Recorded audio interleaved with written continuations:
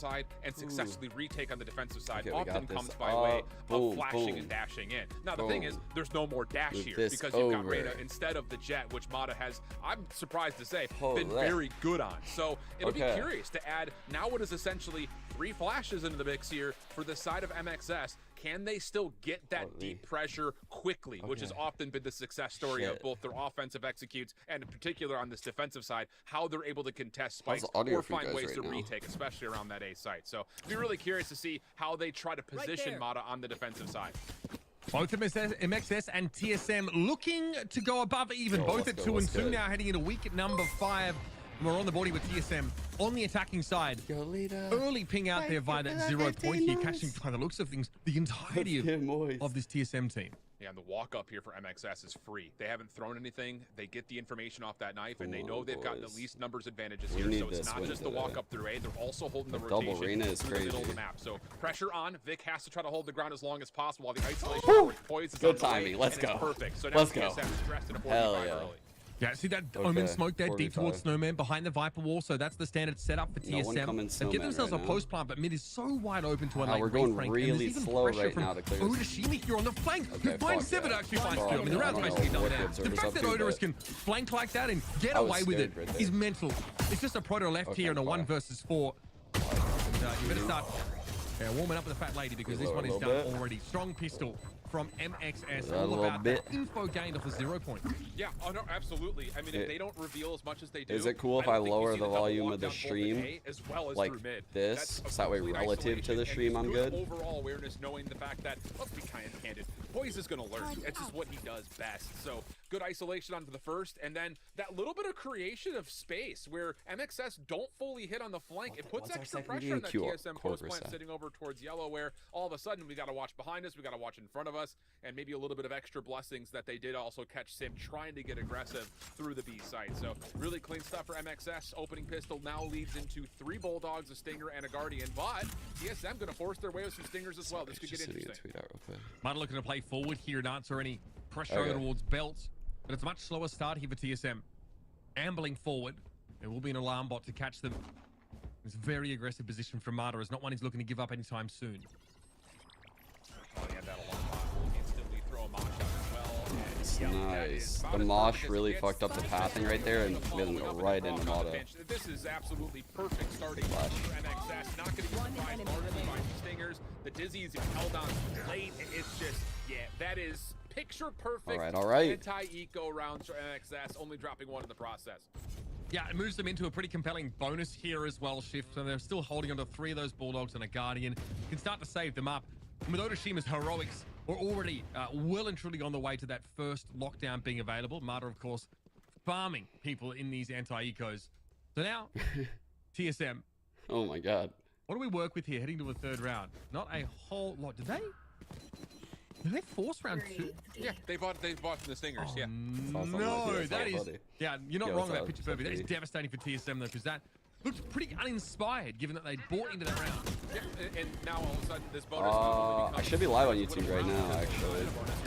I just said, I kind of just said fuck it for now and just start streaming my YouTube again. It was a good check call. I don't hate it from TSM trying to catch MXS off guard, but they had 1 elimination plus a plant, so it should be up right now. They're going to turn that into a flawless for MXS, so they're running to the bank. I haven't seen anyone chat in YouTube yet. Times 10 for MXS, already up 3-0. Bank accounts are healthy. TSM, we really need this win. Now this is the quote-unquote bonus for MXS. Oh my God, there we go. 4th round bonus. Okay, Mitchell's in YouTube. So yeah, it's working. Oh, my bad. All right, this game has moved at a blazing pace so far, folks. Appreciate you. Only Odashima here, really needing to upgrade. Finds himself a Phantom. All right, looks like they're going with just 6 normal B hit. This knife is going to hit a lot. TSM now really need to slow this down and fast. We'll see the setup mostly over towards this B side here, but there's going to be a little bit of help for the Viper. Flyer wants to hold this long line. 1 deep. Ooh, I like that. They found a little line that dodges it. Dizzy go out now as the Proto wants to force them back. Oh, that's big. 2 for 1 is huge. 2 with the Bulldog. 2 for 1 is player huge disadvantage, right there. TSM with the better weapons have to cobble together something for B. And this is just so MXS. And Boys is just really out of the play over here. We're about to triple push into him. Even if we get a trade, that would be great. The ability for Proto to throw a smoke down towards We see the turret's up, which means that the Killjoy is like within range of it. But the problem we is, might assume when you're getting good goes opening by first A. duels like this for MXS, it doesn't matter what the backside of B looks like because you're already coming in with limited numbers. Now you're missing out on Sim and 7. Sure, you're going to get a plant here, but for a 3v3, there's not a lot in terms of utility that TSM can use to hold this, and they're going to have to bunker up on the site. Wall threatens to break up the triple space that TSM are trying to put together on the bottom of the side. It's going to be brought before boys. And he has a trash available. That's devastating. Boys caught by that one. And MXS convert on the round 4 bonus. Paul could get himself some slightly better hardware and find the defuse. And TSM, they're in trouble. Big time. You can barely hear me. That, simply put, is down to the simple fact that TSM got caught trying to execute, and that's what MXS wants to do. They can play you aggressively, or they can hold back completely, drain you of all your utility, and then throw all these flashes at you. But this little double up play from I don't know. I have my mic like actually higher than what it was last stream, so I'm not really sure why. You don't want to spend your dark covers to win those angles. You have to peak that raw. And when you drop Sim, you drop 7, you have no ability after that in that 3v3 to set up a dynamic post plant because you don't have any utility that can help you contest off the defense. So you have to play close. I'm trying to see what's going on in EMEA. A 7-0 start for Oh wow, it's kind of bench comps for Lotus. I guess there's a Neon. I was kind of hoping there would be an ISO. The ISOs have been popping off. No, Fader probably has the microphone halfway down his throat at this point in this timeout for TSM's. Obviously a lot to discuss, and it's difficult to make anything really happen to this round. And what even hurts more is that Brook, he lets the thrash go. Yeah, I think you're right. Just around. So yeah. already well and truly on his way to the next iteration of that ultimate, which we've seen in that 1 versus 1 was devastating, but in any case is a round-changing ability. The new, there's a new one? I don't know the new one. I wasn't sure there was a new one actually. What the fuck? There's a new one? Anchoring Viper to maneuver here, but after the fact, being able to catch TSM off either mid-execute or post with multiple flashes like we saw from Brook there. That's why that double initiator comp is so powerful. What is it? Defense. Absolutely. And that's just what they've always done. And that's kind of what we're talking about, you know, some of the newer teams that are out Yeah, I don't think it really affects rank play all that much. It's more for like the resetting of time in pro play. It'll occasionally come into play in rank, but double initiator play. They want it's to nothing contest crazy. They want to get up close and personal and force you off these angles.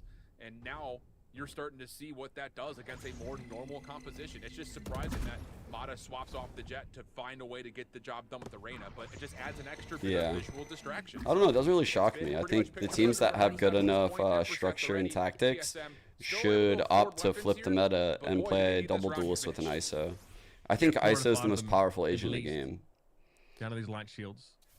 He's just in a weird slot where all these pro teams are used to running like one dive duelist, and they play like a very specific way across the scene. And I think ISO requires you to be a little bit creative. But if you are creative, you get ridiculous edges with that kit. Default to playing for retake at best in this 3v5. A decent pace pushing up, at least on the A side, by Otoshima there. Would TSM any slower? You're able to find something, but they're flying. I truly do believe he has the best kit in the game. Opens up the site, but will be a flank opportunity here through mid. There's just not and a lot of presence. It's probably not even close, actually, when I think about it. Retake set up. Now the Viper gas starting to regenerate. Must get thrown down there. Here comes the thrash, but he's going to be a little bit too late. 7 really needs to be a difference maker here. 2 versus 2. Mata in Empress. Ooh, nice shot, Mata. And 7 is felled. It's all up to Poised here. Oh, shit. A tickle on the spike for Otoshima, and Poised has no choice. Oh, no. What the fuck? That was clean from Poised. Holy. TSM get on the board. Jesus, that was amazing. I thought for a second Poised may have considered possibly dropping the lockdown there late, just forcing them to come to him because he was in a really bad spot, honestly speaking, just kind of stuck over towards green. He didn't have any yellow control anymore. Mata's winning that over with Empress, and then all of a sudden you've got Otoshima, who was one off of a lockdown of his own, so it started to get a little bit tight, especially with the toggle on the spike, but Poised trusts his ability, finds the 1v2, and more importantly, I think the thing about that is you can still afford coming into this next round here for we're about to have an with April. ultimates to boot, Empress at the ready, lockdown at the ready, and you're really close. No early util to spot this. Good angle. Again, oh, caught in the movement. In the first blood will go the way of the does help that they have this attack smoke, so that way their crosshair placement is very like static towards where Mata was. It's just a done. KJ util set up on the site now for Nord. Brook having to back away at least. Take this. Threatened to rip his head clean off. Dizzy thrown out. We'll have a plant here now as Brock is sheltering. Wow, I didn't think Brock would be able to even challenge. Crazy. Holy shit, 1v1. Sim had to salvage, and now it's up to Vic, who's had a very quiet map so far. He's got to do something about this Reyna in Empress, but there's no plant yet. And Vic is teasing him. Damage advantage. I like the fake drop. I was hoping he would do. Oh no! If there is a plant, fuck. Sim will win back the angle, but look at Vic. He's gonna track back as well. It's all about timing, and Sim finds it. Oh, that one got again a little bit too close for comfort for TSM, but they pull it out just in the nick of time. You thought for maybe a moment Brock getting one, where he's just trying to trade his own life out, was crucial, but Flya, again, flashing in, not just finding the first, but also clearing out a second, feels like almost an impossibility, but that's what MXS love to do, is hit you with flashes, take you off these opening angles. It's interesting, a lot of pro teams seem like they're siding towards Reyna over ISO on Icebox. I would say it's like 75-25 when I watch like that pick. Like if you're going to pick, because you don't really need a dive duelist on the map. So teams are experimenting with those two a lot. As their duelist. Get some info. This is going to pull over it seems like the shield is hard to get value of on Icebox because of the close quarters, and the shield gets spotted a little bit early. So people like Reyna with the Leers that can like basically get some serious fucking spots on this map. The Leers actually go crazy.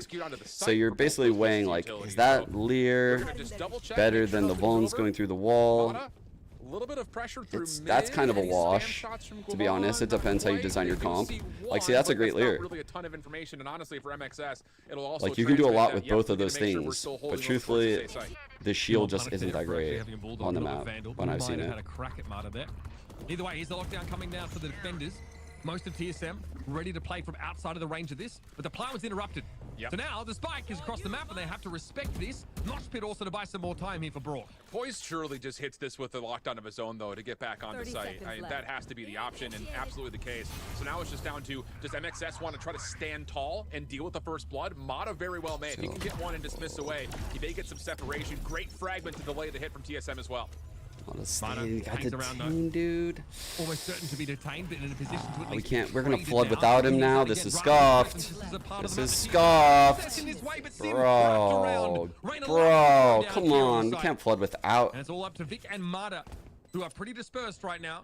Mata needs to wait for the Viper to come. No, he's not coming. This is going to be a save. There's just no way you break back through here in a 2v5. That's really, really well done by TSM. Yeah, it gets a little bit. Audio is ahead. Of lockdown, also denying the wingman plant initially, but having a lockdown of your own essentially guarantees that you could still play the round out, at least in more raw vanilla Valorant form. You don't have to worry necessarily about any extra utility coming through. And like you mentioned, that's kind of the one stress point when it comes to not playing a jet when you're attacking towards A. How do you get up and over to deal with Rafters? That time it's just a Leer that gets thrown out plus a double swing, one towards the inside part of Boiler, another towards the outside, and they completely bottle up that MXS defense trying to still contest the spike. Really well done for TSM, and now he was trying to get, you know, that Reyna kill at the edge of the lockdown, where you can basically just like stay in, you know, like be cheeky as Reyna. If the other team is like remotely like sloppy, you can do that. I mean, honestly, on the new Reyna dismiss, he might fucking not last long enough. Like he, no pun intended, but he might fucking come out the dismiss like too soon, you know. You would have to get the kill at a very specific timing for that to work out on this new patch. So I actually don't fuck with that idea on this patch when I think about it. I used to really like that idea, but I feel like teams now are so aware. They are so aware of that play. I don't know. It's just one of those things that I think that these feast or famine though. It's Reyna. It's whatever. Really do. You gotta roll with it, right? I feel like I can't bitch about it because it's a Reyna pick. Interested, but maybe more to the edge of your seat when there are not ultimates. Rare I think that's the bigger point, because it really is the ability of execution for MXS versus just straight up control for TSM. It's almost like the unstoppable object meets the immovable force, whatever you want to call it. You know, you got to find a way, I think, if you're MXS, now in these rounds to continue to find the same success story you had facility, early, which is win these opening angles, where I force co-streamed TSM to make Squala. tough decisions in terms of what abilities and utilities it's the they want to Shopify spend office when there in aren't Toronto. things like It's lockdowns fucking amazing. or Thrash or Viper's Pit available. So it's where the girls played GC from. Now this is an interesting idea because the same watch party was on like the running 10th floor, and throne, but they were it's on a a different different setup floor. I don't know around if I it. should The say heavy floor, push over through tunnel as just not MXS are realizing that TSM really aren't making any gut check calls over through yellow. So now they're trying to challenge the rotation through the middle of the map. setup here. We'll try playing mid. We're gonna play retake on the A. So TSM have managed to get themselves back. I really don't like when we or any team does this. Like, this is a lot of space to give up, and if they sniff that out and they walk up and they just take that fight heaven with Vic, they're way more ready for that fight in that moment, from my experience watching the games, than the player waiting, who's like has to be on edge for like a minute straight. Like, that kind of awareness is crazy. Oh my god, doing fucking tricks with forward. Both get spent. Now a reset as we go back into the 5v5. Again, I don't like that. What the fuck, dude? That was the craziest shark ever. No. That is dirty. Sim knew exactly where to have that crosshair aimed down. It's going to be Mata at 17 HP and Brock left to do it all. 45 health and a dream here. This is nothing to be done. TSM have found their way back into this game, tooth and claw, mind you. Round at a time, or even at 4 apiece. Yeah, really, really good from TSM.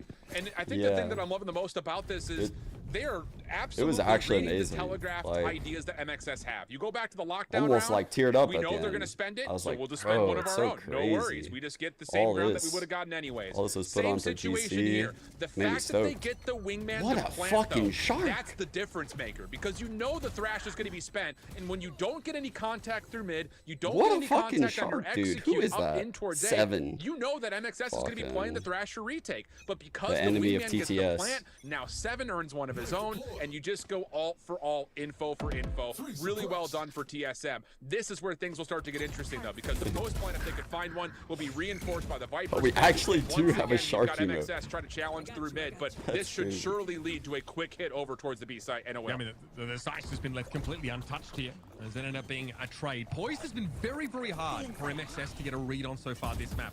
Does 7 TV exist on my YouTube? The timing isn't quite there. A little too late on the swing here for Kimol. All right, Snakebite trying to cover that up and keep that player at bay now as they turn their attention towards a plant that still needs to happen. Yeah, I almost don't love this from the side of TSM, because you've got the Viper's Pit ready at the get-go, but instead they're trying to outflash MXS through Snowman. So now this Viper's Pit has to be used just to confirm the plant. And I will say, I'm a little bit lucky that none of the spam is landing, but it's not fully, because how did we not punish that? He tapped so many times. Okay. A little bit limiting in terms of where the attackers can hide, and that gets brought down. A Proto. It's like, bro, we should have definitely been able to spam that plant. Ends up dissipating. There was so much attention, pressure being placed towards like back a whiny Snowman bitch right there. Before there was even a plant set up. And then the Viper's Wall pre-plant tells you so much about the... It's like crying about it over here. Stress, I guess, that TSM is suffering. I think a lot of that is just off TSM getting the read that, hey, there's a heavy-handed approach here for MXS through mid, so let's see if we can actually just scale through B and then take away their opportunity for retake. But when you've got the Viper's Pit as your essential guarantee for post-plant, I'm just surprised they don't just drop the Viper's Pit deep I don't know how to get it through Snowman, and then just trust that your flashes from yellow can stop any hit through mid. It just sections off the site to where the retake from that topside kitchen, backside Snowman just isn't available, but they try to beat them on the 1v1s, and again, MXS find just as much value as TSM do in terms of flashing to the backside of it. So the Viper's Pit ends up not really meaning for too much. And that seems like a round that I'm sure TSM, they may, in retrospect, behind the turret, try to replay. Between the legs? Wait, take us. Yeah. 1v1 goes MXS for the opening duel. And 0 Point did not see anybody over no. So MXS I like the play though. Now that there's going to be some mid pressure, especially with a trade lost. I don't like that peak. I don't like that peak out of us at that point. He's able to find 2 there, which is a little ridiculous. It's not a good angle to hold right there. We'll still see the anchoring pressure here for Vic over a B should there be a swing away. That is a Thrash that finds little value with took that dizzy to the face. This is big for Poise. He doesn't have to do anything besides stay here. Just keep your life, kill time. The rest of your teammates shift. And MXS is going to find him from behind, no worries. The dismiss back, and Vic already knows there could be a plant happening here at B. And a Thrash recovered here for the later part of the round shift. Crucially now, player advantage for MXS. I think Mata will clear it. Get in there and pick because it up. he's been holding mid, so there's been a gap. Unclear if he's done that, but still I'll be disappointed if he doesn't clear it. I'll say that. Rusty 2 Electric Boogaloo. TSM obviously have 7 down range, able to see that coming, but yes, they know Gimon is waiting bottom side. It's a trade, and it's up to 7 now. The 1 versus 2, both Brook and Vic healthy as you like. Obviously no way to make use of any further utility except that mosh pit for 7. He has to take this raw into the pit. For a penny. In for a pound. That's 1 traded out here in MXS. Yes. Scrape out 2 rounds in a row. Yeah, with a better weapon, that's actually very doable for 7, I think. But the Guardian through the smoke, just so tough because you're right, that Mosh could have delayed long enough in a post-plant molly to give him a chance at the 1-2. 3 tips on not another moment where click heads and play just kind of find a way to finagle their way us. back in. I really have to give a lot of credit to Poise. That's a great position for him to be in. It just comes down to the simple fact that MXS were so quick to be able to recover on it. Well, I don't have that specific answer. The crash initially plus the dizzy. That's the beauty of the Gecko, baby. Honestly, like I don't know how you would get as good as it really doesn't feel like an expenditure for I'll MXS to get that it. isolation.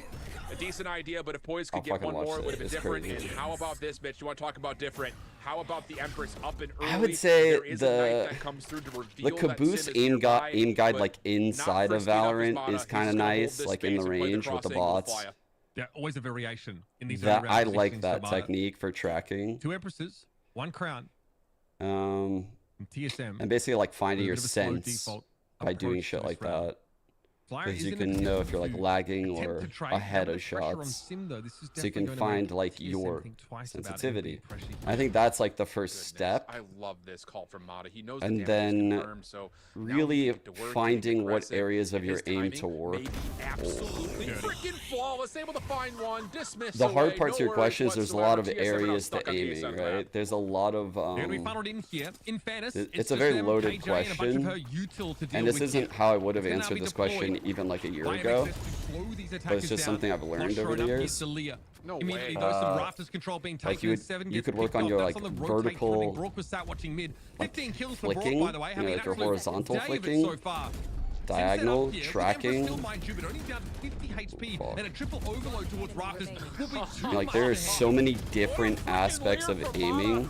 Just throws it onto the ground. And so many different like Kovacs like guides and initially, and honestly, the only thing like for aim labs guides really that could hone into like certain areas of aiming. As you know someone's playing close, you throw the leer into the sight, because you double swing, 1 over through the if you were an opper, Raptors, you know, like you were solely focusing on, you know, like using the ob, ghost, sheriff, like shorty, you would probably be looking for like first bullet accuracy, which is like working a lot on flicking, a lot on just improving your first bullet accuracy. If you were focusing on like, you know, being a support player, like use classic a lot, use, you know, like stingers, use specters maybe on ecos, you're buying like shit guns a lot, and you might have like rifles the other rounds. You want to focus on your tracking and your flicking, right? Because first bullet accuracy will always matter, but tracking will also matter. Tracking will always matter in Valorant to an extent. The TSM don't know that Mata played this position last time around. Yep, thank you for the intel. I would say like focusing on your crosshair placement is another huge thing. Like if you watch these pro players, it's gonna like hurt. Like look at Mata's crosshair placement as he runs up right there. It was always at head level, like waiting for that peak. And that's like the next area. So I might overwhelm you a bit with this answer, but there's a lot to it. So yeah, like it doesn't feel good. Like when you don't know the crosshair placement, it's not gonna feel good. And then one day it's just gonna feel a little bit easier, and then the next day it'll feel easier than that, and eventually it'll be subconscious, and your crosshair will just glide into these common spots, and then you're reacting along the way, right? It basically like minimizes like distance of travel time, and your time to kill lowers massively if you keep good crosshair placement the way these pros do. That's the like next thing. The third thing would probably be util usage and understanding when and how to use util. Now this goes like in tandem with like game sense. And again, like that's why it's very hard to like pick these things apart. It's like a weaved rubber band ball, you know, like a bunch of rubber bands just like kind of intertwined with each other. It's not like I can just take out the middle one and like isolate it for you. They're all together. So your util usage is win this Vic, win this Vic, win this Vic. Fuck yeah. He's got time, right? Fuck, I don't think he has time. It's not doable. Fuck. Yeah, so I'm gonna lump game sense and abilities into one category because game sense to me is like, hey, should I play this off angle front 410? The answer to that question really depends on who's on the other team, what agent are you, what round are we on, you know, like what has the other team been doing? I've been swinging belt. You know, like that is a very loaded question, and that alone requires game sense, right? And then you would also have to tie into like, well, when I'm there, do I want to show myself? Probably not, because you're playing an off angle, right? And off angles, you typically don't want the people to be like super aware, because you want to kill them ahead of their take. Like that's the idea, ahead of their good crosshair placement, all that shit. So that's why you'll see stuff like this setup, right? Where these people have this like setup where Reyna's in this corner, a deep line, it's hard to see. The game sense aspect is I'm further away from my angle than you are. This one way prevents people from wanting to go this way, so their game sense tells them this fight will come first. They had the Omen blind ready and a third player ready to swing.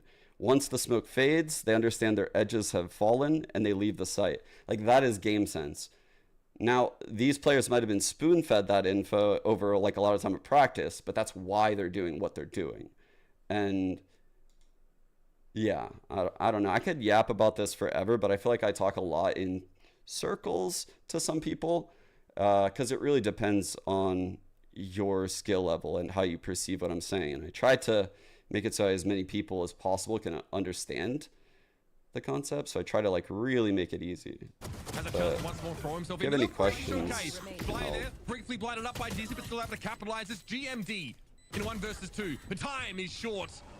As is Vic's lifespan, or rather GMD's, as Vic finds 3 in the round, and that's exactly what MXS looking for, that pistol to kick off the second half. Yeah, and TSM are no, ISO can be picked. I was talking about this a little bit earlier. Do we want to play aggressive and try to stop MXS before they can even hit the go button towards one of these two sites?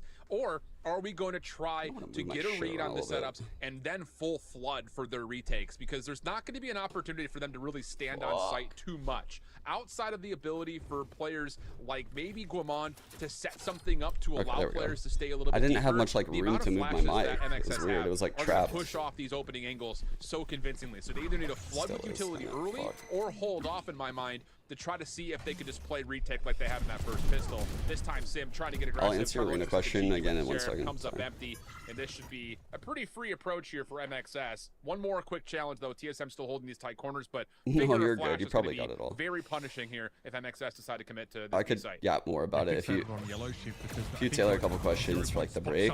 I just want to yap like through the game completely, you know. Absolutely stellar. Yeah. Not the best wingman plant, but you know what? Fuck it. Okay, to the arena question. So I basically said earlier, you know, like it's been interesting to see how this played out, because initially when I came to the maps, I was like, oh, this is a good map for ISO, right? But, you know, this is why I always say, like, you can't just go on Valo plant. You can't just go based on Valo plant. I had to see what it was like when ISO was actually in pro level on Icebox. And what ends up happening more often than not, and this doesn't make him unpickable, but his little like purple shield, like his little like whatever, his protective little condom thing, it can be seen in a lot of these like close range areas way ahead of his actual model. So his shield doesn't really get like as much value, and there's a lot of like little chip damagey things that can happen to the shield on this run, like Killjoy mollies, Viper mollies, KO mollies. Like there's a lot of weird shit like that on Icebox, and it's just not that good there. But he's super good when I fucking watch him like retake or take like deep lines, like coming through these walls on the retake B.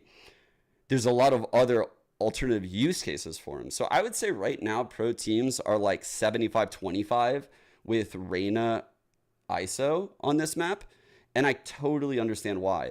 They both have like that similar style to them where you know, like we're playing a map that could be run with no duelist, and it doesn't really matter that they're flat-footed, truthfully.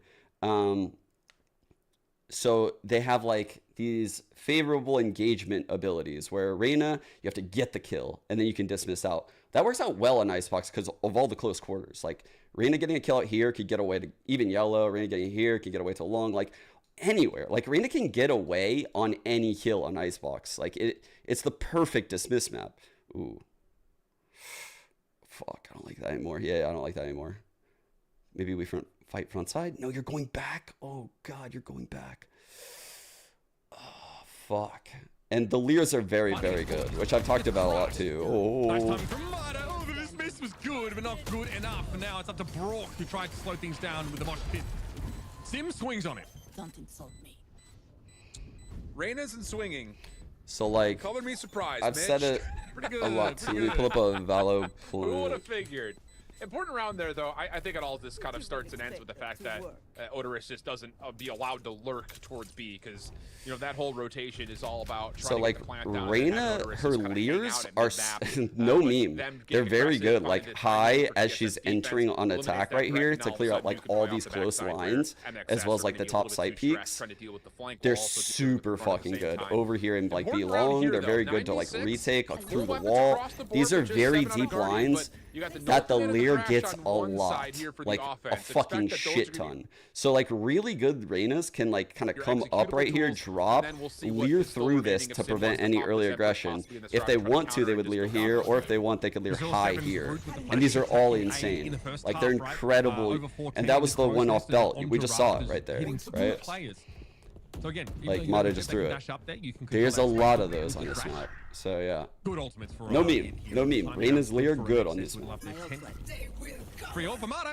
be honest, I think it's good on every map, but both players if I say that, people might fucking this round as TSM. This is what I was kind of talking about go before. Crazy on me. They're looking to probably contest best flash in the game, They're stacking the box, assuming that there's going to be a hit over towards A. Not the case, though. At least not at the moment. 60 seconds remain. The defense got to stretch back over, and again, just why is Jet no longer being played here? Rely on what does Brock see first with this thrash, clearing out green initially. Yeah, I mean, she played sometimes. I would say she's played sometimes. Over, we'll pop the null command simultaneously. This is all about flash executes and deny. I just think like, truthfully, the loss of like the even like the 4-second cloud burst, I think that was the one that hurt Jet the most. Like the 4-second cloud, more than losing like the double updraft, more than losing, you know, like the way that people got used to the dash pretty quick. About this, TSM is in a perfect spot to deal with this. Depending they don't get nauseous. But like the 4-second cloud bursts like helped a lot in pro play. From like getting half to like denying info on certain crosses, like right here you could actually throw it and cross and shit. Whereas now it's like, if you cross, you almost have to make noise. Doesn't realize that. Paranoia, and then something like a dizzy from 7. This is going to be a very mixy retake attempt. The little one-ways that she throws like don't really stall anymore. But she still can be super viable. Very good. But see, that's the dismiss, dude. He didn't even have like perfect pathing there. What is that smoke? That's a shit smoke by the Omen. I just don't know how you get this deep into TSM. This is so tough for them to break down. Fuck, a Proto hooked it up right there with that smoke. That's my man. That was an ex-MXS player hooking it up, chat. But Proto's wrapping around the back of yellow. They've got to be ready for this, and Vic is there. 2 versus 1, poised. The shining light for TSM has to give up the ghost here in this round. Kick the Phantom. And he won't even be allowed to do that. Vic catches him by the heel and cements the 10th for MXS. I honestly wasn't really like super in tune with what was happening. There was a double fake. I was yapping too hard, and I was kind of like lightly watching. Like, that's how I'd watch if I wasn't super analytical. But the whole post plan just steps away. They can just play off of where the spike is planted.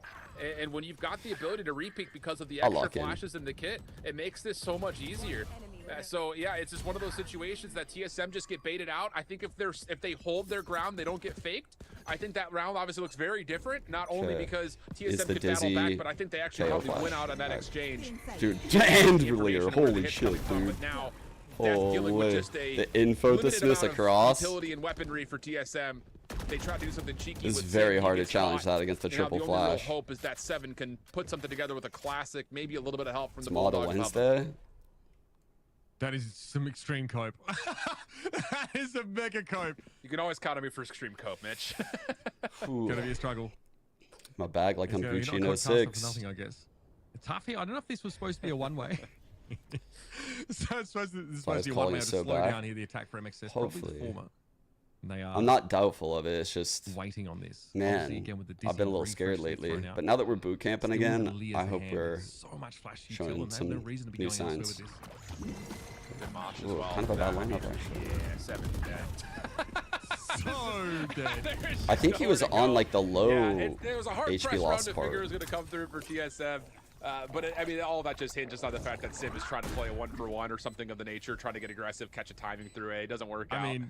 I mean, now we know that yours was like Hindenburg was a social experiment levels of cope at the start of this round. Extreme. Now, again, with nothing but sures. I'm not going to sell you a kipper, folks. It's going to be virtually impossible. Dude, all of our flashes are ridiculous. Taking MXS to 11. Yeah, 2 kills around from getting another. I don't know if I've seen 2 rounds, 2 of the 3 rounds. Nah, I've seen just one with casual this many Reyna flashes. things. Actually, no, because I'm comparing it to the Omen comp, right? Where I'm saying like, oh yeah, I have, because the Omen has a flash, Gecko has a flash. Dude, this comp has so many flashes. This is crazy. You do so many double flash plays. Because you could just keep picking Dizzy up. You can't compare that to Omen's Paranoia, right? Like, we can't say that they have, what would we say, 5 flashes? We can't say that it's 5. It's a minimum of 5, right? Who knows what the maximum is? It's probably some big number. Very big number. Like an Omen off of an opening Paranoia because you still have follow-up behind it. But if MXS lose out on something like Flya or Brock, that changes how their execute looks. Even if you go 4v4 through the majority of the round, if you could deal with the KO or the Gecko early, MXS are going to have a harder time looks so good. Where actually finding successful break-ins to these sites. So I think if you're TSM, I'd like to set up a little bit more aggressive here in this round and see if you could force MXS down the road to have to commit more. I was debating on starting doing the middle part, but it just looks so weird because I'm just not used to it. I can't do it. Between Sim and Mata is that the former has not been taking any of those early audacious plays. Like, I could do it. I just can't look at myself with it. It's weird. It doesn't look right. As we've seen over the past couple of rounds, Mata's very active. Really active early in the round. We saw it, the drop down right towards jail, free kill, dismiss away, player advantage achieved. Yes, it was anti-eco, but still the kind of mindset that really starts to win you games here. Now, Sim tried to be proactive, but all this flash util from the double initiator forced him off the angle. Yeah, but they still have Proto with an operator, so that's how they're going to challenge this opening angle through A. Now, it does have to come a bit of a cost, because if you're I think it depends on what meta we're in. And I think right now we're in a very like brawly meta where the duelists are strong. So because of that, I want to go with the flash comp. Does that make sense to you? I'm kind of like winging that answer though. Like I haven't really thought this through. But it feels like we're in a meta right now where, you know, like ISO strong, Neon strong, Raze is strong, Jet is still strong. You know, like even Phoenix could technically be used on a lot of these maps. Yoru's strong, like they're all strong. So I want initiators that can set them up really good. That's why I love Breach right now. I think Breach is like the ultimate setup guy. Not be any opportunity for a TSM to contest this. Otoshima looking for timing up their kitchen. He does get scouted out, so has to back off the angle. But keep your eye on Vic. He is completely unguarded here at mid. Sees Thrash go past. Spotted out. Vic has an opportunity. He might have already pushed detain bait. Oh, fuck the flash. The Proto stuck in spawn. Damn, dude. With an operator. Just to remind you. But at least hit that Paranoia. We have so much fucking map control. What? Dude, these two are on a mission. Brock rips him to shreds. Wait. But now a defuse hit carry. Wingman, this has to be a quick run. Otherwise, this is going to get defused. Gets it to half. And counting. Somebody stop Wingman, and they finally do. Okay. The explosion here through mid. Okay, we're good. TSM can't quite get it done. 7 half. But half is not enough. Yeah, tough scenes right there. Proto getting gate kept over through the backside of A was more important than it may have seemed. I mean, obviously he misses the op shot, but he has to spend the Paranoia. Neon Breach, yes. That's my shit right there. Neon Breach is so fire. Neon Yoru's fire, Neon Breach is fire. All they needed, because MXS would have had to deal with that play through I love backside tube, Breach while with some also of trying these to challenge the spike, which was not in a great spot to be watched over for the post plant. So definitely winnable round for TSM, even if you let, the pressure through the middle of the map and the double lurk through A Just too much to deal with. There. An expensive round for TSM. They're if you could get a breach in an ISO comp, it'd be now nice. with just Guardians and MXS are going to pull off the old tried and true day one playbook of we're just better. Let's run it up. Yeah, they threw like an anti-aggressive Rainer flash at the start of the round to make sure they could get towards green. Last round of that game was interesting. Also 0 point in yellow. One. Then they've realized, hold on, TSM playing passively here. And here's the Viper's Pits. Brock gonna dive into it. I love looking for a timing ahead of it. This is awkward though. Lear at the ground. Marta didn't check the corner. We were able to see Poised find one. 4 versus 4. Brock obviously low from that decay. Timon sat inside this. I mean, Brock just has to wait for someone to toggle the spike, and then he can just step up. Come on, That's Brock, all go he's in that waiting shit for. right now. Yeah. Go, Brock, go. Even some spray through the pit would have got the jump. Oh my god, never mind. Fly got it. Fly got us. Fly got us. We're good. All right. Anticlimactic, really. We really build it up for you, folks. Best we can do, but eventually the gameplay told the whole story. Is MXS, the last round on Anecdote for the whole map itself, pretty darn one-sided. Yeah, initiation beats control in this particular instance. Yeah, It's just there's so actually don't know many when does flashes, GC start. bitch. It's just I can only imagine how many seconds of white screen time that TSM have trying to play these executes on the offensive side, and then again on the retakes. I mean, every time we swap to somebody for MXS swinging into a play, at least my gosh, Lana, thank you for the members that primer. we're trying to Appreciate defend were flashed. It is just so much deterrence. Stretch. And when you've I'm actually not getting off to today. to individually play off of their own. I feel like my audio is scuffed. When you've got the Reyna, it's just too easy for MXS. The controllability that TSM tried to put together, just not able to get them deep enough to contest all these executes coming through off of the amount of flashes, millions of them. Such a good crack up. Of There's no way that came through the mic, but if it did, you guys would going to have to rely on their map feel so happy for on me. the other side of this break, folks. First map and our first match of the day done. It's MXS with a dominant victory on Icebox. We'll see you for map 2 in just a moment.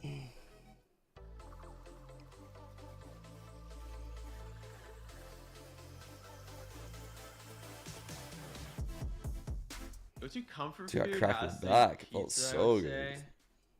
Oh wait, I got a nice quick food.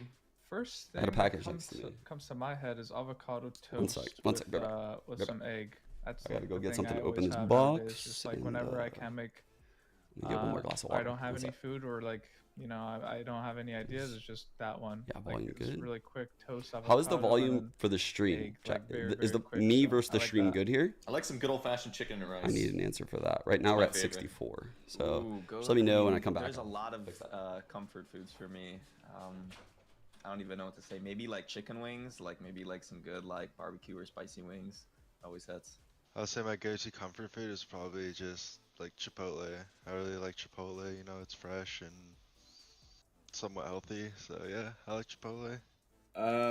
My go-to comfort food is a Vietnamese dish called bala blat, and it translates to shaking beef, and it's just like marinated beef cubes or steak bites, and like if I could eat that for like the rest of my life, I would eat that like every day.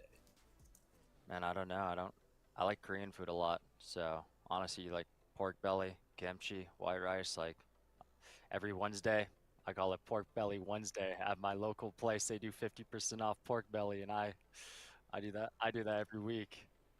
I'd say lately it's been like a chicken parm with like a side of pasta. Definitely, I've been getting that pretty consistently from a couple places. Honestly, you never go wrong with a hamburger, so I'll go with a burger. Oh my. I think my comfort food right now. Well, since I'm in Texas, I don't really have one in Texas, but like back where I'm from Canada, right? My comfort food is shawarma. That's my favorite food. And like my whole team knows about this and stuff like that. Shawarma is always my go-to. There's sushi, honestly, but like I could eat shawarma any day of the week. Like honestly, like that's just so good. My go-to comfort food would probably be sushi. Just any kind of sushi, really. I'd probably say like, probably just like some Doritos, something like that. Nice little snack.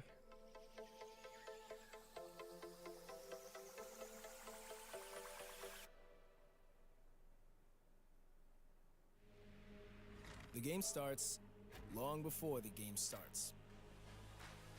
And warm hands are faster hands. Gain the upper hand and power up your pregame warm-up with Zippo hand warmers.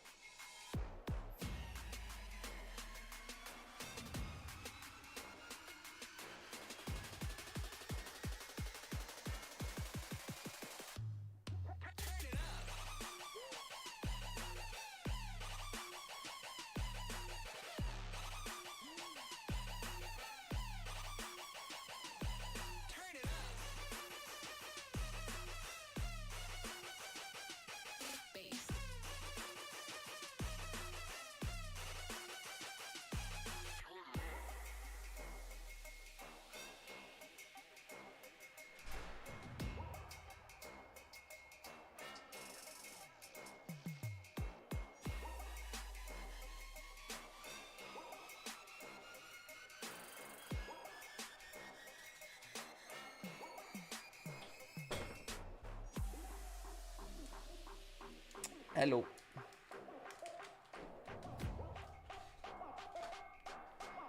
New trivia questions. Ooh.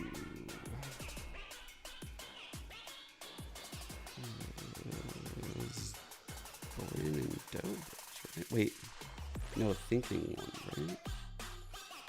Did thinking men qualify through? Is it?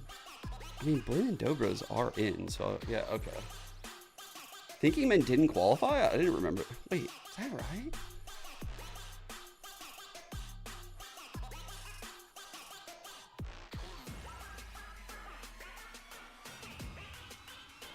It's just there. Solid audio. Okay, nice.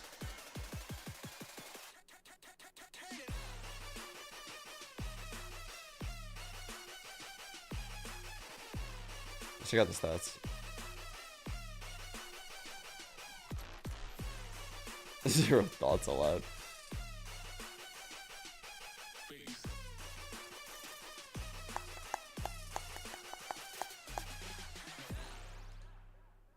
So EMEA is over for today, right? I'm guessing Anders ended with EMEA. Oh, they're doing an interview right now, right? But all jokes aside, today was a very important match, as you guys know. And I think after winning Haven, we were all very excited for you. Fnatic is back. Icebox didn't go your way. And I think, as we were talking about, the mental game is what we worry the most, you know, in situations like that. You guys are the comebackers. You've come back from 11-3 like twice. You've come back from all sorts of places. So how did you reset between what happened on Icebox and give us that kind of performance on Lotus? I mean, to be honest, when we started the second map, it was our comps is really complicated. I mean, we are talking, but we don't know what we're saying, or we are not picking double pick, or I mean, we are not talking each other. And when we go into third map, our coach say, guys, come on, we know how you're playing, and let's be communication because it's a team game. And when you play as a team, you're gonna win. And I mean, I think we did a pretty good job. Yeah, you did a great job. Yeah, I saw the ISO spams. Obviously, it's not easy to deal with a loss, especially in a game that's this important. The ISO spams in EMA went crazy today, huh? I just figured I would like try to help Alpha with his job of like motivating the team. So, I mean, I just tried helping him with that, and we kind of just came back. Oh, you brought Did anyone see any cool shit? You brought the vibes.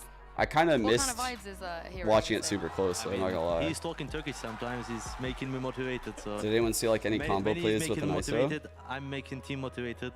Oh, so it's like a cycle. It's a cycle. Unlosable, right, Vidge, when that cycle starts? It must be if the momentum's going like that. Broken. I'm curious as well for you, Hero. You're coming...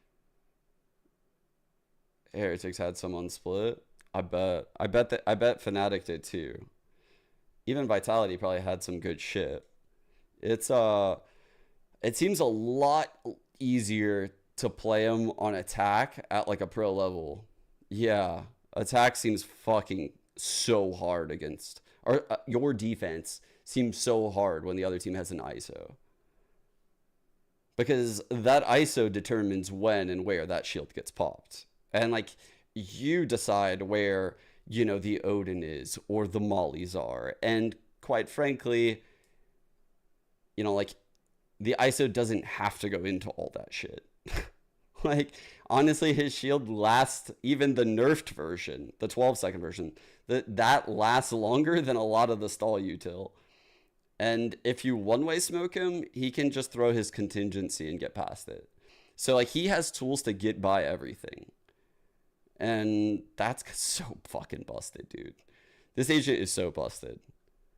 And truthfully, like, the only reason why it's not like shown right now in my eyes isn't because ISO isn't busted. It's because of the slot he's in within the game. Like, where he is to the pro teams makes him not very enticing to pick right now. Because I would love to know, like, what rounds those were, Destra. Like, if you know, like, when ISO paired with a Sova ult with a Vuln. I'm assuming that's what you mean. But what I'm talking about is, did you guys catch the EG game yesterday? Any Potter stands with me?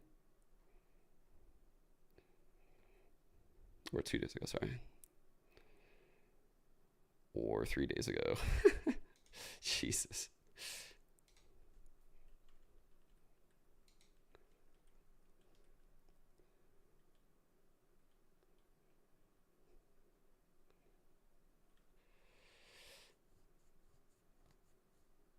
Yeah.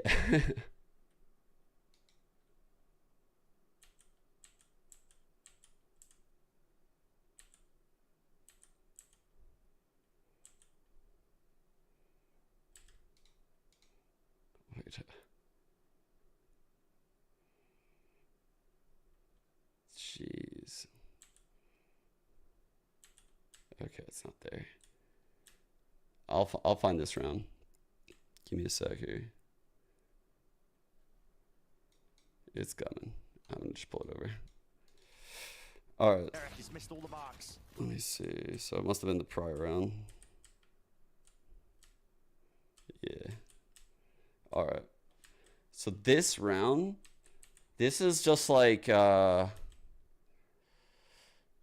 it's just a sign of like what's possible. And like that, you know, like this is tertiary use cases that like I didn't even predict, you know? This is crazy what happens. I think it's this round. So the Vulns are pairing. No, fuck, it's not this round. It's the round prior to this. What the fuck? It's the round after this. Yeah, it's the round after this one.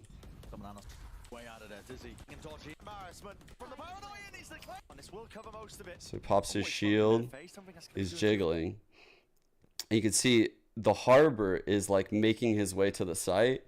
And once this shit starts becoming known and prevalent, I'm telling you, like, this use case makes ISOs like makes ISO look really good. Like now all of a sudden, like we're looking at use cases that are like very deep past like the superficial, like go take duels. Like he's pairing to make double damage left and right, but this one right here, like throwing a wall paired with a cove, even in a Viper pit against the best Viper in the world, Tui's, and the IGL that led that squad last year. Like this is still going right past them. Like they can't figure it out. They can't figure out why the fuck the cove didn't fall and like why the diffuser isn't dying. So they get a free half in a Viper pit. Like without that Viper pit there, I swear, like, you know, like people are teeing off from like these lines ready to swing and probably it just gets full diffused.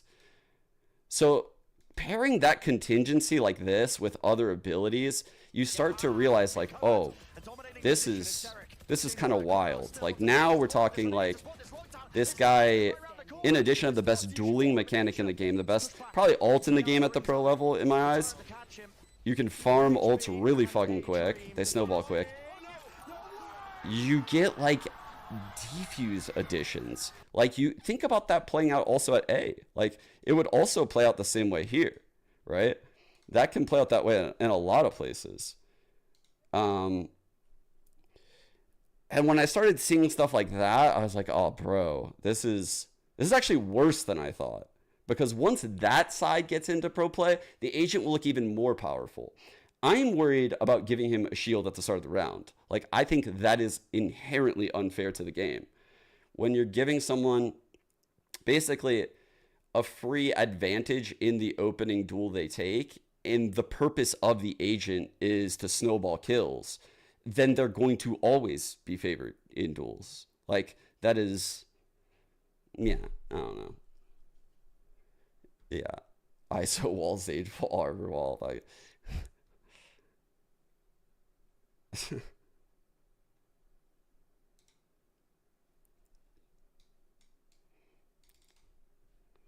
I think he still gets 5 here. There's a chance. Yeah, I was thinking this. I was like lightly watching this and I was like, bro, I mean, how is it possible if you have even like Sova ult to not get kills on the New Haven? Like, think about someone that goes to plant on A and you just have an ISO ready to fucking vuln like these lines. Bro, it's just gonna make the game miserable. He still needs some pop. Why does he have the best vulnerable in the fucking game and he gets 2 of them? He still might get 5 ults in a half. Like, what? A free shield at the start of like, bro, the devs were not cooking. I'm sorry. Oh, double damage. Oh, That's crazy. Double damage, bro. That's crazy. The double damage. That was the attack-sided version. Like, that doesn't make the game fun. I'm sorry, like, that's not fun. Giving that, like, one agent that much power is kind of silly in my eyes. And the only reason why it's not blatantly obvious right now is because he doesn't... These coaches and IGLs just can't one-for-one slot him into their systems. Like, you can't just take a Jet out and put an ISO in. You can't just take a fucking Raze out and put an ISO in. You have to actually redesign how you play because you're no longer running a dive comp. So, and honestly... There's a lot of fraudulent people in the scene that probably can't do that. And they just like copy paste what they see elsewhere over the years. So we haven't seen it yet. But like now that these good teams are running them, you're probably going to see it. You're going to see what's possible. It's obviously broken in ranked. Like I don't think that's even a question, but yeah.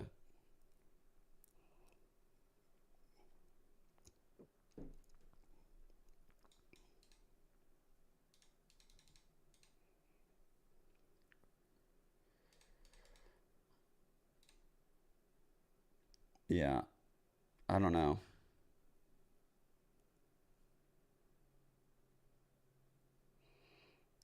If it goes to map 3, NXS are 0-5 on Sunset. Oh, dude, don't tell me that shit. I got the deadlock. That'll be annoying. I hope we're ready for it. This is their map. For MXS, so. that's actually comped. 100 Thieves makes look really, really good on this map. They get a ton of value from it. So I do like the Fade pick up here, of course, alongside the Brock. And on TSM side, right, we do see a Proto once again going for the deadlock. It's very much a similar composition for them here. So no reason to expect TSM to have any real struggles on this map. I mean, you're absolutely right. We talked about this at the top of the whole show, is that this map pool is pretty even across the board. So there's definitely opportunities here for both squads. I haven't really fleshed out my opinion on it yet, so with the map pool being as even as it is, we're seeing. I don't want to yap about it at this point because there's a high likelihood. I still need to like work out my thoughts on like a private yap in my head, you know. Same identity here, and quite frankly, I haven't done that. These two teams want to do. It just comes down to will there be the same breaking points that we had I from could before, definitely yap especially about with things like that the shit deadlock compared to the Viper. and why I that may dislike be it. where all of this battle is determined, considering that we still have essentially a mirror matchup across the board, save those two. Bear in mind, the 100th is special, really just putting a lot of pressure from the Fade into showers. You can if that eye gets broken, you can then throw a Prowler. And usually if there's like 1 or 2 people challenging, it's either obvious they want to fight for it and they overuse util, or they'll just give it. So very much this is the case where they just now give it is up. a passive showers hold. But for TSM, they, again, are maybe making some noise. I'm not sure they're worried about whatever's in hookah, but there is the sonic sensor plates there to play off of them. It's very true. And you know, the thing about that, you know, the sensor drones, I feel like just generally speaking, unless you're really congesting the space and forcing players to kind of lose track of them, they don't find a tremendous amount of value, especially when you're trying to enter into like this hookah drop-in position, for instance. So I think I'll be curious to see if TSM can, again, just control the tempo. I think that was like the these rounds are going to be played, top one right there. Gets everything in the worst positions possible. Interesting satchel up and over the top of the truck. Won't really do too much for the plant. And wow, he hit that. Lots of damage to follow up. Good trades. Steps right up to take Good trades. I like the idea. There's actually a wall there stopping any pushing towards U-Haul, or at least there was one that has now gone down. As okay, they're combining over towards vents. Awooga. I like, TSM being able to cut off one angle of approach and actually look over towards showers and short. Yeah, he did the awooga. He did the awooga. He did it. Brought down pretty quickly. Looks like he fucking did it. The mad lad. I mean, the pistols have always been great for MXS, but it's just the fashion of how they win it out. It just feels like they would normally play a gun round. Dude. Get up, get aggressive, use those initiators to get extra space. Chat, anyone else on the initial follow plant, Berkin on Twitter? After the plant comes down, That kid cracks me up. Aggressively, or do we not like the look of it and do we want to just back off That kid cracks and me just up. allow all of our utility to kind of win out the day in the post plant? They've been one of the more efficient squads. The shit he puts on my Twitter feed, it's on my For You page like every day. Spike plants, and that continues to be the case. He's fucking always hollering at people. Or rifles. No antics here for TSM, just the one sheriff upgrade. And a little bit of we do like map 1, yeah. That was looking hella good. It's just all for the orb though, so things will stay pretty neutral. These walls are so troll, especially when your opponents are on pistols. Getting here to be long now requires MXS to reveal themselves to a great degree. I like that our idea here is to wait out this wall, but I don't like how we don't have like any presence over here, right? Like you can see what that has cost us. He'll likely just stay in this cutoff line, play this. You can hear the TP. You can play off of that. It allows the 4 stack. Honestly, it's very, very risky that Sim is playing this forward. And that's the thing is, there's almost no reason to, other than the fact that it's an eco. And don't know if they're really going to be able to find the value. But if someone like this gets spotted first, what usually ends up happening is this hit will get canceled and the team will go back and clear it out because then they know they're running into a stack. So why would they commit at that point? Which is why I've always said this is the long drawn out reason why I would say this guy flanking should always be 3rd contact. Like when you hear me say like, oh, that guy needs to be 3rd contact, basically I've done all of like the thinking of like this whole thing, and I'm like, this is why this person needs to be staying here. Because if they're 3rd contact, they would get this flank, it would all work out. It's just that everyone would need to do their job. Yeah, I think it's just one of those rounds that, you know. That is true. That is true. It is Sim, and he's always over aggressive. So honestly, play to your fucking strengths too. Kind of locked into place. It's just the weapons aren't good enough to swing through that. Plus, there's also again the conversation point of sure you get the lockdown from Deadlock, but you didn't have anyone nearby to help flash to actually confirm a second peek. You're just hoping you can trap multiple players and get freebies. So that could be something to keep an eye on in the future as TSM going to get aggressive here over through A. It's telegraphed though, so Showers control. Yeah, we threw this orb last time. I thought that was super unique. It's kind of like the sunset orb towards A that the Vipers throw, and it just basically allows you, if you wanted to lurk the backside. TSM over at the side, but 7 explodes here through the TP. It's just one. Sim though able to capitalize. Coming through behind him. Ooh, wait a second. Mosh pit, a little awkward. That really, it's just the right size to cover the TP, but a Proto is there. A push out of Hookah to claim Brook. 2 versus 4, spike down in mid being recovered, but look how deep through showers MXS have gotten. There is an opportunity here. That's the thing, is this lurk is not a lurk anymore. It is just forward gameplay. And if Odashima can just hold on towards Halls here, that might be enough. Trailblazer out just to make sure he's not holding aggressively. Snakebite to follow, still holding the angle bold. And that'll be enough for the shutdown. Fly, giving the read that there is a transition over. We'll just try to gut check things back over towards B. But yeah, outran the stun. This will be a very difficult post plant for him to hold with just a haunt. He's gonna have to throw this right away and get super lucky. He's not affected by it whatsoever. Just set it off, and there's that. Sim doesn't miss when he comes through. To MXS here on their first buy, keeping 3 of those weapons. Not too shabby at all. Rather, TSM get the defuse here now and get on the board. I love explosions. Okay. Clean. I think that's the bigger part about it too. And granted, it is just a bonus, so it doesn't really show the full intentions of what MXS are trying to do, but hey, you stop again that proclivity of them trying to get aggressive. That's, I think, the biggest point about this. And TSM are going to have the ability to contest a little bit more aggressively now. Not only off the fact that you can kind of force the choke points if you want to battle with Proto playing on the Deadlock, but you also have double initiator on your own, so Poise can be that would be a bit wild. Uber's going to do it. Seven can just keep doing the gecko thing. If anyone's got us, Uber's got us for sure. There's a lot of opportunity here for TSM to kind of beat MXS in their own play style. The question will just be, how much value can Fly continue to find early, especially with this fade, because so far these prowlers have gotten a lot of early space, whether that be here in showers or in particular in that first pistol is over towards the middle of the map. I like a lot when I initially added it, I didn't know what the meme was. Kind of the focus for now I know. To play on the outsides of the map. I feel like and I guess can't take it away. The reward for that is to keep an extra player at A once the action at B happens, right? Because they don't know.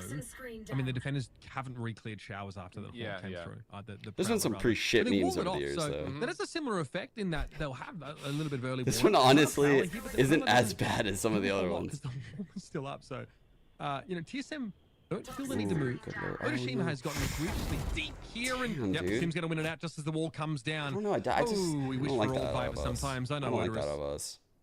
There. And that's a good call like here. Coin flipping like that. This is going to be a B hit off of that. I don't think we need a coin flip. Flat out lurk for Otoshima. Now we're just going into a quad stack because of catch that. someone by himself. Doesn't really work out for 1-for-1. Good utility for TSM. The 7's Dizzy takes all the focus away from MXS on this approach in towards the site. Kills are pretty evenly exchanged, but the difference maker is Sim does have a showstopper if things get weird here back. Not quite deep. We'll be aware of a photo in a Holy good timing on that. Some frantic strike here. Mana won't be ready though for this swing from Spawn, so Sim's able to get through. It's still a 2 versus 2. Showstopper online though. Yep. Gonna be popped instantly. Sim has no stacks on the playoff. Just walk up, jump around a little bit. Damn. I didn't think Sim would be able to get out because we did a really good job of stuffing it right away. After only maintaining 3 of those weapons from their initial buy. Yeah, but you take that, and that got almost again too close for comfort. I think they would Poise is doing a great job staying alive on site. He still had a Guardian as well. I don't think it would take that long, right?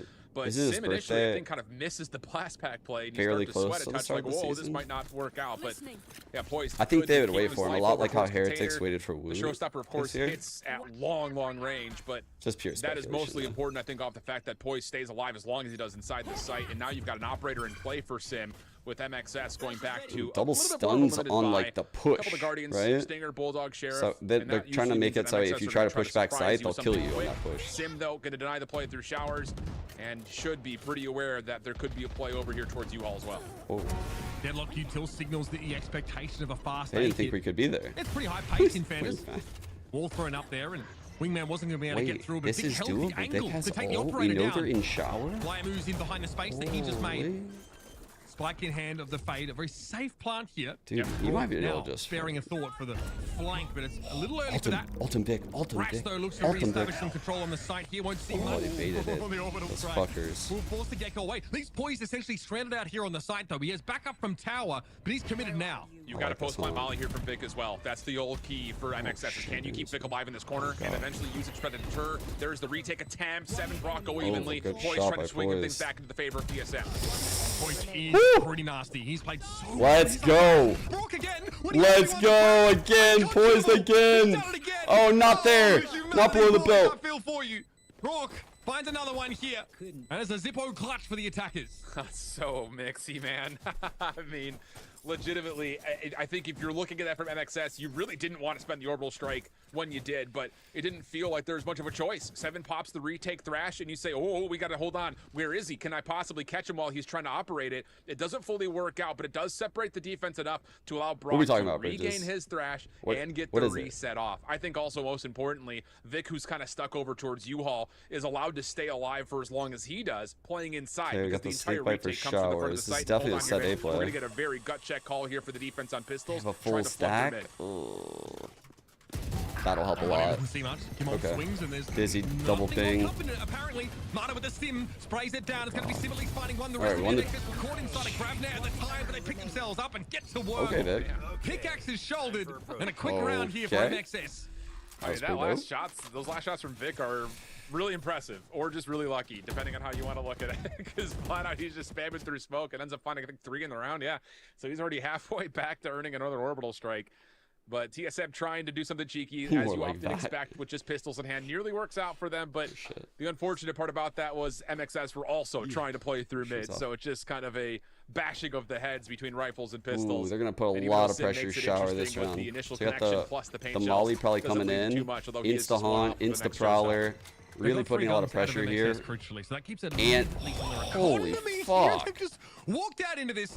Sim and a Proto They standing both got theirs. Like, goddamn. Right away because their job is essentially done. Now it's the remainder of MXS hoping to foray in towards A. They don't even really get to clear U-Haul with that Prowler. So they might need to spend extra utility doing so. Orotoshima just needs to raw check this. Another Prowler towards showers. That's cleared apparently. The spike is down. And this is still a very winnable 3v5. This is a very hard 3-on-5, bro. Are we going to get with these 3 ults? What's used initially to get back into sight, and then the orbital strike will clear out CS towers in pretty much you, like they this. ult that. But there is still a chance here MXS can just stop Sim from popping off their U-Haul. Oh god, fly! Oh god! Oh, he took damage from the mosh pit. I don't know if he realized it was there. He wanted to move into QoR to retake that space after the orbital strike, and he took like 80 damage from that. Possible. Devastating. Just broke now. TSM get this round back. Again, great start with that play at B long, but Flyer's going to wish he had a lot of that health back.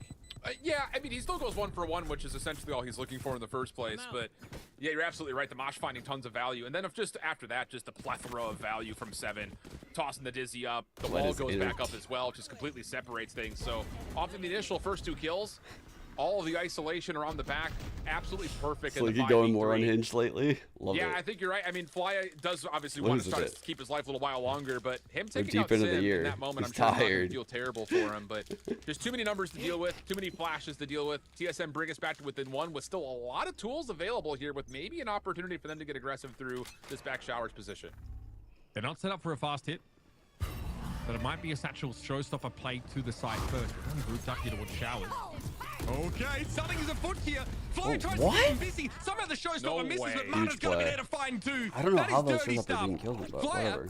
peeking into that re-clear util, knowing he could keep them interested.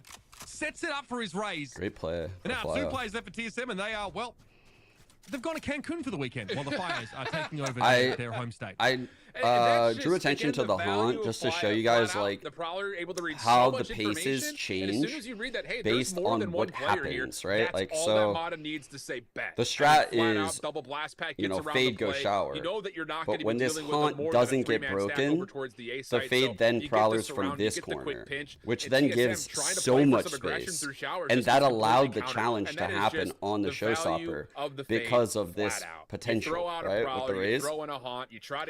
So I really like that out of Fly. He reacted to the round really well.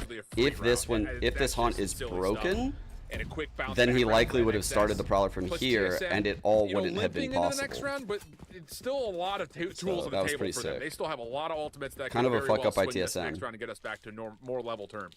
Yeah, I mean, Annihilation here, they could mostly buy into this round. They're going to call a timeout now because, again, with the ultimates in play, they may want to make sure the sequencing here is nailed down pretty effectively. Vic had a great second half of that icebox. They had, I think, like 8 deaths, 16 to 18 kills. Look at that showstopper, by the way. Doesn't even kill anyone. Just does a ton of damage. And Flyer actually gets a kill 1v3. Like, come on.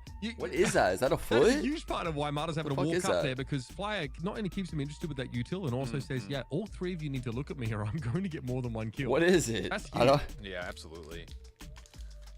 This is an important timeout for TSM. I mean, you've gotten great value from Sim. Like we talked about kind of in the pre-show, the difference between a Proto in this current stage of Valorant versus Sim has changed what TSM have tried to find value with. Back in the day, when Cypher had recently been buffed, before Deadlock was being played really at all, Proto was really carrying a lot of weight for TSM, especially when we had maps like Breeze in the pool. He is just such a lockdown artist on Cypher.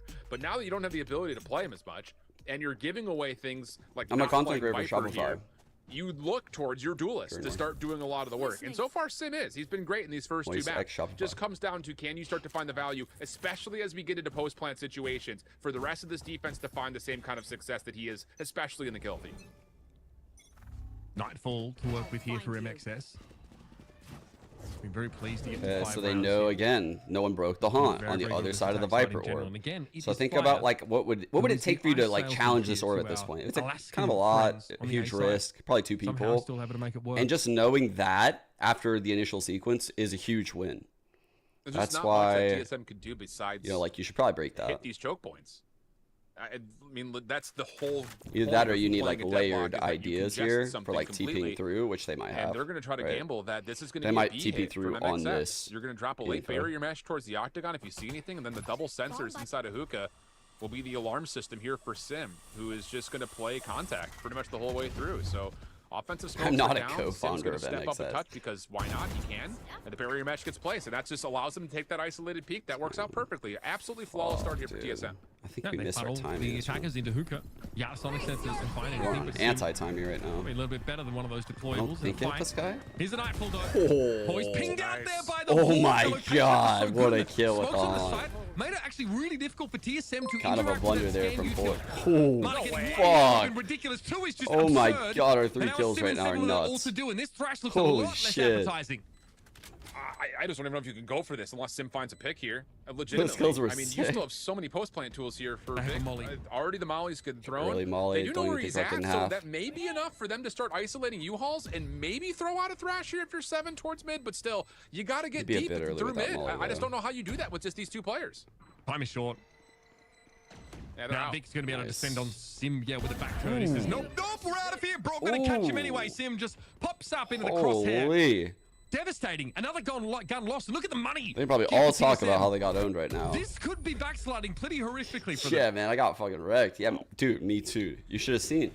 Not looking particularly great. And again, I was trying to jump out of sight, dude. I didn't even take a shot. It works exactly like, as you essentially that's what they're expect saying it right to. now. The double All sensors right, is allowing enough 8, space and time for Sim to essentially isolate, get the free first pick. You drop the barrier mesh behind, and all the defense can rotate over to A.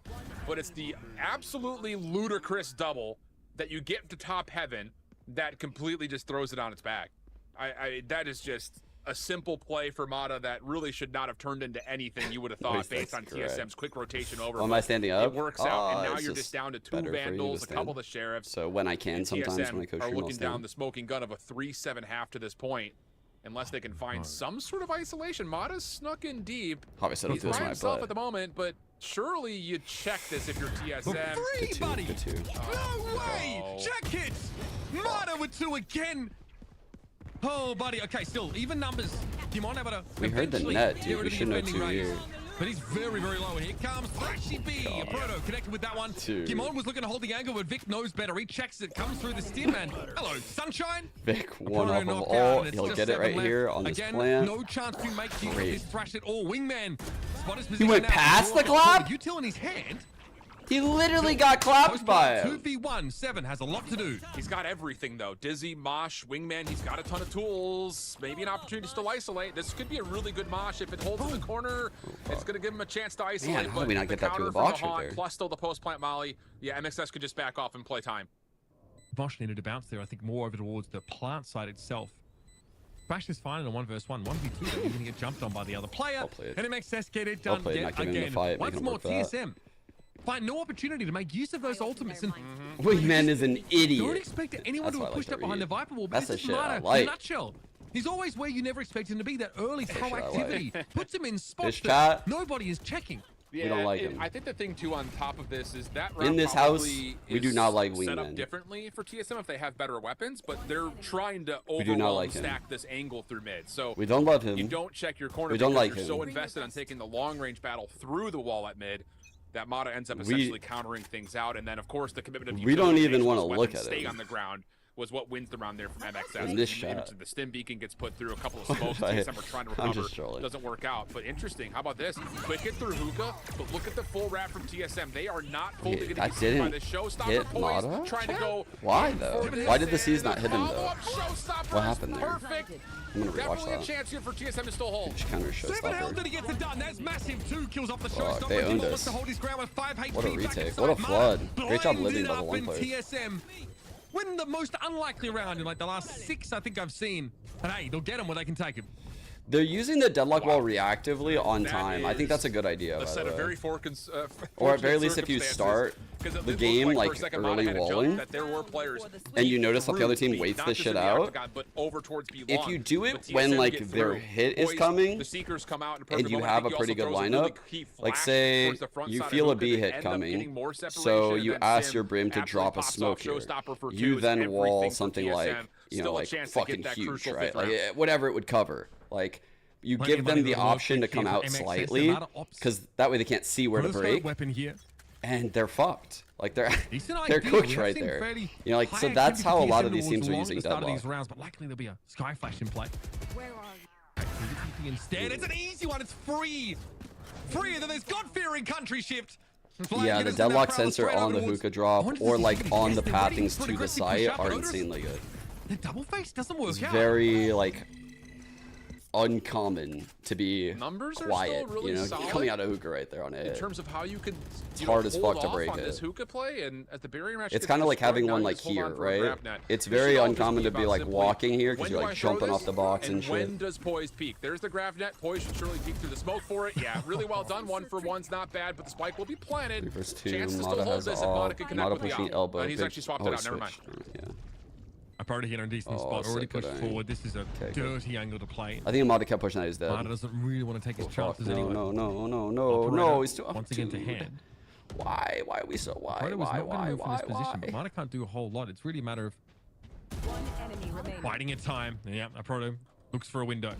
Speaking of windows, Brook's looking through one right now, and 3 players. Speaking of windows. And they're able to swing that right up on him.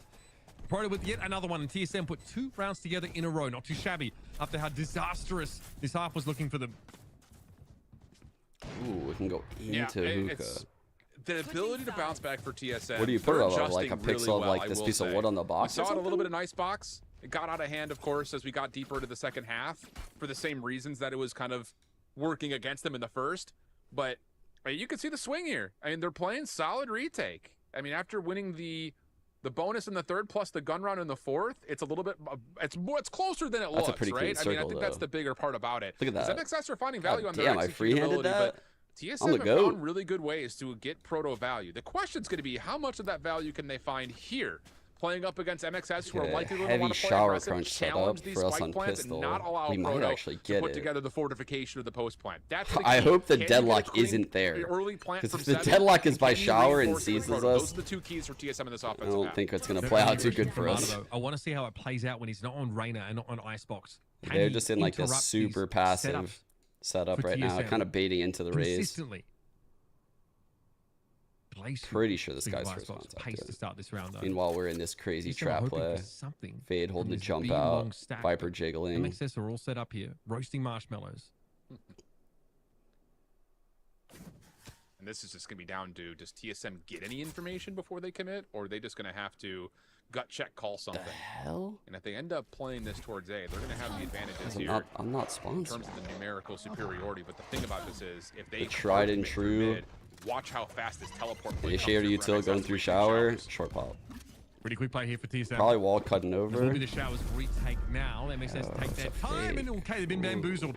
Quickly back towards B now. MXS's attention is drawn. Caught up for Flyer. Could be helpful. Stops them for a sec. To get that info. Here it comes in response to the Dizzy. It's going to be destroyed straight away, but the swing on Sim is good. 7 There's a K from that wall. Oh, it's awkward. Money in this scenario. Oh my god. 1 toes held above the coals. And it's poised. Oh man, TSM really needed this pistol shift. MXS and pistols, man. It just feels like I think they fucked up TPing too. Why would they TP? Part of their success story. The whole goal on Deadlock is to take the site, right? Like once you get it, it's hard for the team to get it back. And I feel like once you have it like that, you should take it. That's a big overcook for their comp. I think normally like I would be like, it's not so bad. But when you have that Deadlock wall and like a sensor and you have the site, I think you just take it. You can cook a lot of things in that scenario. The ability to just completely congest them up so darn well, and a lot of that coming from Flya. His value has been unbelievable. 12, 9, and 8 assists. It's so insane that may Sim not has sound 19 like a ton, kills but right when now. you compare the assist numbers to that of Vic, who's pretty much guaranteed assists every round, that's an impressive tally for Flya. They're going to go with a hookah pop. They rushed it there as well. They moved through the Viper wall. Got They don't have the C's, which honestly would be able to cover a lot of this ground. So the mulcher. I think that's a big threat that's missing. Here. This is their map. Makes me feel pretty their good. line has been pretty impeccable so far this stage. Triple swing or some shit. There's quick peeks here for Rotashima. No one here to trade off this, so doesn't need to overheat. About to get awful busy. Sees one, backs away. Nice. That discipline, it's Shaolin monk level. Okay, so they use their heal. Not going to result in too much besides Otoshima backing off. And he'll just play backside elbow here. Perfectly fine position, but could possibly be overwhelmed, especially with how much utility could just come I'm not right sure about the through best this player in the D1 world right spot. now. So Hoot's Protoss looking making sure fucking there's no insane rotate though. over. This I'll is going say to be a that. 4-man hit, and seeing if they can just outpower Otoshima and the rest of the crew. And the Textures first shot is perfect. probably up there. Well, of course, we're going to be forced off that angle by the mosh pit here. Now he has to belatedly wrap around through elbow. MXS now set up for the probably retake. one of the Gen G players. Gimon's been able to get that Bulldog to hand, and everybody stacks up towards elbow. Oh man, this is about to be carnage. Fuck. All right, we have three fighting elbow. Players inside elbow for MXS, and these two ships are not going to cross in the night now. It's a head-on collision. There it is. Mowed down by the I would have liked it weaponry if one of us jumped of around that MXS, and that's corner a and, proto now to play from Hookah mess once up more. crosshair placement. Against 3 with good guns, and well, turns out they've got ordnance as well. That feels terrible. If you're sitting there as proto, I mean, your whole in that goal scenario, is you just to be say like, alive and make sure no this one is wraps back through. them with their gats fucking trained on our heads. You want your first guy to like come out and jump, so that way this crosshair placement is messed up for everyone behind. But we didn't do that there. We didn't do that at all. Yeah, I mean, it makes for a fun but history is written by the victors, mate. You know how it is. Sir. Some shit too. Wow.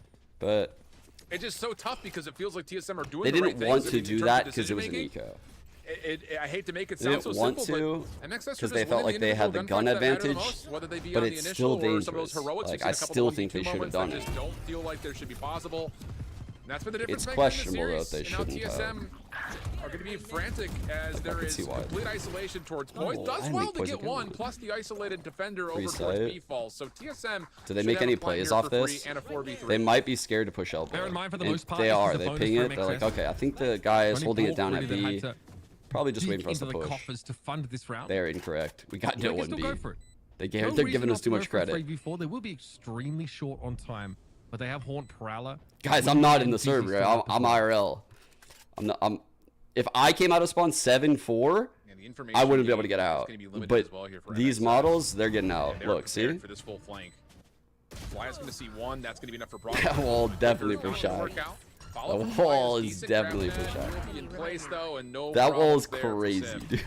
So Yamada just trying to do what he can. I wonder if they're trying to cook like someone. 1v3. Maybe he catches out one, and yeah, he will. But anything beyond that would be pretty much inexcusable. And Mata will have to just back away, try to save the weapon, not able to do so. And TSM find themselves back to within 3 with a Man, that would have been a good one to save. Brock has no money. Pretty reasonable for MXS though. They keep that that last weapon, I think, Armada, and they're very happy with the outcome of that round. But it's not to be, and Brook has to go on a bit of a lighter buy here. Oh, like, I mean, the first seconds of this round will be interesting. I think these teams are going to want to fight for some of this all control if they can, especially your Sims and Sevens of the world. Sim 1 off ult, 22 kills. What the hell? Okay. I think the thing here for full TSM out short hit against our Fade if you do Brimmy. get those ultimates, are you using them? This is kind of dangerous, actually. And Vic, this is cheeky Haunt over the top. Oh my god. Oh my god, he got the kill. That is so Oh, fucking what? Vic is crazy. Vic is crazy. Everything that we were trying to frame up to build that was insane. insane. Just gets completely tossed out Yo, he deleted them. The reality of what has just happened at TSM. I don't know how he reacted. The reality of the fact that I get paid to stream chat into a mic over and over, also hitting me, and I'm feeling pretty darn good. I'm not gonna lie. It is all down to points, and MXS have made short work of TSM on this. By the way, buy round I'm cool with the cheating if it's our team, okay? For that money come round I'm not a snitch. I swear to God, I ain't telling. Point in this game, and TSM have been unable to execute. Not quite a flawless though for MXS. As Brock amazing play, void of any kind of fishiness. fishiness. Cover a Vandal for one of the Fallen, but that will be that. We're not checking the PCs. TSM in the doldrums. We didn't see anything. Why would we check the PCs? Put the thumb screws in. Man. Who's the best player in challengers? That's just one of those pain points because you're trying to get that execution on. There's a lot of really good players right now. I don't think I can pick one of the two ults that you were looking that's a for cop out, but like a Thrasher or a Showstopper. Yeah. And now all of a sudden the game feels near unwinnable because you're going back to essentially a save round. Where do you use the ults now to try to keep yourself alive in this, or are you playing down the face of I think Redux is up there, maybe even a 12? That's why. That's so painful for TSM. It's just as soon as you start to think the round is going to be going your way, the economy. Let me get like all the lists way. You're going to get a full gun round where you should win. Maybe it flips the eco around. Because it really depends on like the value you're looking for, right? In certain regards. I think Mata has been insane across all the duelists. He's proven he can play like 4 or 5 of them. Verno has proven he can be insane across like several initiators. Turn that into the ability to thrash and Showstopper. Those are winnable ultimates, even with limited buys. But you have Brock to find on something like the first. like so Sova, Fade, Gecko. Actually not Fade, but Sova, Gecko. I think we got to talk about it as well. I think Scuba as a controller. Proto has not been able to be the anchor player. I think Flya as an IGL, or Beden Stellar as an IGL. Nismo, if I didn't mention him. But he and Gamon have obviously struggled here. Yeah, there's a lot. Stand their ground. And then and again, I haven't even this is said like fine, Redux. so he's not exactly expecting to literally hold off the million Persians. Yeah, there's a lot. Right? But you definitely need to get a bit more. Xander is one that I didn't even mention yet. Just to use the Battle of Thermopylae as the reference point here, you're trying to create those choke points with Deadlock, and I feel like teams that really struggle in being able to I would really struggle to like pick have a hard even time 5, you know? Deadlock. We've seen it a I've lot listed where a bunch it's just, already. okay, you're going to drop your Deadlock utility early. We're just I did mention Xander. So the thing is I was going down this list. Like I just had a random stats set, and I didn't get to Xander till late. Honestly, I probably didn't even get to people that I should have got to, right? Because I stopped when I got to Xander to look at chat, because I knew I got to him late. And I knew chat would be on my ass for getting to him late, which is why I didn't want to fucking do this to begin with. God damn it, it was a setup. Through TSM, they're down to 3, and they can make that investment here. One that lets them buy in the next. To be fair, there's no correct answer. I hate these fucking games. Unblemished defending squad awaiting step up. That's like, yo, I got a question. Really is. And I think I'm not gonna talk shit. Give me your top 10. The game stays this way. Of course, they're not gonna talk shit, but the other 1,000 fucking people are gonna be like, bro, how did you forget about Bobby on team fucking whatever? Bro, I don't know, man. I gotta pick someone. Like, everyone's good. Yeah. But again, the thing about this is we at least got our answer in terms of the question that I posed in terms of everyone's good these days. I don't know. They're looking for picks, something off of a long angle. If you get those, it depends fucking what I saw last Tuesday. Truthfully, I probably don't even remember it very well. The round just gets tossed away. Don't fucking believe me. I just make it up. Now we're in must-win territory. The problem is, when you reflect back to the gun round from 2 rounds ago, now all of a sudden MXS have good ultimates at the ready, if not one off. So all those advantages that TSM were looking to build in round 16 have now been essentially neutralized, especially if a showstopper orbital strike can get earned here by MXS, and they're trying to get something here at their B long. Did we just? Don't forget, TSM had the same problem at the end of Icebox Shift. They had 3 good ultimates and never had a chance to use them. In the last 3 rounds, they just never had the setup. All 5 players for TSM. Stimmed up, ready to throw down. York just gets one and says, yeah, that's a crazy. I'm peacing out of here. Marta now left. Hopes to buy a little bit of time with a paint shell, but he takes one from his opposite number, is forced away. Showstopper will also exacerbate this. MXS will be forced to wait, can we weasel out of this? Here onto the side. And if we wanted to, could we be like ratty as hell? Nightfall's going to be spent, so they can't really hold on to the site, and this is going to be just a flat-out post point that largely sits over towards Octagon. I mean, they really don't have much in terms of the utility from Proto besides the sensors, so they're really banking that will hopefully open things up around the site, but the problem is first kill is already good by Brock through elbow. That shit got 2 of us? There is a catch here from that attacking Thrash. Brawlco sends one out to slow them up. That detain is going to be shaken off now. Smoke here should be for the site, as Wingman gets on in there. Interrupted, I think, by a mosh pit. Fuck those stuns, man. Here at 7 and a Proto now. This is a must-win round. As if they all have a mid up to this point. God, it's 7 who so needs fast. to go huge. Oh no! The Flyer and Brock takes his time. Lays with his food. I don't know how those kills all came out so fast. For MXS as TSM are on their last legs. Yeah, it's so tough, man, because the barrier mesh is in a good spot. It forces everyone to have to retake through elbow. There's 2 sensors on I forgot I had a container. You're hoping that locks players in. The grab net, honestly, I haven't really been too in tune with the soundboard today. The problem is, as the smokes come down, they're trying to spam it out through Octagon, and they don't have the right angle, as Fly was just off to the side on a little bit of a ledge. So good. And I think also on top of that, I haven't seen that one yet. That emote's so good. To play the post point the way they want to. They don't get the ability to hold that from the high ground and through the confetti on the MS Paint. That goes crazy, actually. I love it. That's just not what you want. So now your backs are against the wall. Awesome. You just have Seekers available, maybe a chance for an Annihilation, but let's be honest, we haven't seen Annihilation find much value generally. I don't think my voice could do it yet. It's too early in the stream. I don't think we yapped enough. Last time I think from TSM, actually not so bad. If you ask me to do that like the first 5 minutes, it doesn't work. It doesn't work. Waiting for that early it's like a car that just doesn't start. On a one-off round, about 4 or 5 rounds. You can hear me try, but like for the attackers this time though, that is conspicuously absent. Very safe from MXS. That's pretty good one, though, yeah. To make the play. We had a play coming through the TP right there. With the ult, bro. We had the ult C's going through TP. That's crazy, actually. follow-up is good, and actually Vic commits the orbital strike a bit surprisingly over towards elbow, approaching this back showers position for Brock to follow up on it. And yeah, they find the kill, but honestly, it doesn't really provide the value that you were anticipating. So now TSM 4v3 have a really deep post plant in a lot of different angles that could be very difficult for MXS to clear. No reason for MXS not to challenge this. Look at their bank. I hate the stun on this one. Bro, it's impossible to not get hit by this shit. A little bit awkward. Gonna get caught here as 7 backs away. Gimon, though, wants to play a bit more aggressively. Sim was picked off earlier on. That was Mud able to take him now, getting on top of the truck. Gimon spotted out. Otoshima able to trade.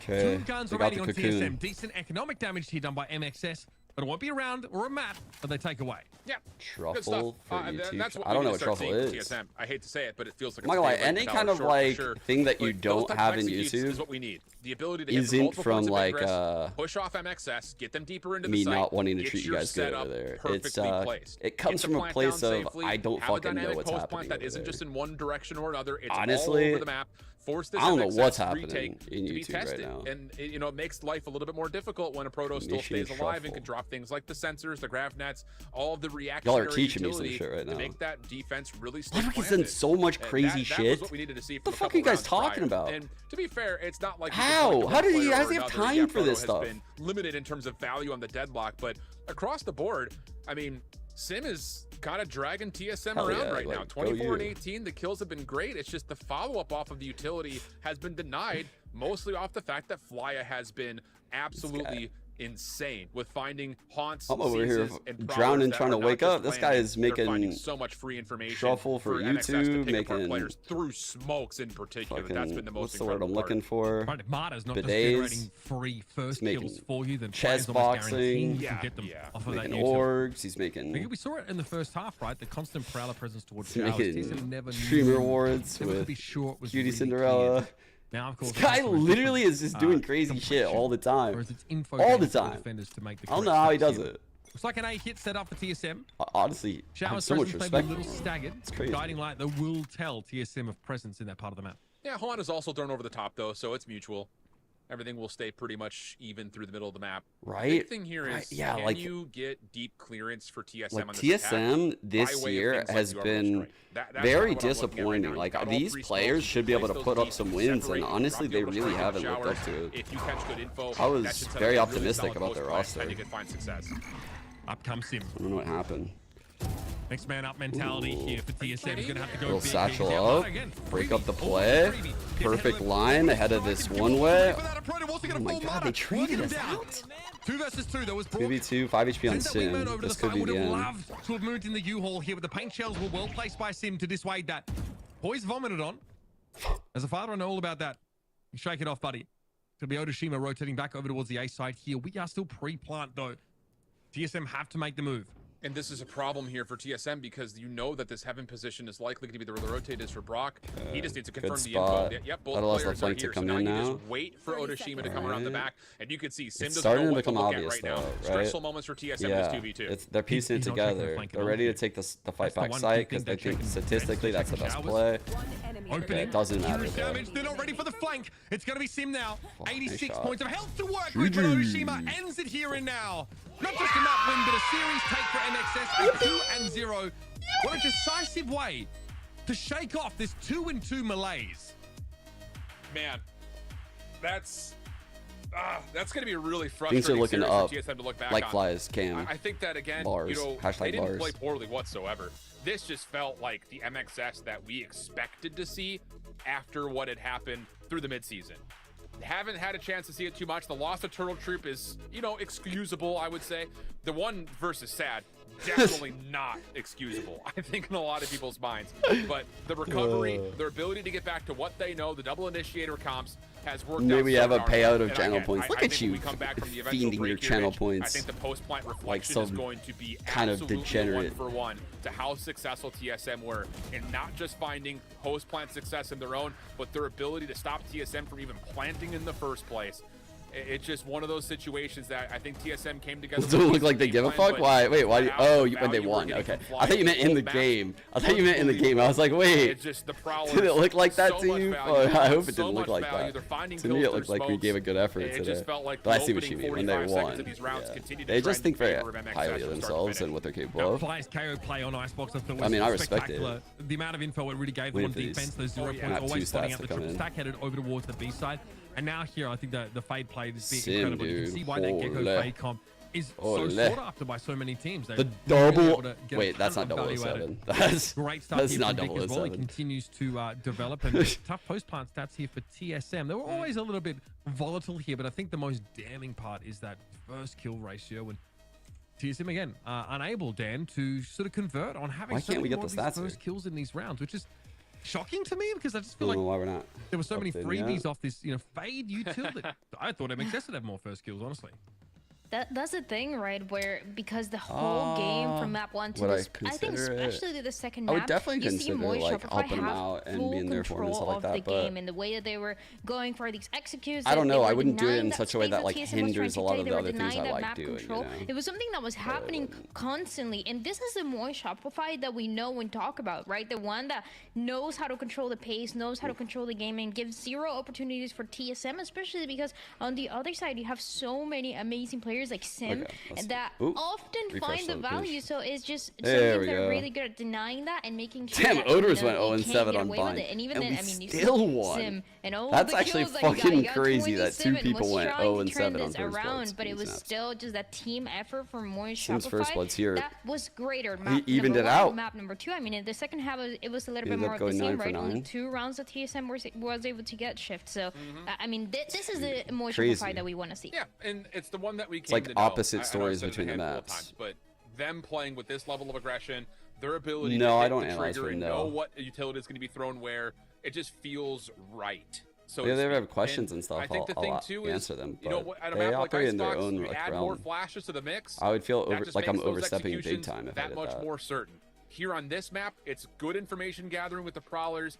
Perfect dissection of the site by Vic. So I think MXS are pretty likely to make the Ascension tourney. I think they're likely to make it. Yeah. So repeatable. I mean, I think that's the biggest thing for MXS. It's going to be very hard though, right? Like, and right now we're still super early to even answer that question. And the reason being is just because like we're in this new meta now. We're like it's here, right? This Neon ISO. We're even seeing like Reyna on Icebox a lot. Like we're clearly not where we were before. So it's going to be on like a lot of the coaching staffs, the IGLs, like can they piece together a bunch of shit that works really well? And the IGLs will likely be tested to a pretty high degree, in my opinion.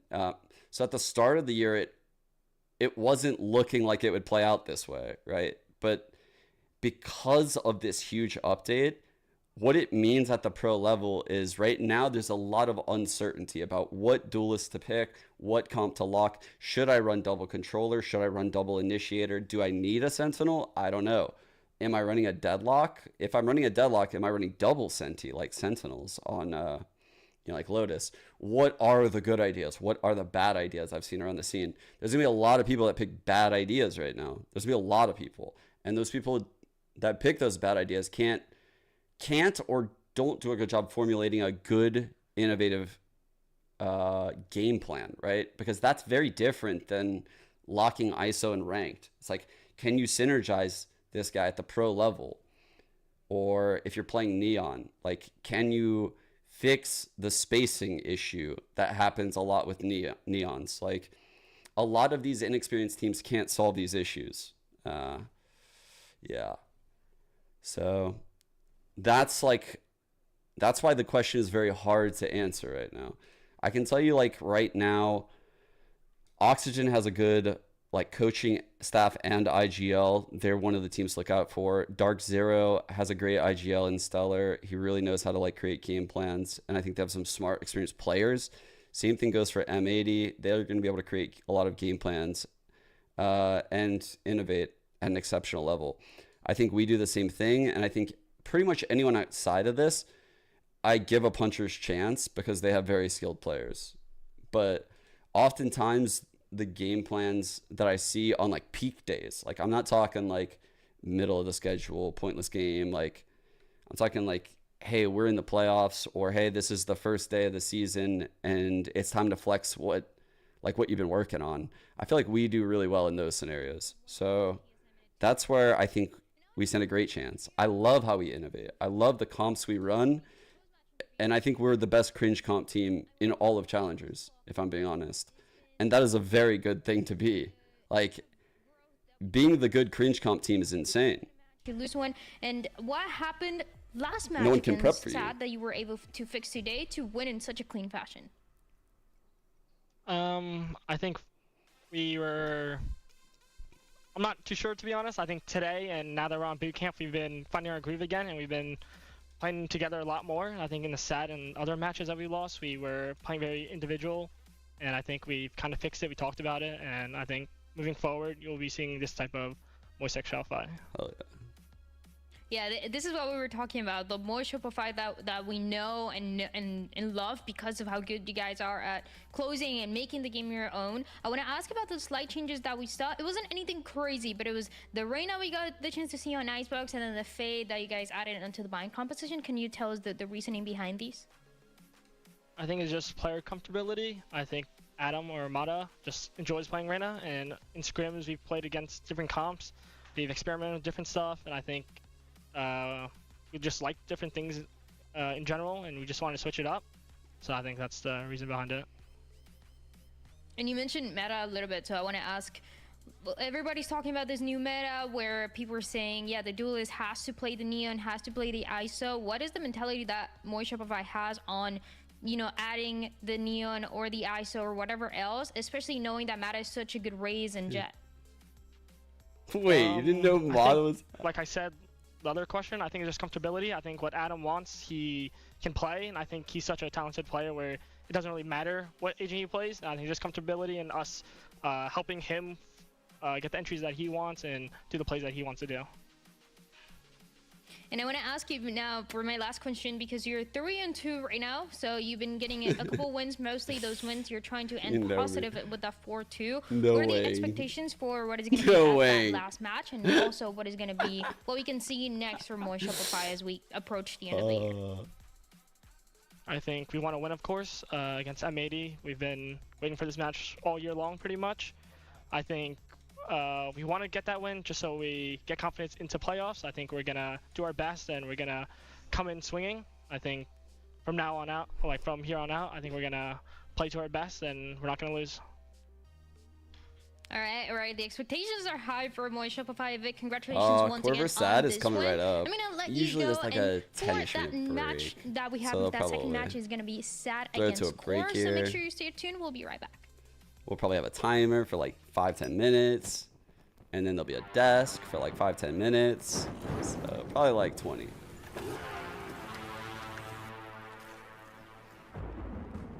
They say in life, Reply chat episode. there are no I told Kurt that I just didn't want to do this week because I wanted to take yesterday off like completely. I told him to hit me up next week. Slow it down. So if they need someone next week, then Kurt will message me and I'll say yes. I just need like one day.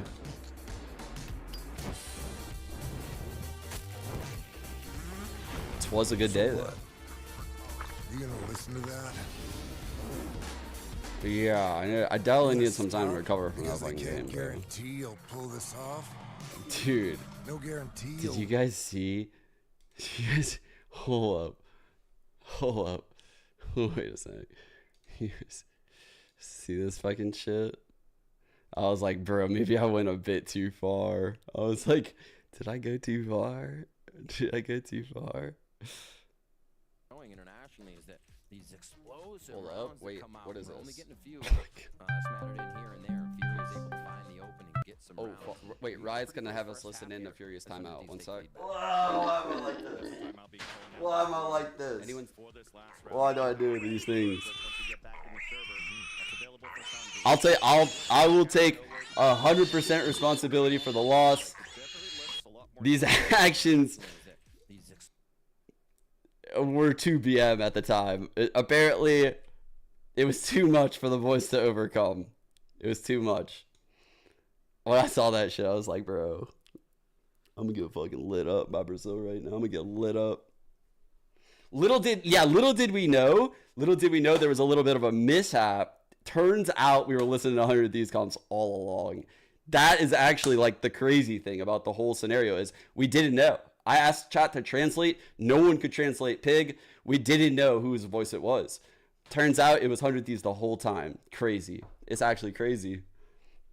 I mean, we didn't know. We didn't know. If we knew, we could have mentally prepared. But they were the pigs that day. Unlucky. Sometimes you play the pigs, sometimes you are the pigs, you know?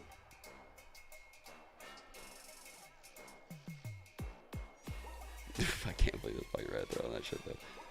It's like, oh god.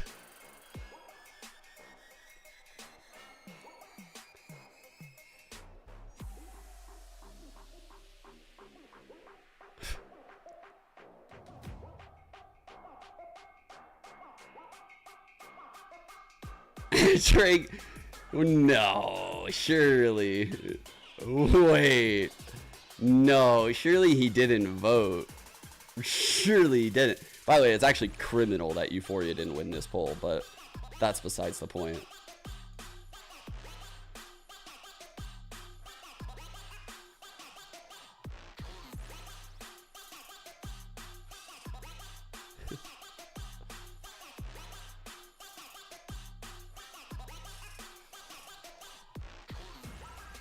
Speaking of Doc, dude, holy fuck. Fuck him.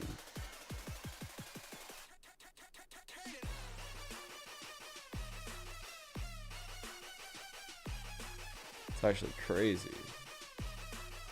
That shit's fucking crazy. You know, when it happened, I speculated that, but I was like, nah, because then something criminal will happen. And maybe that will happen. Maybe it'll just take time. But I never expected that to be the case still. But I retweeted that shit right away because I've been friends with Cody Connors for a long time. And I trust his word. And the second that shit hit my feed, I think I was like one of the first like 20 people to favorite that tweet. I just immediately retweeted because I knew it was true. I was like, is this what I think it is? I was literally just staring at it for like 20 seconds. I was like, is this what I think it is? It's like, dude, I think it is what I think it is. I was like, I think that's fucking crazy. Because I was like, he's one of the people that would know. And I've tried to get that shit out of people for like years. No one would tell that. No one. Like, bro, I have been all around esports and no one would say that. No one would say what happened. Even the people that knew. Like, people that I knew. Like, Rod, for example, was one of them. They would never tell what happened. And so for it to just come out like that was insane. It was fucking crazy. And yeah, the craziest part, and the thing that I cannot wrap my head around, is the man has a fucking daughter. I cannot wrap my head around that shit. Like, what? I don't know. It's crazy. It's fucking crazy. Yeah, exactly. Fuck them.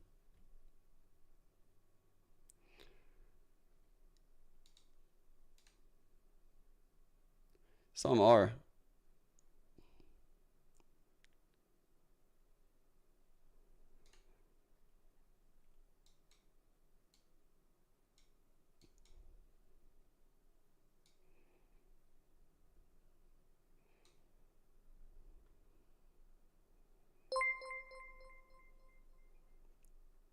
I have so much respect for Cody Connors, though, for fucking coming out with that shit. I have so much respect for him. Because, like, he knew what he was doing in his personal life, man.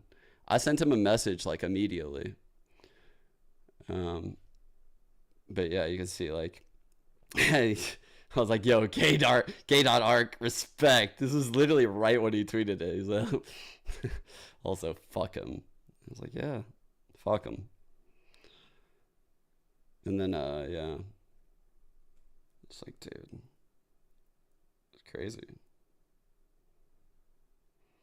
Cody also has a little girl, so yeah. Yeah, Cody, yeah. No, that's him.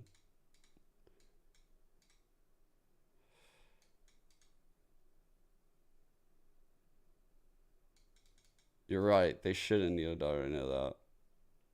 Yeah. It's fucking crazy. It's actually fucking crazy. I don't know if I like toy with it in my head a lot. Like ethically speaking, like I don't know if it should Twitch have like held that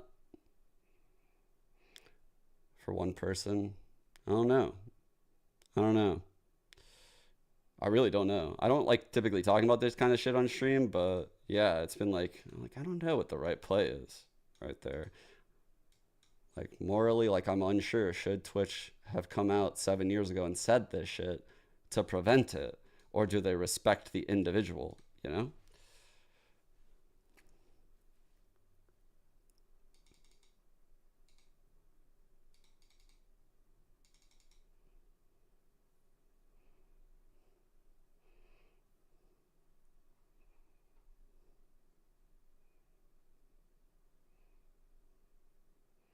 Then he promoted a concert under it. That was like an old tweet. So I can only say, like, from my conversations with Cody, he's like a very like sarcastic, like funny person, and he is definitely joking in those concert tweets.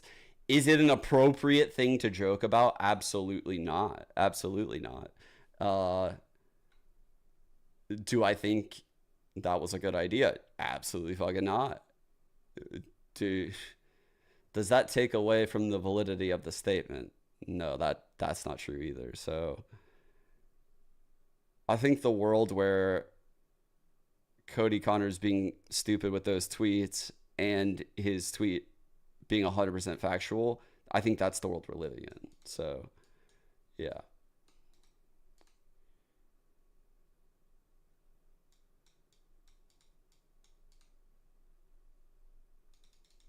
Yeah, what's up, Dan? I'm not saying they should release them. I don't think they should release a conversation with a minor.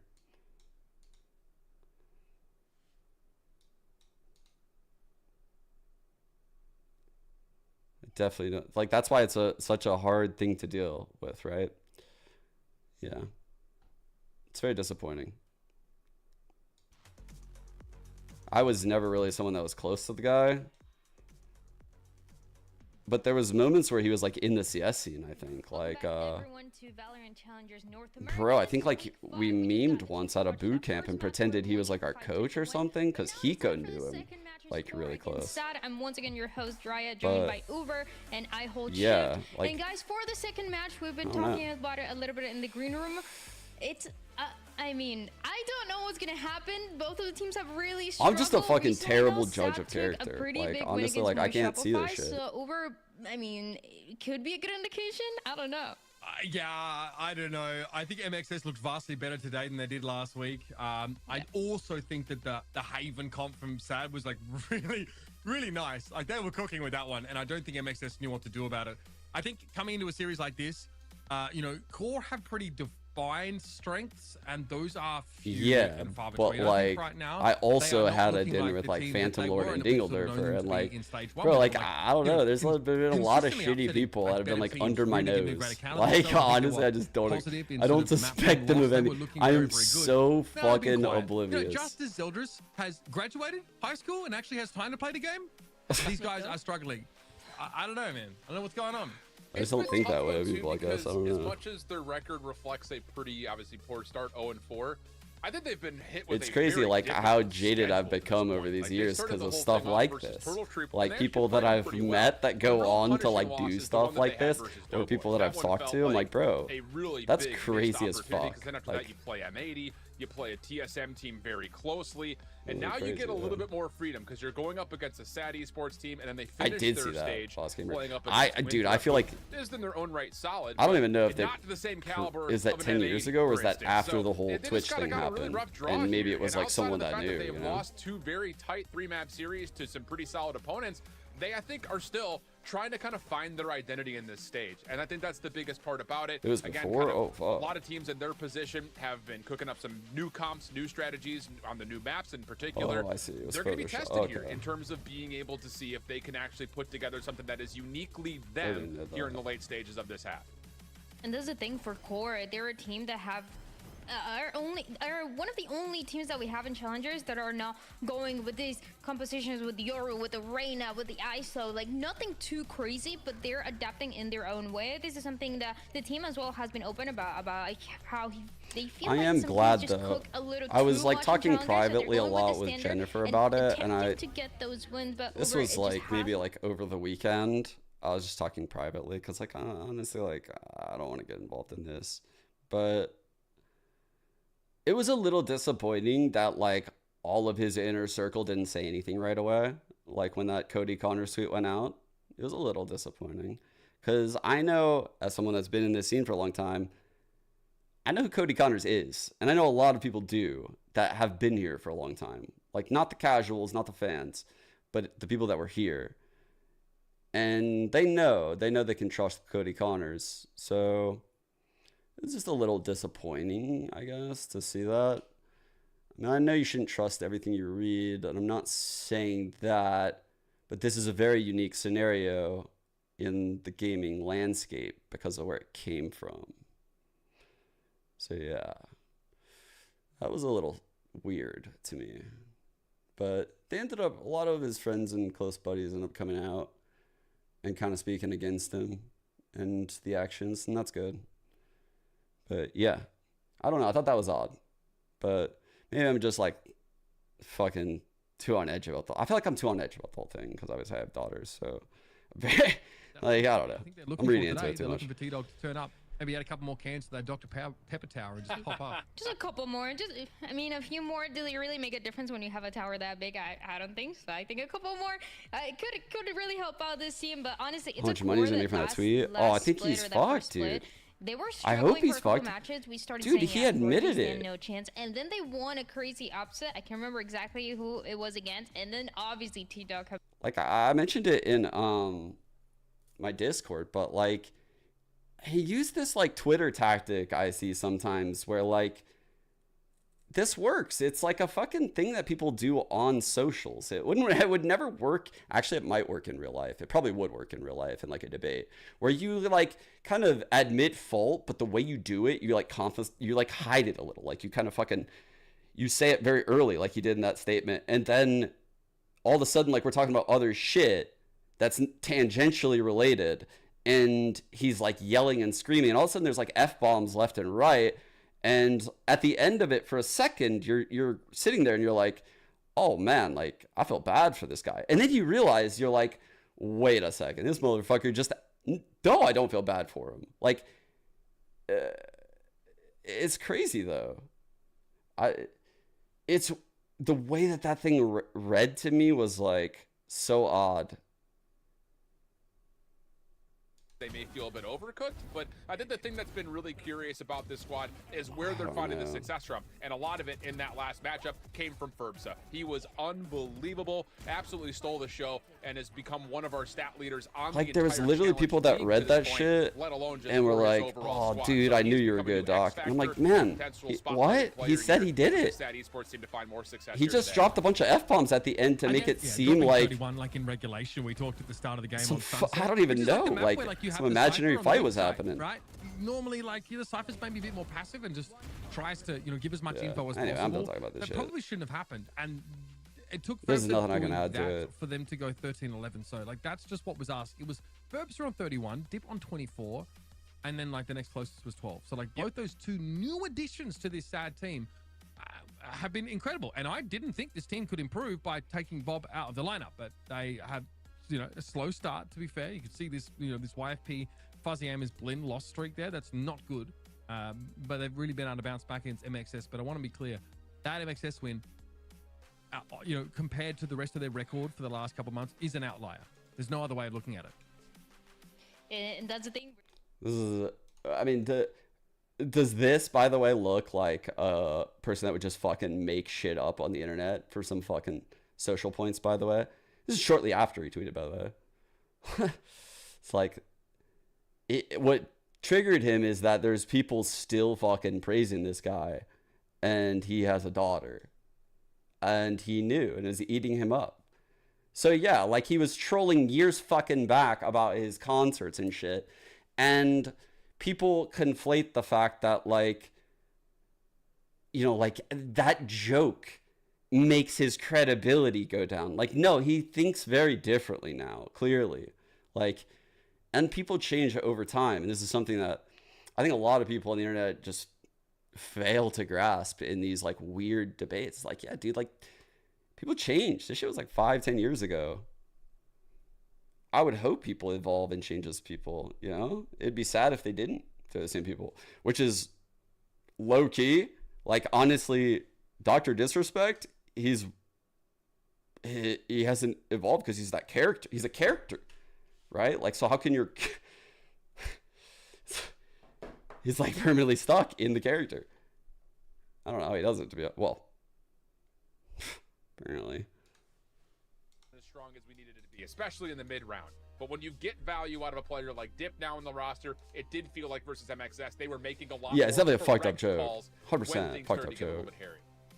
And it's just when we get the chance to see these compositions first time that SaD look really good because nobody has figured them out. Then as we get to see them play it more and more, the teams start to get a read. So let's jump into the map select. Let's see where we're going to be headed for this match. Sorry, guys. I don't often like taking us into these areas. You guys know that shit. Oh, yes, we go Haven. I'm shocked, actually, that Haven... You guys know, I try to keep all the politics, all the fucking drama, all that fucking shit out of the stream. But I thought this one was kind of like different. I don't know. Like, I've actually talked to him like once or twice. Nothing like crazy. But yeah, that's it. Anyway, said my thoughts. I just wanted to get them out there. I think it's pretty obvious based on my Twitter, if you follow that, like where I stand on the whole thing, based on like what I tweeted, what I retweeted, shit like that. But figured I would just say it, work out my thoughts and shit, see if I think of anything new. Chat helped me flesh out some things, so that was good. Ferbsa is cracked. I think Ferbsa is like one of the shining talents this year in Challengers. SaD. They've definitely had some scrappy games on there, but still, they have two strong... Oh, the bar these days for not being a shitty person, very low. I think if you're SaD, you're feeling very positive about your ability just to turn one week into another, right? And just go 2 wins up. You've got the same maps. You've obviously game planned a very cool composition, especially when we eventually get to Haven. But there's how'd the last match go? Oh, fucking great for NXS. They did lose the Dobros, but that was a while back, and they're still playing. We're looking good with the same composition. Mechanically, I think we're really informed for the boot camp. They were able to absolutely dominate Turtle Troop, and if I remember correctly, if that matchup, yeah, that would kind of hurt, like Arnie. Today, they're kind of hurt. I also did not expect that. Plants and then solid post plants. They were really complete when they played Turtle Troop way back in May when they had the same composition. Yeah, they had the same relative success versus Dobros. So again, I think that largely speaking, this map pool is going to feel very solid overall for the side of SaD Esports. Yeah, I'm looking at this map pool, and wait, hold up. I want to change my prediction. Maybe it goes the other way around because we all put core, and I don't know if we were overcooking too much with the core when they haven't gotten one, but for SaD, there's a good chance that they can take it with the same 2 maps. Let's jump into the Zippo Agent Select for our first map here. We're gonna see what is gonna be played on this Sunset map. Whoa, and yeah, there's gonna be a Sage, casters, you know. Badge talk about this one. Thank you. I mean, it's really interesting. You know, SaD are one of the few teams that are, you know, sort of trying to push that solo on Sunset. Where's my neon? Where's my ISO? From core.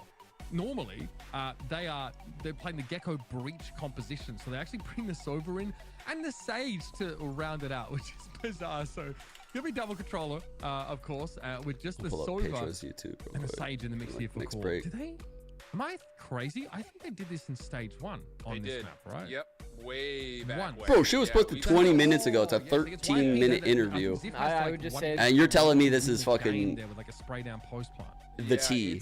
It's one of those things. This is hot off the presses. Holy shit. Like their offensive rounds had found so much value, but defensively they were having a really tough time with the breach, getting value on that second half. He is those, yeah, and that's why I think they're probably trying to go hasn't back gone to off on this the stove in certain yet. regards. It does feel a bit antiquated, but we've seen teams run this in the past and very recently, where that battle stage can be a huge problem. So that feels like Snarly saying, let's go back to what we knew, kind of when we played, like you mentioned, way back in the first half of this season.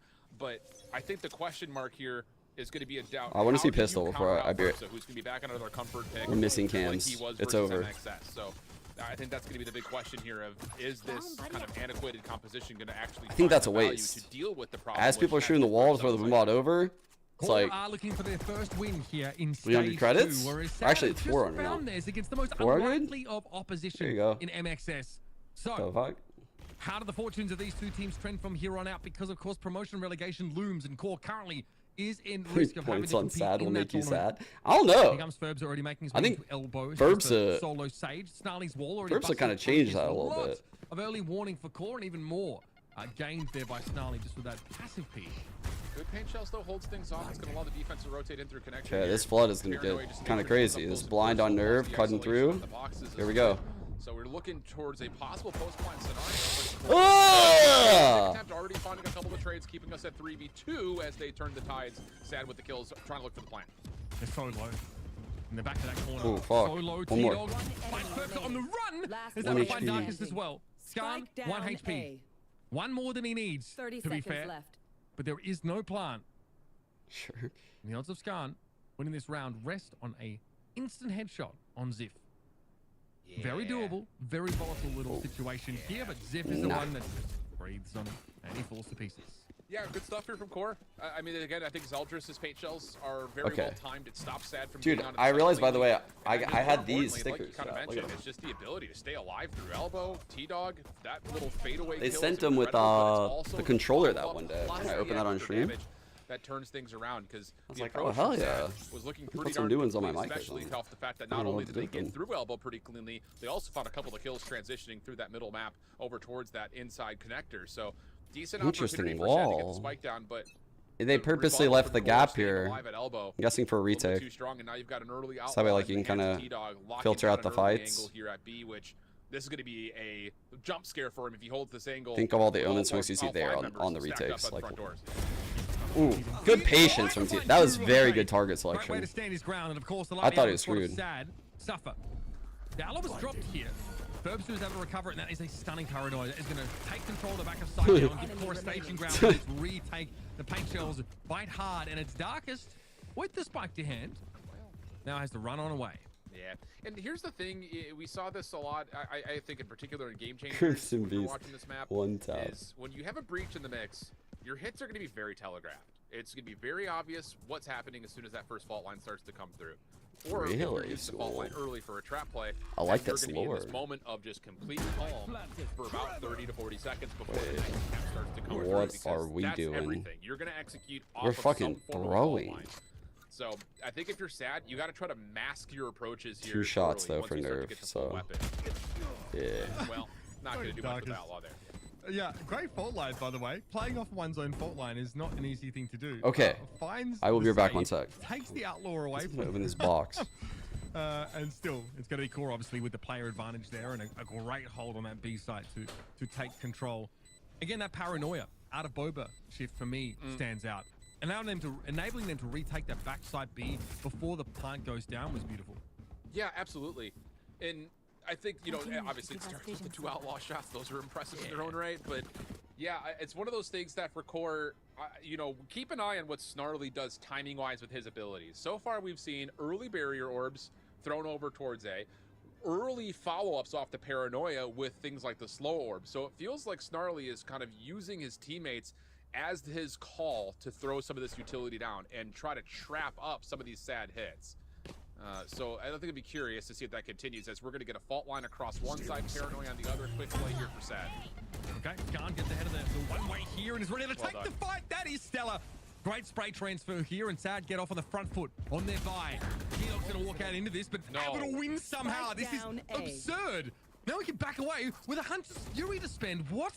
Yeah, that's a disaster right there for SaD. Everything working out flawlessly for you, but the player that you... That's the only place you didn't throw utility, so you have to be looking elbow when you come into the site, especially considering the Paranoia allowed you to clear everything off. And yeah, you're absolutely right. Hunter's Fury going to get called in. It's a little too high to connect onto anybody, but that last shot does hit, and that's Ferbsa deeper in towards the backside of the site. So a little bit of damage could be valuable here with still a recon dart, a shock dart, and the owl drone to scout. Drone removed here. T-Dog hoping to get a little bit more information about the entrenched players on this A. 3-on-3 is actually hella important. Has a sheriff to work with, and Snarly was lit there briefly by the cam. Where's he gonna wall? Save it for the site. Saving that. Ooh, that's a good dart. I like that recon, but that's going to be cleared awful fast. Here they come. Oh, really good. Okay, I got the Sage. The Sage was the big one. 1-on-1 though. Now it's down to the 1v1. Ziff still holding out of the Sheriff. Dip with the superior firepower, but may it matter at all? Ooh. Toggle of the spike is going to force Dip to check in, and nice shot by Dip. This is the easy one. As Dip snaps over, finds the headshot, and saves the round for SaD. So first buy up for SaD here, one gun maintained. And now wait, can turn around. Finally he's gone. Of their own. Showstoppers online here for both of the races. This was Skarn early on the round. This was beautiful, absolutely stunning. Really, the timing of it, still catching players out in this day and age. T-Dog somehow was able to win that out. A Hunter's Fury that's a little bit underwhelming here, and an unsuccessful flood retake coming out of A-Link. Man, that one, I think Zip's going to see like, damn it. That's crazy. Not the two difficult kills. Had him absolutely read perfectly, but regardless, it was still a bonus. Jolly, those two things are apples and oranges, and they have nothing to do with each other. Although that told, I might ban you for even asking for VIP. Besides a stinger, he won't be hurting too much for this. What a nutty pathing. I've seen that actually before. That's such a good drone path. Still, it's one of those moments that for core, you're going to have to play in a bit of a weirder setup here with the stinger out. And clearance through mid is going to have them lurking up to try to take market from mid-map. We got the fault line pings coming in. It's a very shallow smoke. That is a very shallow smoke. Are they going to go through it? Is that why those pings were there? Around the right side of that B-side pillar. And Coburg is in no hurry here. Also a decent. There's teams that smoke like in this box, and there's teams that smoke in this box, but they opted to smoke here. I think they wanted to starve info from the right side and maybe get that peek. Not having things like a gecko, and just good job by Core to not really give them that fight. Your ability to plant is not nearly as safe as you would I normally. want to look girly pop. Kind of 30 seconds left. This map. You have to get multiple members, not just in, but through the site, just to confirm that a plant can come down safely. So here comes the control. Bro, the darts are kind of pog right now. Clearing out that mid connector, and now he'll take the missile all the way deep towards the backside of the spawn. Nothing will land, but here's the plant in with a 5v5 retake on the way. Eldris as well with a showstopper for the retake. This could get a little bit messy. Yes, new patch, yeah. Snarly positioned up on this corner now, forced to give it up because the fold line very quickly great they try and re-establish control, and Zeldris finds two with the showstopper. Coburg gonna be forced back by the paint shells, and it's a satchel that sends Zeldris on a collision course with guard bullets. Oh my god. It's nerve left. Oh my god, they're like, yo, all that momentum you have right now entering the site? No. No, me neither. I mean, because Zeldris' showstopper is perfect. It clears out every bit of space obliterated them on that retake. And once again, just kind of to reiterate for SaD, them holding a post plant without... I don't like the idea of like using his wall here, but I don't think it would have mattered here in this particular retake. Maybe it would have allowed their spacing to be a bit better if he was like, you know, walling this. Or he came from elbow and he walled like here. But that's about all I could think of. The fact that Zeldris is expected to move a little bit further out on that angle, so when the swing happens and they don't get that connection on I don't know when Abyss joins. It just ends up being a pure lineup. Anyone know? It's a little thing. Yeah, couldn't go wide enough on the swing and it derails a whole round. Enemy T-Dog here. Takes up that orb. Oh yeah. I'm sorry. It is not current patch. It's the one pre. It's right before the ISO nerf. And they also get the information that SaD are not really congregating. He gets his shield if he gets 2 kills. Nothing says they can't bounce off to this extremely later on, and they might be doing that now. This is stressful, I think, for QoR. I mean, trying to hold this with just sheriffs. Yeah, challengers that Neon Bells for a long time. And wow, Perps almost gave away. They're not quite equal to the task though, and this is where things become difficult because Sage got hit? No, it didn't go. Thunder on your face, fault line to follow. Decent follow-up from Ziff overall, but still, this will be a plant. Yeah, great sheriff work for Ziff. No mistake about it. Aldrin in the mid though should be clearing it. Nerve finds one. These sheriffs from Boulder are getting some serious work done. That's 3 sheriff kills in a round.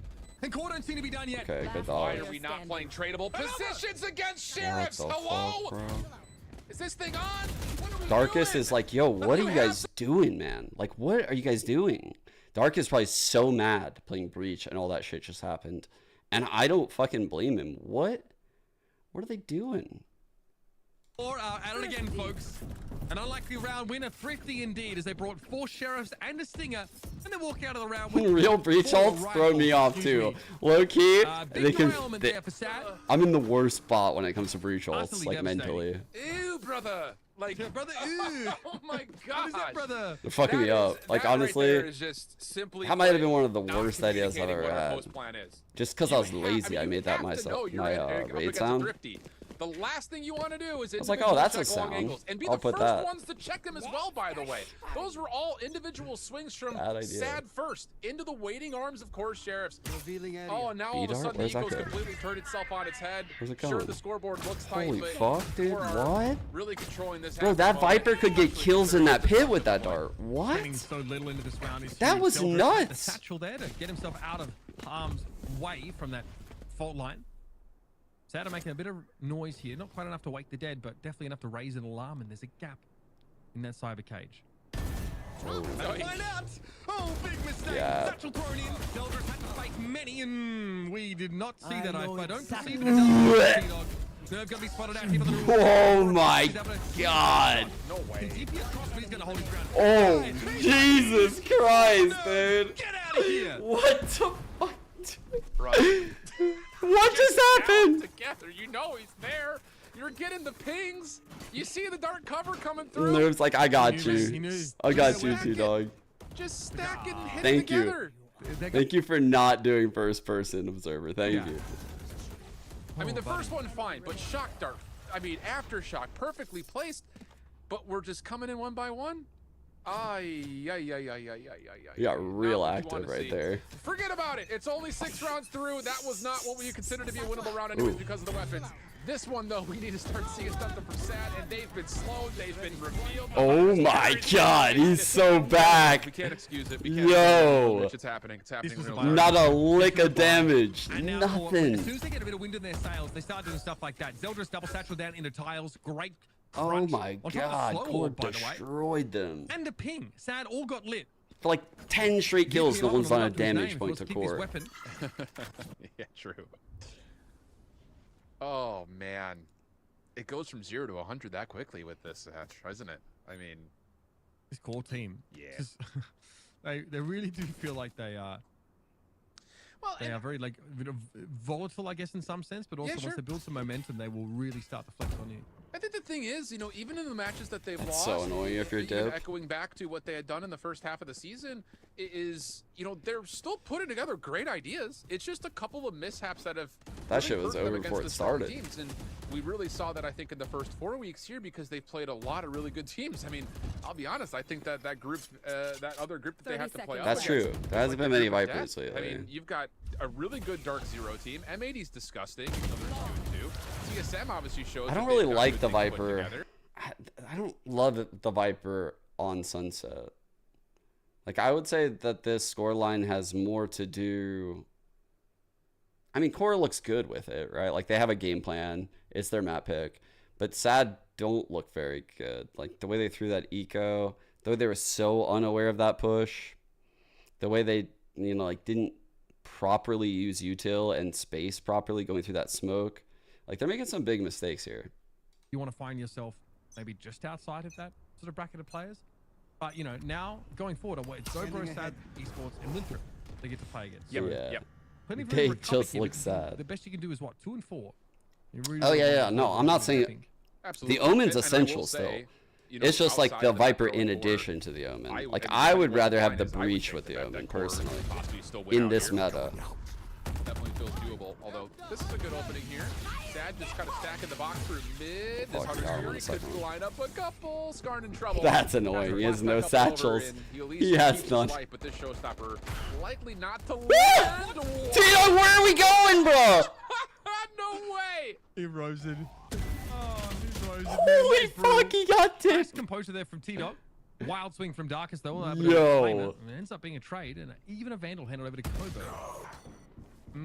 That's insane. That T-Dog lived and got 2. Something to complete that, and Ferbsa is ready and waiting. Bro, the whole story would have went crazy if Snarly had ult and rezzed him. Brought the kid back. You got a spy cam also in place. The ace. Wraps over to the defensive spawn. Oh man. So this is just. I can't believe play it. A tradable I was spot so unaware. Play off that time because this 1-for-1 angle for Coburg should rely. Should be good for one, I should say. He's hard scoping on this. Not Caught good. sleeping. And all of a sudden, they know the spy cam is deep. You're going to clear elbow. This, well, for SaD Esports, becomes a little bit more stressful. Yeah, timing. Enemy remaining. Not bad from Ziff. Standing. 1 versus 1 achieved. Poison orb towards spawn wouldn't have hurt though. Coming now. Ferbsa. Nice conversion on the 50 there for SaD. They bring a bunch honestly, of up not bad to leave one alive though. Too swung out. And even the Hunter's Fury clips many of them down to like 40 or less HP, but are able to bounce back. Yep. That's an important round. I mean, that just completely resets this half in certain ways. And the thing more importantly is that you got Darkest closer to the Rolling Thunder. That feels like a win condition. Do we need a set in that pool? We have a sunset.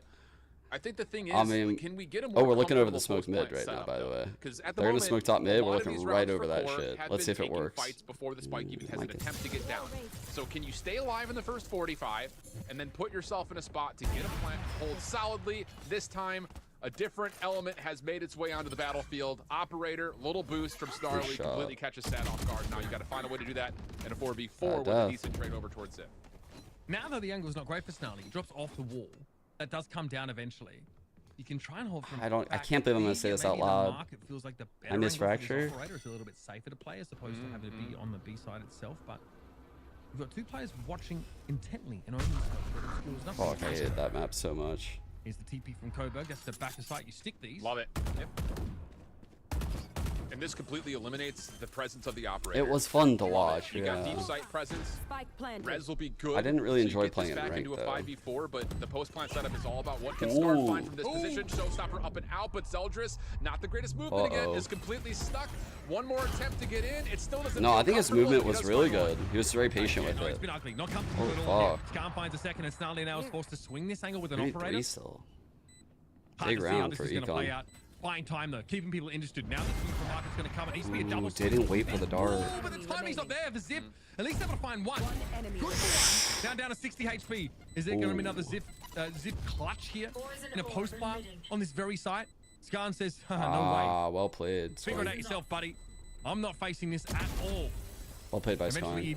Again though, the money is very low. That's going to be the spike going off. And so QoR is doing a really good job of killing 4 to 5 like every round, and their econ can handle this. They don't have the ability of locking down. So they're actually in a great spot. Comfortability through B main, like a lot of teams do, because no Gecko. They're in a really good spot. So you have to get into the site, and this reveal just gives you all the info. And then another moment where Zeldris' movement has, I won't say that was a terrible moment, but it wasn't as good as it was intended to be. That showstopper was supposed to crack the egg on getting back in towards the site, and the blast pack movement just did not allow now him it's to get like this is a must win, right? They abuse the fact they had huge econ advantage, we usually see. The lineup but now it's like do or die for their econ. The value not as good as you would normally expect. Now oh fuck! Aggressive. Whoa, hiya there. How are you? Oh no, did they read that it was an eco or something? I mean, the Viper wall also cuts off any chance of trading that. So SaD of seeing that wall every round, basically. They know it's there. No one's able to get ahead of it to back up the double satcheling. What doing? Miscalculation for the attackers. But again, this mid control serves them well. This time though, tough to make use of it, given it's spotted out by the Al drones. Ferbsa here, Cyber Cage is one side. Big fight happening over here. Maybe drone, yeah. Until just now, as T-Dog actually just nice play, Zeldris. Zeldris pushed up there, had a timing. Super well done. Paint shells to create the good separation paint shell. as well, so that is as free as it gets. This becomes super difficult. So he has the line if he takes it now. Maybe to get a kill. turn that into a neural theft plus the orb. Sage wall across mid, just that way no one can lurk in the mid round. And they're flooding in, which is risky. Only one's through right now. Before the play comes out, him going 1-for-1 is more than fine. That's the Rolling Thunder off the table. Yeah, 2 forms of usual thrown at that position. 30 seconds left. That SaD don't actually even have the confidence to push into them just yet. This bought a lot of time, enough at least for Ziff to come over towards A site now. And they are walking on that slow field. Nice We're aim. gonna do the job here for you. T-Dog, despite that whiff, has played really well. Other than that one whiff. Pretty sharp. Yeah, really good stuff. Don't give them time to reposition. So 6-4 currently.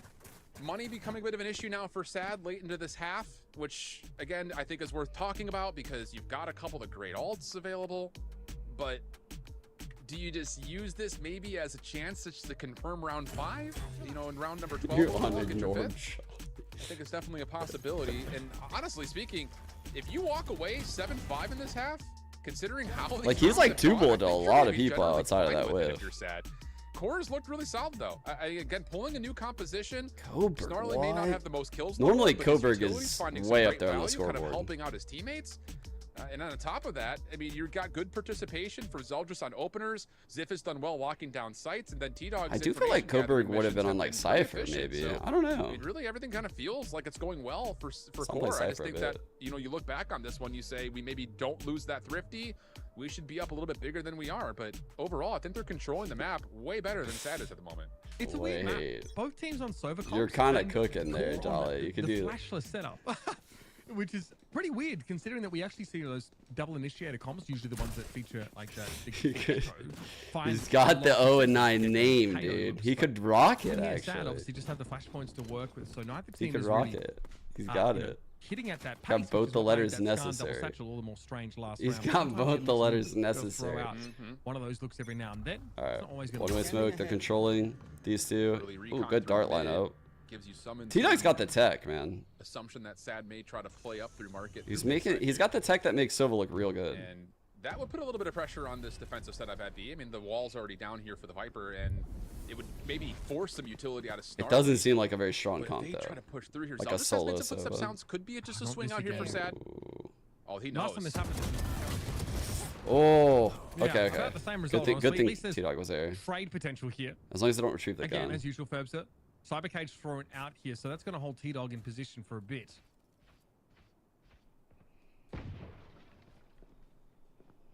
And there's questions here, you know, in terms of what QoR can actually re-peak into B with. I mean, they're holding solid. This looks like they just want to play full retake. And you can see that, yes. Oh, man. Unlucky. The breach flash didn't catch him. Which, again, I think is a key that they Got have the Viper, though. want to play for. But with just pistols, too difficult to setup hold by on to. Now QoR. you can just take this calmly in a 4v2 retake, especially with Ferbs down low, stuck in a slow orb. At least gives you the chance to now play into the side behind it. Follow the line, losing gap, but Ziff not able to capitalize here. Nertho with the better weapon. Ferbs are eventually going to go down here, and SaD can't get much done in that round. Again, saving it up for one last round of the half to try and get I'd rather watch 50 Ascent maps than 20 Breeze maps. What the fuck kind of... To any potential gut check What is this, like, Rolling Thunder, scenario? especially considering the choke points, you assume that they're going to hit through, likely over towards B. But I think if you're SaD, you need to explore the middle of the map more. It has been given a little bit, I will say that much. I mean, there's been a couple of the recon darts that have been tossed by QoR here or there, but the middle of the map's been pretty wide open. And if you could find a way to approach B by way of market, Dude, an and force MXS Snarly to commit a Classic barrier would orb go or one of his slow wild. orbs, it's going to open up the B site in a lot of different ways, and not just to get on. Like I said, it's about them getting through the site with and the trying one to now. stop for He got his defensive one. posturing around market, backside D. There's an opportunity. Dude, that for them to first kind of one control when the you're map, like 0-9 a lot of these feels SaD hits so have just good. been right through the front, and that looks like it's going to be the case once again. This Viper wall makes like a B split through market. Not saying I have any experience with that, but from what I've heard from the random chatters. Like 3 top mid on there. Oh, what a wall! He's cooking, but he's gonna die. Fucking please. Showstopper maybe hitting the wall itself. Paranoid looked like a land shark there, and here comes Hunter through from T-Dog. What we expected to see. Oh, it's crazy. But it comes out. Oh my god. Dip has one more to let go of. Isn't able to connect it. 3 up for Core. Pretty battered and bruised. All right, SaD on 4-3. Difficult round, honestly, to win for Core. Well, still a lot of work to be done here in terms of how you clear out. You can go anywhere in the world, and you go right where you're standing. That's the kind of personality I want out of Nerf. Unfortunately, it doesn't play out for him. All right. Scan could take another one here. Maybe hoping for a fire, but no, it's actually he's solo out there. No one really swinging off him at all, and he's found 3 just doing this. Again, he knows he's kind of. No, you did not say the Nerf to do a play so bold. Instead, just finds 4 kills as Core get brought to a halt. SaD make it a respectable attacking half in the end. Yeah, again, getting away with 5 is going to feel like a steal, especially considering how that half felt. I used to think that the chat had a little bit of T-Dog in them. Turns out there's been a dip in form. It's the darkest we've ever seen, and it's getting on my nerve. And I don't know how to get any of the other ones, so that's where we're gonna that's where we're gonna end actually. That's where and it also allows Skarn to get tucked away, not really into a corner, but into a position to choose to hold off the top. That was a so that was a snarly one. Yes, there we go. And now you start to get to this defensive half where things should feel a little bit better for you. Again, Furbza was a monster on the weak site on this Cypher when they played against MXS. We have to look to see if he's going to find that same value here once. Skarn for life. Util set up over towards B. Why do I crack myself up? I think can see over. I'm so phony. It's crazy. No, just kidding. Oh! Snarly, no bother to check that corner. Bro, that was insane from Snarly to not even look. Bro, no one's looking at anything. At least it's going to be one found up through mid. Dip eventually goes down here. And Core can swarm over the side. What are we fucking... The thing is, this mid position for Ziff has to be dealt with by SaD. It needs to be dealt with quickly, and luckily it will be. Coburg finds the timing as Ziff was trying to lurk deep through mid. So now this whole post plant is all through B main. You do still have things like Aftershock and 2 flashpoints, plus a paranoia. Lots of tools for SaD to break this down. All right. That flash does really counter paranoia. Honestly, if I were him, I'd get right here, cut that shit across. Aftershock in this corner right here where the Raze is standing. Yep. Okay, this is very good. It's gonna more force Zeldris to move, but there's no chance to capitalize on the fact that the Raze is repositioning unless you do this, unless you dive into the smoke. Love that from Darkest. Skarn has got a brilliant timing here. Jumps into the smoke and gets caught out. Nerve seems to have a sixth sense about it. Okay. Can't be stopped. Darkest. Protect the VIP strat. SaD, get that pistol. Really, really well that was done on the retake. Super well played. It all starts, of course. Util in that 3-on-3 was like perfect. That was so good. That SaD retake becomes very difficult to work through because you just don't know if Ziff is playing market, if he's lurking behind you. There's so many questions. So great timing for Coburg. Leads not for me, chat, but you guys, chat would look great in that. At this point, that SaD neutralized Core trying to play with collectively as a whole. We don't often see a play like that, but trying to get the barrier orb down to a text box on the head. That's what I'm imagining. And SaD take the advantage, as we said later in the round, to get this thing back to more level terms. Early scout out here for the offense, making sure that SaD do not step in towards not the knock for me though. Trap wire also deleted. They're gonna go quick for this plant. What is this wall? Yo, look at this plant strat, chat. Oh my god. Look at this wall. He's like, I can't make it back. And his teammates are like, bro, we can't get you back. Good luck out there, soldier. He's fucked. He's so cooked. Okay, that shock out could be pretty bad. Nicely done for Dip, following up on the damage dealt there. Violet Spectre. Now for pistols here for Core. Now we bun set. This is one of the biggest bun sets I've ever seen. But they are well set up to maybe just blood here in the B main. They literally designed a bun set round, and it didn't work. Wait for the reveal, wait for the concussion to come through. NT, honestly, NT. I was about to say for a moment there, Coburg was designing a bun set round for your eco is kind of criminal. The defensive side of the map. And it looked like maybe SaD were second guessing. Would there be a lurker coming through? And the longer they took, the more you started to get a little nervy about them actually converting on that post plant. But it does get counter-outed. And really, honestly speaking, for Core, that was just about trying to get the spike down to give yourself a lifeline. Now you're into the full gun round. It's literally the Burl plant strat. Burl plant strat converted into the new bun set plant strat. Honestly, dude, that shit kind of cooks. Like, just getting the spike down. And you get in these chokes where like you can throw attack smokes like this. If your team sucks on attack, like coin flipping around like what we just saw is insane. Like definitely that would maybe make B a preference in many of these. You could play some seriously defense sided comps like this. That's probably why they're willing to play this comp. This comp is lacks a lot of oomph when it comes to entering these sites. Like a solo Sova, it's not very strong. So they might try more shit like that.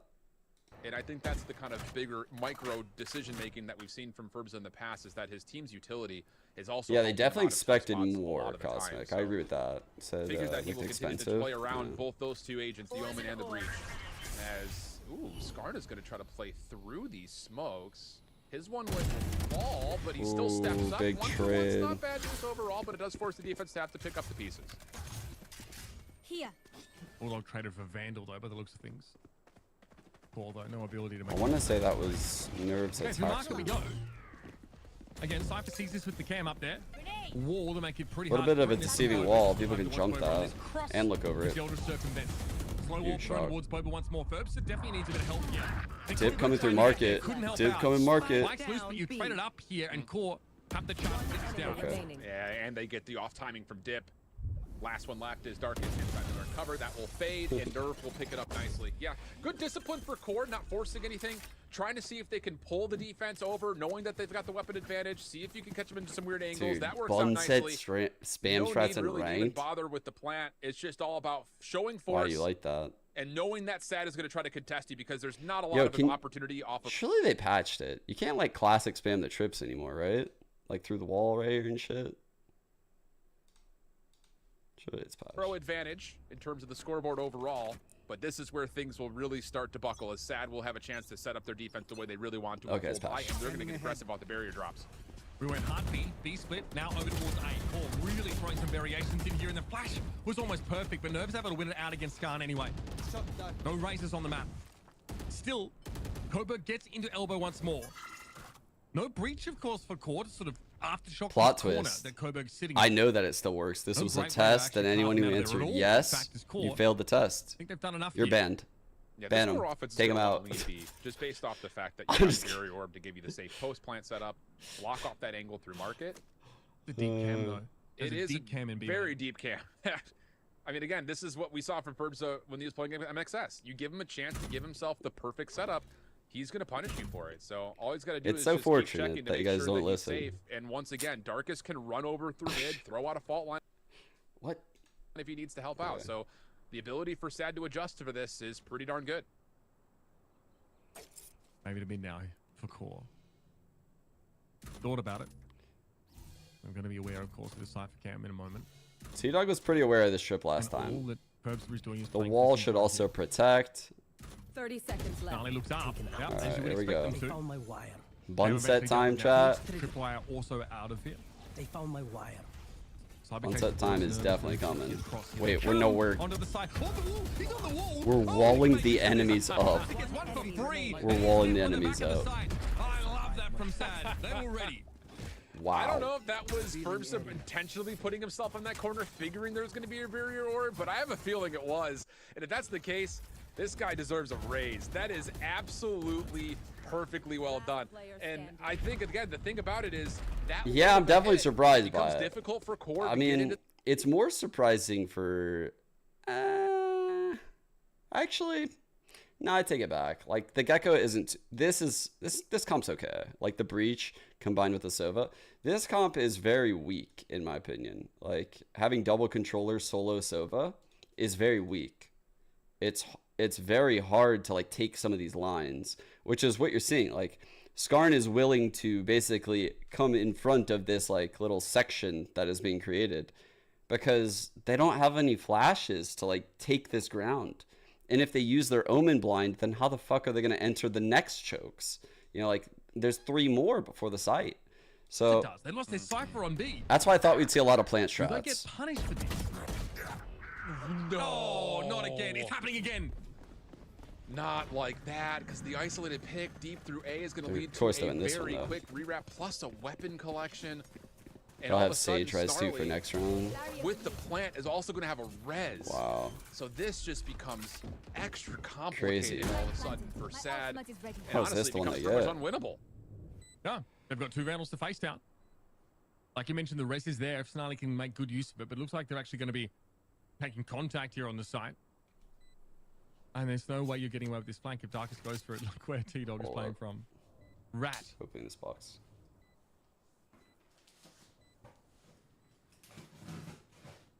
Yeah. Wow. They're saving. I mean, oh, they're saving. Oh my goodness. It's just like, 2 bro, rounds in this match now. All of a sudden, fucking tricked me. Completely changed the outlook of what's to come. I mean, the thrifty from the first was inexcusable. Just double chow things, play trades. This one, not exactly the same situation, but pretty darn close. We're just giving away these 1v1s that just do not need to be forced. And wow, that's gonna feel terrible for SaD. Ah, yes, I was kind of hoping it would be this shit. Call it it's the stuff I left in. If not maybe even more than that, if they were to convert off those unfortunate thrifties. I took my jersey and I got it signed when they won. Yeah, I mean it's really throwing things into question here. Both teams with a really big buy, but these last couple of rounds I were was so volatile. I was fanning up. Showstopper play for Skarn is all well and good, but if you get traded on that 1-for-1 and then there's a res involved, you have I had no shame. I literally knew they were so tired, and I still asked. I was the last person to ask them. They might want to play like, I'm so sorry. I'm so tired. I'm so glad they sent it to me. I was like so sad that I left that and my VCT jacket on the table. And this is going to be I interesting. love this shit. This is the one like the one Potter was always rocking. I fucking love this is jacket, all about dude. to see if QoR can keep moving so around light the SaD and nice. defense. If they can show some force over towards A, it may be enough for Zeldris to pop forward and take some extra space around through mid. It also forces different utility to be considered here for SaD, knowing that there's threats over towards mid. The Aldron's going to be spent here, so you're not going to have that early to scout things out over towards A or B main. The only big difference is the fact that the defense is pretty heavily stacked. Oh wow! Oh no trade either. Holy shit, dude! Doesn't, and a first blood gets tallied, and now QoR can read this. Ooh, no trade. Good time. That was perfect timing. Maybe tried to spray through the box there, tried to be quick. Eventually, they are going to catch it. SaD killed. Kobo bites his time top of mid as well. That takes the encroaching Tiles player Snarly out of the equation now. Okay, feeling a bit better about it, I said, with 37 seconds left to play. Timeshare it. Nerve likely will TP into the action when required, so can try and sell something in the meantime. Maybe clear that Cypher cam. 30 seconds left. Yeah, it's really good. This is like a really good idea on Bunset to like kind of break some Cypher shit, and then you could always say ult all the way to like safety or an aggressive spot. Responsibility. Make sure no one walks through connector. It's a really good mid round. Showstopper. That should be thrown. 10 seconds Wait, left. I mean, that should be this thrown. is a play. This is the play. That is tossed over to connector, and Darkest gets red. That's oh my god, dude. Nerve must be like fucking sniffing the pixels on his monitor. He's so close. He could fucking smell the screen. He was so fucking locked in. He was so locked in right there. Was able to avoid the paranoia, and Ferbster's going to keep an eye on his other wrap angle. We're in a 2v2 here. And yes, QoR in a post plant, but this smoke keeps getting refreshed. That was just a tickle. QoR has a smoke of his own. No paranoia anymore, as we know, and Zeldris doesn't have any mobility. It doesn't matter. Spray through the smoke. Oh god. Use the kill on Ferbster, and Kerber's got no choice. He needs to go double here. I don't think he might have been able to get to it with that TP. That's why I was nervous. Huge round to win, considering they were down to 3. Yeah, Dip needed to win that 1v1. That's his entire responsibility through that mid connector. Make sure no one pushes up through it. I have a bunch of stuff wins that that, I'm or at willing least to part with. 50-50s it to a point where both players back off to keep their lives. All of a sudden, now Zeldris again has to use that showstopper through mid, which he ends up spending it anyways. But it just makes that post plant setup a little bit more cautious for QoR. But you get that elimination, you clear off mid, you reset some utility over deep through the site, and you set yourself up perfectly. Dude, I forgot my keyboard. I've been using that's one that Dip needs to get. An older and now you're keyboard. down to a broken buy situation. A couple of weapons, sure, but not a lot. And Skarn's going to try to get aggressive. Does come away with one. Cobra through mid, also able to stop the play. Oh no. Market side, and good isolation here. Okay, they're SaD's getting it back together. They made this work really well. Wait. Getting rewarded there as well. I don't think that was necessary. They used the breach ult there? Just kind of spread themselves through mid. I guess to secure the eco? Zips in the 1v4. Now, I've seen it happen. I don't know if they needed that right there. Friends. SaD just keep hanging around, man. I mean, you're absolutely right. That felt like a round where QoR just needs to play a more orthodoxical approach. Make sure you don't get surprised by things when the barriers drop, and you know, take your weapon advantage through the rest of the round. Yeah.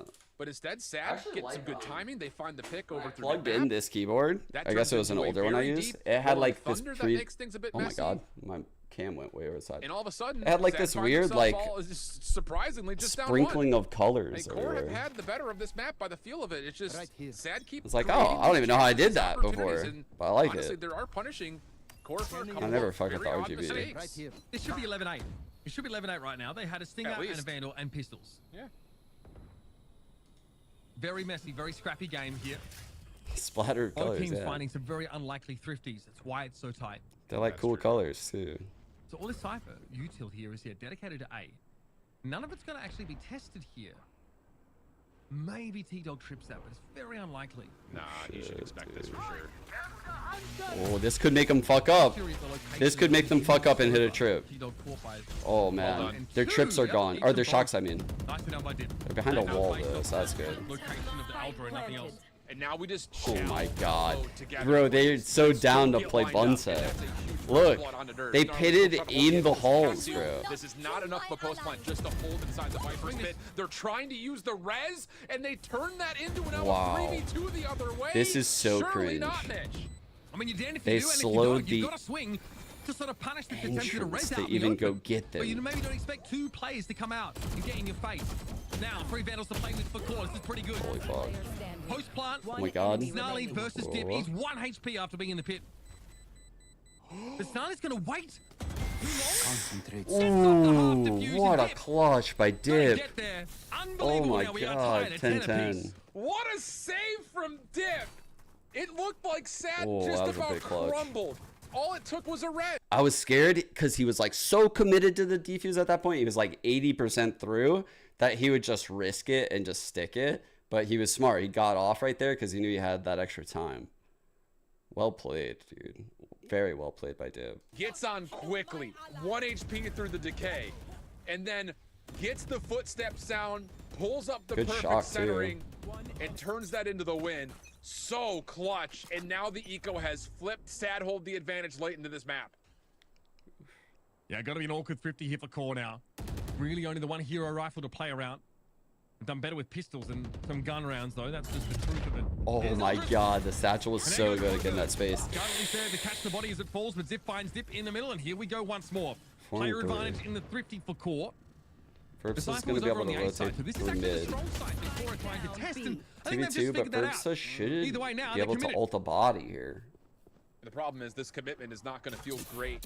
I mean, Darkus has got a I don't really think he can solid jump read on this, actually. And he even gets a good look at Zip, just doesn't quite land the shot. So now the spike back in hand, going to be planted with just one snake. But yep, you can throw this to make sure that SaD stay a little bit further back as the neural stuff gets spent.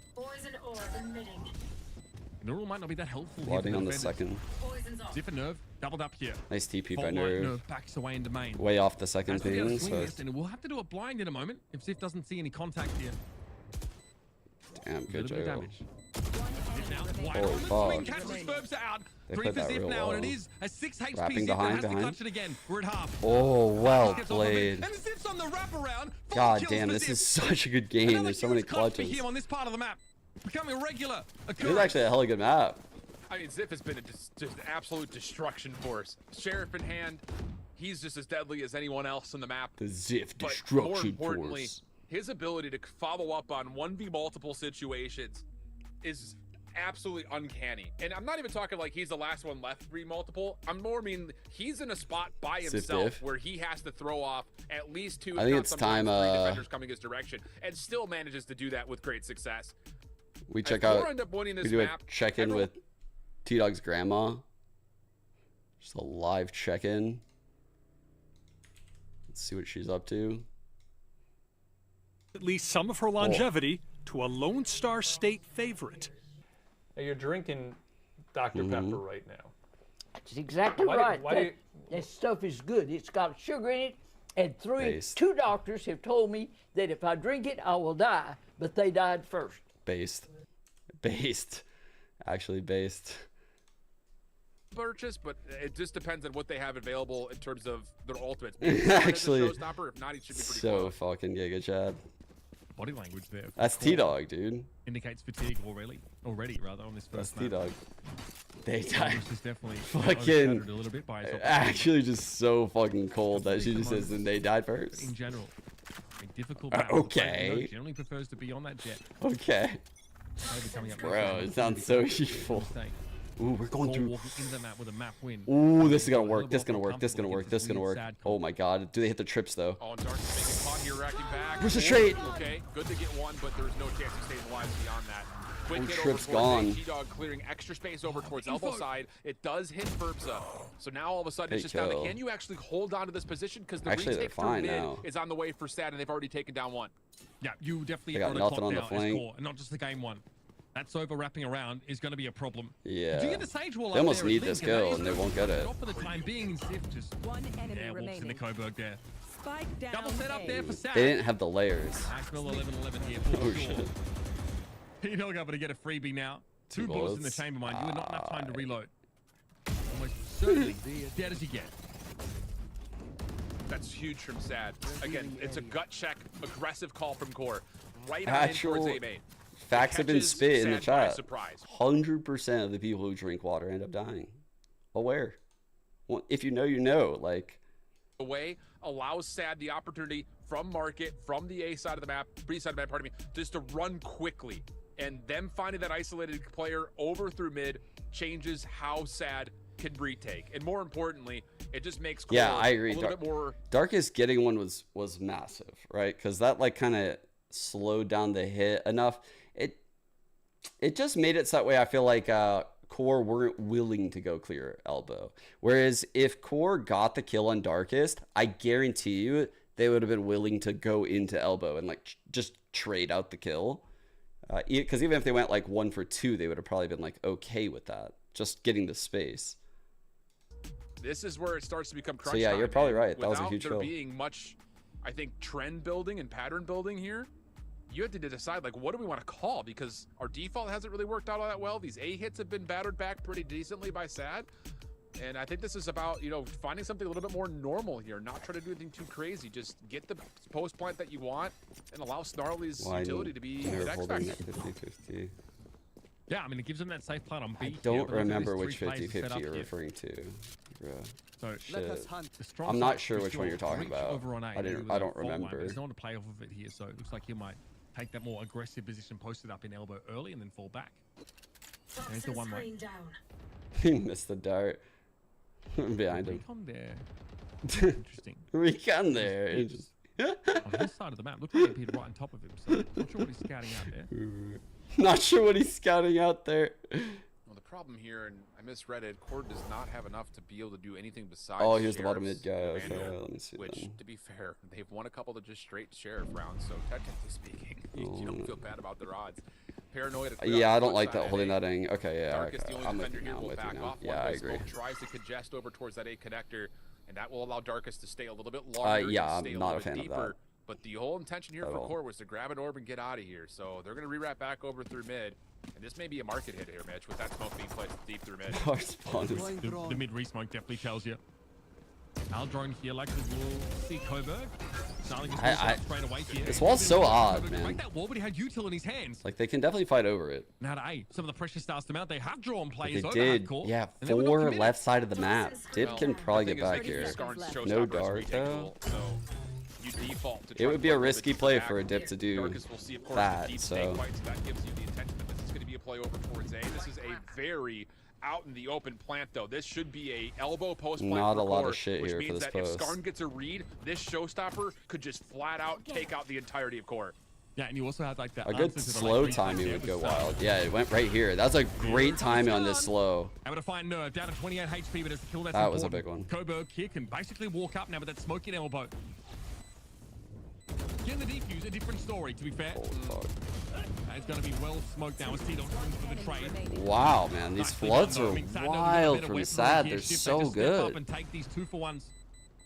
Core want to play the bun set. They do. They're trying. Like, fact that the showstopper lands. Like, honestly, Core are not challenging these chokes at all. I haven't seen a team go full bun set like this before. I wasn't sure if it would work or not. Like, they're literally receding into these very, very passive posts just for the sake of spamming really good plants. Like, they're getting the good plants. Like, their intent is to do the shit.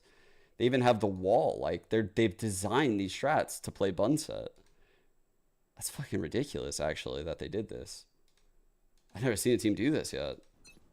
Same setup here for SaD as Full well. bun set, like play the post, like spam the fucking chokes and shit through the smokes. Like they don't care about like the scrappy flood retake. They're interested in spamming you through the walls and the smokes. Good cancel. Oh my god, they got put. Oh shit. Run them down, and now over to the B side they come. It is the Cypher still set up there. Ferbsa in position. Oh, they found them. Doesn't have the smoke to cover top mid, but the snake bite. Damn, bro. Has to take a fight, and he gets it. Clean round. Darkest, so we're headed to overtime, folks. These two teams not giving each other an inch. Absolutely perfect call. You see the smoke places the one way. You also get the reveal. This you has know been a that super dip good is map. playing towards A. So you have the information that the Omen, the Sova are defensively playing A. That means we can get aggressive over towards B. We know Ferbs is playing This on is like site. one of the more Plus, off they also games had a we've little seen bit of Ferbs early B play. main presence, so you I feel get like the full lately wraparound Ferbs has through been like mid, printing 20 knowing kills. that the recon dart's not there, Just gets it for knowing free. the owl drone's not there, and it Travis completely dog. surprises the SaD defense. I mean, that is about as back and forth as we've seen the timeline here. SaD Esports putting together a handful of a couple of rounds together, but not able to get it when it matters most. We've got the OT, and without ultimates available, now it's just down to how these mid-round calls start to come through. And Looking right like an now, again, insta challenger mid with a dart, probably like a fault line cut across. Actually, he saved it. Only if the dart got broke or something. He's got to break this cam, and he does. Okay. Full control now, and that allows a rotate. Oh, no, not rotating actually. Attacking mid control on this map. They're staying. They're reading Defensive it. smoke though over towards market. Probably a one-way is going to slow things right down. Oh, it's a hard fight to win. If Zeldris turns this dry, there's nothing to help him on a fight. Zeldris might follow a bomb buddy though. So they know they have a lurk here. That makes this play very likely. So these guys are all aware. Look, they all turn. That's good awareness. Safe to at least take a look at this. And you can see Snarly. Pivot. Orb was at the red. You can see the flexibility of the default now. Holding the cross. 3 here, 1 here. I don't like this. Okay, nice. He's not holding it. Now all of a sudden, you have to try to retake through market if you're core. I like how they flex around their default. He saw him. He saw him. Oh, fuck. Dude, Nerve saw him, but the comm didn't come through in time, I don't They think. didn't take top mid when they have the opportunity. They're trying to pull the out of position. T-Log eventually is able to find something straight back down tiles. Knows there's an interloper deep on their side of the map. Now you have the retake through market with 3. Decent time and have that recon up here, but there's a fault line for Darkest. The problem is that, again, they don't have really the good util to deal with this on this blind, but this blind owns here. Really, now you have to just hope that you can force your way back into the site with just the gunfights that come through. Kogo went down, they were paranoid. T-Log step up your nerves, able to make the trade, but Darkest is one better. Oh my god, he got that kill too. Got him. Thank God Dip was there to Christ. save that one. It could have been ugly. SaD get themselves that first round of overtime. Oh boy! Jesus. Match point. Looked like for a moment, maybe, with the little pop-up headshot. Oh, it gets so tight, so close. But the read, like I said, core gets stuck at mid-map. And the fault line, I don't know if it necessarily connects on as many as you would have loved to have seen, considering the choke point, but the paranoia just staggers out core so much. And so No one even listening to this side. So, like, I don't even want to talk about what those guys are doing because it really doesn't matter. They're offensive, so No one can hear this can you yet. trust No one's contesting. in your setups? As Ferbs is going to be on his lonesome The question is, deeper where is spot cam this Skarn time, on just the playing for hit? safe intel. That's just enough to where Cobra can be isolated to possibly pop up. Ferbs at the corner sees the execute. Here we go. Oh no! What a setup for Ferbsa. They'll just go get C. Spike going to be loose, but Ferbs is able to find a 2-for-1. It's now 2 attackers left. 32. SaD could close this Skarn out. wants to swing badly. There's no plant though, so he needs to wait. Knows he can. And Zip has equalized it. Breach out of the play, Snake bite so on top it'll of chill the out for a sec. spike. I have the Or spike. rather Breach on near a to it. big flank. Zip and Holy. Nerve do have the option to get out, but they would be caught on the Oh, rotate that's a by good Darkest. play by They Darkest. double up on it, they can make it through. They have time. Honestly, if he can... Oh, Dart, yes. Dart, that'll pull all the attention. 3. Oh, bro, this is over. This is over. There's no way. That Dart did it all. It drew enough attention for them to never worry about We're out of this. time shift. 40 seconds left, and Darkest was out. Well played. Core paralyzed by indecision. The late rounds from SaD, the floods, the retakes were so good here. Just keeping yourself in the map. I mean, we're talking about 2 completely boggled eco rounds. The Thrifties come out for core. SaD, I think you're going to look back and say, we should have won this map like 13-7, 13-8. They get it done in OT, though, and it comes out of just incredible individual play. Because Dip, I think you go back to that defuse round where he's sticking it to almost fully through the whole entire defuse, pops off, finds the kill. That was a crucial moment. They get an eco of their own, but it's just them sticking around in ways that you just may not have initially figured, because it really did feel like QoR were controlling the map to their name. Whatever they wanted to do, they were finding ways to find these big advantages. But in the end, that defensive side for Ferbza, still super strong for them. And then I will say, Cobra Dip, they came out big in the late stages of that second half in particular to help their team stay alive in some really tough 3v3, 3v4 moments that looked like we were about to get out of hand. Great stuff for SaD. I mean, very clever from Ferbs to shift. I mean, that's the one round he plays that close. He does not sit there. And of course, that one-way cyber cage that you throw on the lip above there mostly obscures you. He let Zeldris into the site and then was able to find two. Brilliant stuff. Great way to pave the way to take a map like that. We're going to head to a break. On the other side, we've got a big question to answer. Do QoR have something prepared for this wacky Haven? That was like one of the worst games Coburg's played. I feel like SaD are in a pretty good spot because their players look very good right now. Like, honestly, first time I've seen Ferbza go under like a 1-to-1. Coburg normally owns. I feel like it's only up from here right now for SaD. Like, didn't they look good on Haven? Or am I thinking about all the way back to my tournament?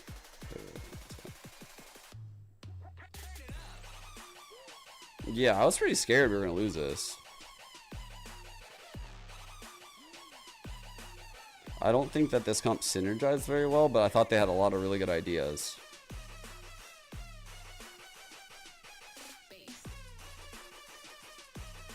Oh yeah, this X interview.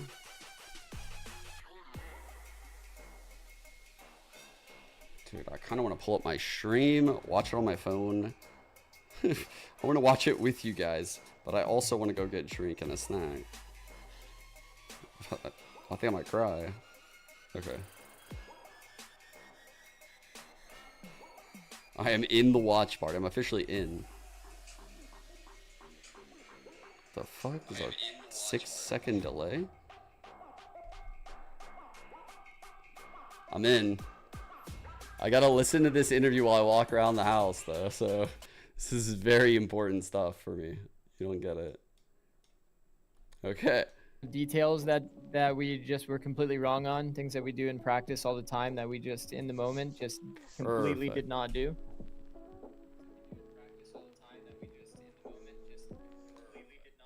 Hey guys, it's Beta back with another interview covering VCT America Stage 2. For this occasion, I'm here accompanied once again by Zix, the head coach for 100 Thieves, who are coming off an opening Stage 2 loss to Furia. I mean, Zix, thank you so much for taking the time. And like I said, just now losing to Furia, a result that not many people have expected it to turn out. Such is the way that it did. Obligatory, usual question. How are you feeling? How are you taking in this loss? Definitely frustrated. Definitely feel like we fumbled the bag hard. I mean, I'd say this was like one of the times where I've been the most frustrated when it came to like just how we played. There's just like a lot of like really simple basic mistakes that we just don't really make as a team that we just had today. So definitely like something I need to go back and look at and understand like why these mistakes are happening, kind of talk through it with the rest of the team, so that we can bounce back for the future. I mean, I think yeah, it's just one of those days that just doesn't go your way, and it doesn't really feel like we're all on the same page. I'd say Haven Attack was the only half that felt normal, and obviously even though we're playing so bad, we easily could have won this match. You know, both went to OT, and we just ended up losing in both. But yeah, I mean, I'm not ever gonna be that upset about the result overall. I'm more so focused on actually like how we're playing, because at the end of the day, I mean, and by the time that Champs comes, it's gonna matter the most how good we are as a team at just playing the game of Valorant, and that's like the focus. Like the wins will come themselves if we play the game well. But But yeah, today we definitely did not play well. Yeah, definitely. It was not the usual type of 100 Thieves gameplay that we've come to expect out of this squad, out of this year. I mean, you sort of touched upon a little bit on just the issues, the team experience. I mean, going a little bit deeper into that, if I may ask, what do you think this kind of not went right for the team in terms of just not performing to the usual fashion, you know? I would just say there's a lot of details that we just were completely wrong on, things that we do in practice all the time that we just in the moment just completely did not do. We definitely gave up a lot of space for free. There was just a lot of things overall. I mean, even fundamentally, like Khalil was constantly like multi-fragging us until we had like proper spacing, proper entrying. It just kept looking bad. It looked like we were just never going to get a trade because each person was taking individual fights rather than taking like an actual team fight. So that's why I was saying it felt like the Haven felt the most normal because Haven attack was constantly like kind of us team fighting together and playing well off of each other. And like, I mean, I'll chalk up a lot of rounds. So like maybe like different map protocols or things that we should talk about as a team, like that could have like swung rounds. But ultimately, I mean, you look at our attack on Haven, it was a 9-3 half, like 9-3, pretty solid. So a lot of it came down to just the other halves, Icebox, a lot of just super, super uncharacteristic mistakes, people not scaling properly, people not having good fundamentals. So yeah, I mean, what it comes down to, it's a team game. We need to have better fundamentals than the other team to try to push the limits of team play versus solo play. Like obviously what Khalil was doing to us at B on Icebox is, you know, full solo. Like you have to have confidence in yourself individually, even though it is a team game, to make individual plays. But today, yeah, just the shots weren't hitting, bad fundamentals to trade out these people doing things that they shouldn't be doing individually. Talking a little bit into Furia, I mean, focusing onto them, I mean, what do you think was the biggest takeaway that you saw out of them, and just how they perform and how they kind of countered you guys in that series, and just kind of overall difficulty that they put into you guys, just sort of focusing on them now, you know? It felt like they were pulling us around the map well. I mean, that's the one thing I will say. On our defense, for both maps, it felt like they were moving people around, and even though they had some simple rounds that I think we made most of the mistakes in, I'll say, they did have some rounds that I genuinely thought like they were doing a lot of good shit and forcing our hand pretty much, I'll say. And then I think Khalil as well on defense Icebox, you know, he's just holding it down full solo, and only until we you know, make the adjustment in overtime do we get a kill on him. But realistically, it's like those are that's just one of those rounds that like we should be naturally adapting and just killing this guy anyway with our good fundamentals, but our fundamentals were just not there. So Six is pissed in this series, huh, yeah, guys? I mean, I'd still say props to them. I never heard him like this. It's not like they obviously, like, you know, whenever you win, it's like one team has to play well and one team has to, you know, you did give a hell props like to Cole, though, or, you know, as he just deserved. one team's playing better, so they definitely played better than us today, 100%. But ultimately, I like, you know, when I'm looking at how we played, it's so hard to say for sure that like this isn't just one of the worst versions of us that we've shown on an individual day. Just keeping it real. So that's kind of like more real here. What my scope is, what I'm looking at. Yeah, for sure. Going a little bit back onto the match, just sort of touched upon map 2. Just you guys selecting Haven, just like with the first opportunity that presented itself with the return of the map, you guys went ahead and just tried it out and just played it on that. Just want to know the thought process on just what you kind of saw within the map that gave you the confidence to say, okay, let's go for it. Haven. Let's play that map in this match, and just going into that aspect. I mean, Haven, we've been doing well against other teams in scrims, and I think that Haven is definitely one of the maps that we'll be very strong on. I was very confident coming into that match that we would, well, honestly, that we would duo, but you know, that didn't happen. So, but I mean, our Haven's been looking good. We have a lot of stuff fleshed out. Our attack obviously looked very good. We were able to mid-round really well on the map. We were able to kind of work them around the map. Found a lot of empty bomb sites. So I'll say definitely our Haven attack was solid. Usually our defense looks a lot better than that.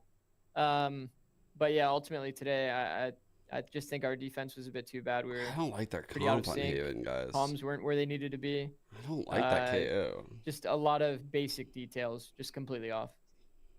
Yeah, for sure. Now going a little bit into a different direction from that match, just sort of touching upon how the team was moved on from Masters to the start of Stage 2, aka right now, and just sort of how have you guys kind of been looking at just adjusting, innovating, and just moving on from your experience in China and having to adapt and just catch up to the same speed as the other teams that have had a lot of time to kind of rest and just kind of readjust themselves, within that same time frame. So just getting back into it, how did you kind of have the team adjust from Masters up until now in terms of just gameplay and just your read on the meta? I mean, we definitely didn't have a lot of time to prep. I just feel like I think we've had maybe about 8 days of practice, if even the that. comp seemed very like finessey and like not powerful. And within that, we've had to, introduce a lot of new things because obviously the meta's changed. So I won't go too into detail to give away anything, but I mean, there's just a lot of things that you have to change when a big patch like this hits. And with only 8 days or so to do it, obviously it's not going to be perfect. So we kind of have that mindset and we know it's not going to be perfect going in. We're going to have to do a little bit of it adapting. But I mean, honestly, So this is think, the Haven game. Pretty classic to any team that comes back from these international stages and comes and plays. Like these teams whenever I think of Haven, I think of like, okay, we're going against another comp.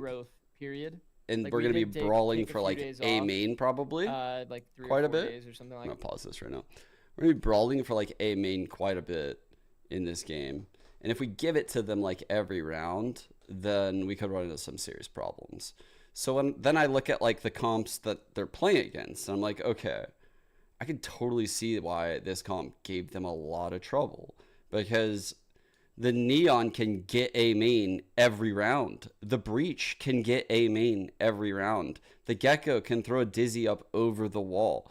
Whereas like this comp is like shooting a dart that could be broken and like KO flashing, hoping that it hits the lines that you want, maybe. Knifing, which doesn't actually stop people from taking lobby. Like, it doesn't.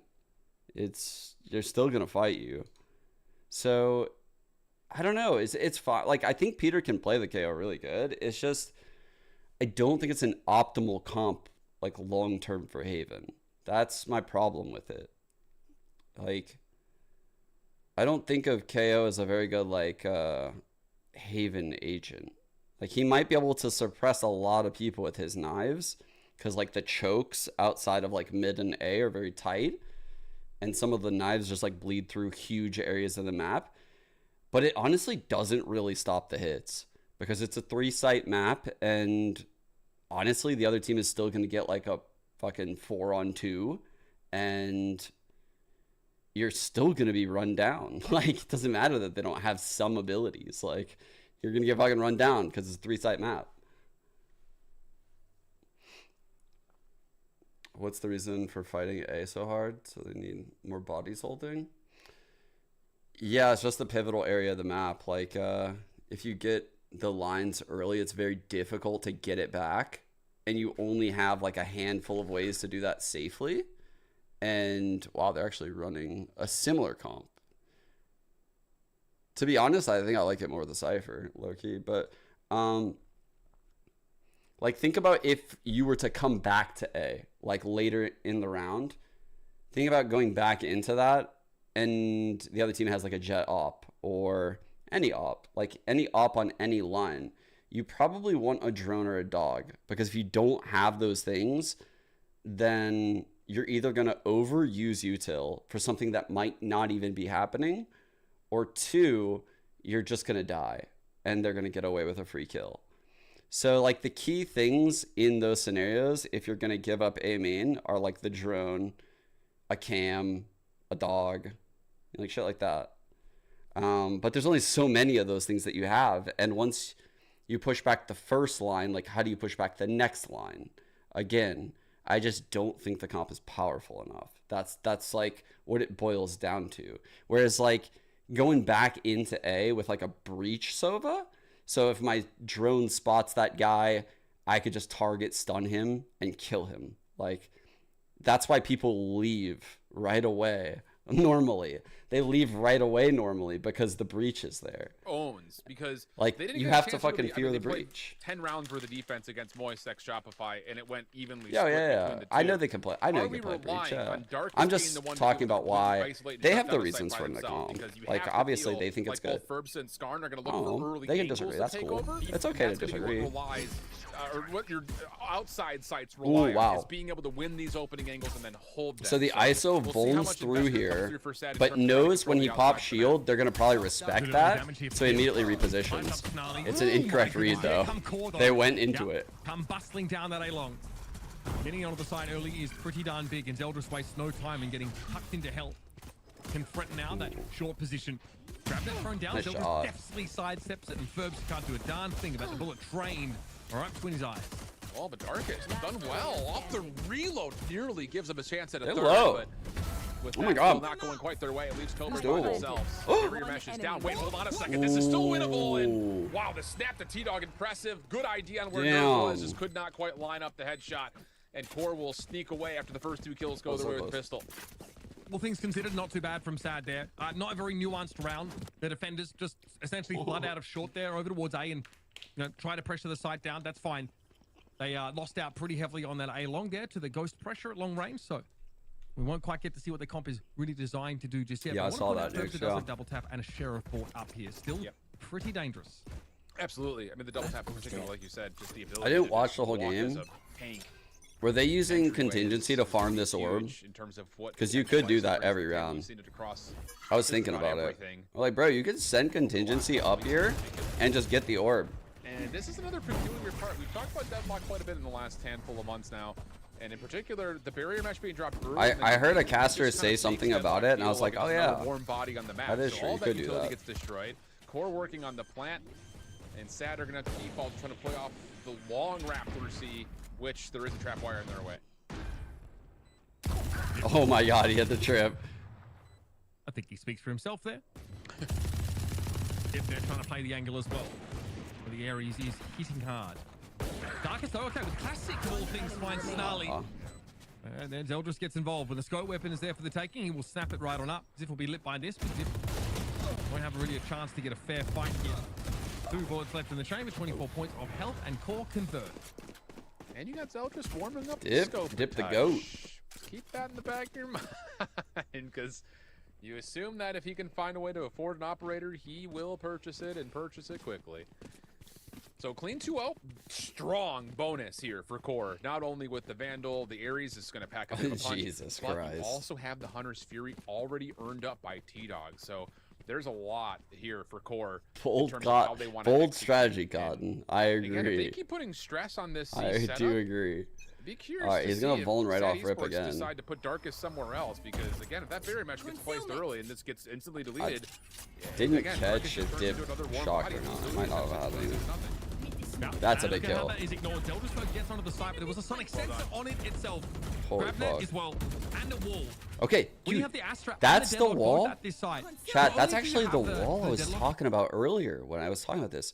Okay, even though I played a lot of Deadlock, honestly, I didn't really do this in like ranked games, but it makes total fucking sense to do this in pro play, where you hold onto your wall and you get this smoke, say, and then you want your Deadlock wall to not be like in that box. You don't want that. You actually want this Deadlock wall, which then like they can't even see, right? They're just like spraying into it, and likely they're doing it from in this smoke, which is like shooting fish in a barrel. Like, it is very strong actually to throw the wall and give that tiny gap like that.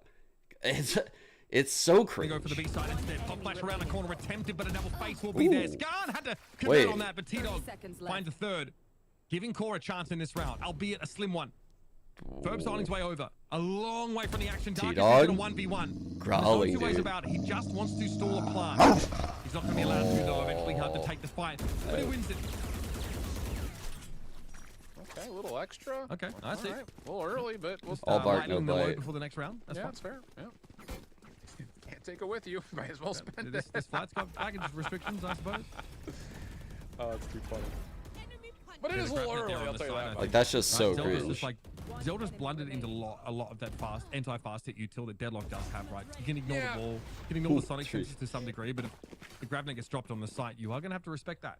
Yeah, I think the thing too is, again, that's QoR trying to see if they could beat the timing of what SaD are trying to do with that utility. Oh, and shit, dude. Spam actually does land on the All right, ISO push short. It's got the line. Going back to the point of it, that's that's them testing the waters, throwing out a couple of light jabs, seeing if we can get away with this. And now that they know that they can't, I imagine they're going to play this rest of the half with full weapons at least, a little bit more strategically in terms of what kind of utility can we pull, can we get a read on what Deadlock wants to spend when they want to spend it, so that way we can either avoid it or delete it early. And that is indeed the case as you see the barrier mesh at mid, the same double star, double sensor setup over towards C. Once again, a garage that's lightly held. None of the Deadlock utilities actually being committed to. Dude, you guys are fucking sick. They got nothing. These stuns are gonna rock their world if they come to this side. Nothing picked up there by T-Dog, though. We're down under a minute. Yeah, the Hunter's Fury really doesn't affect too much, honestly.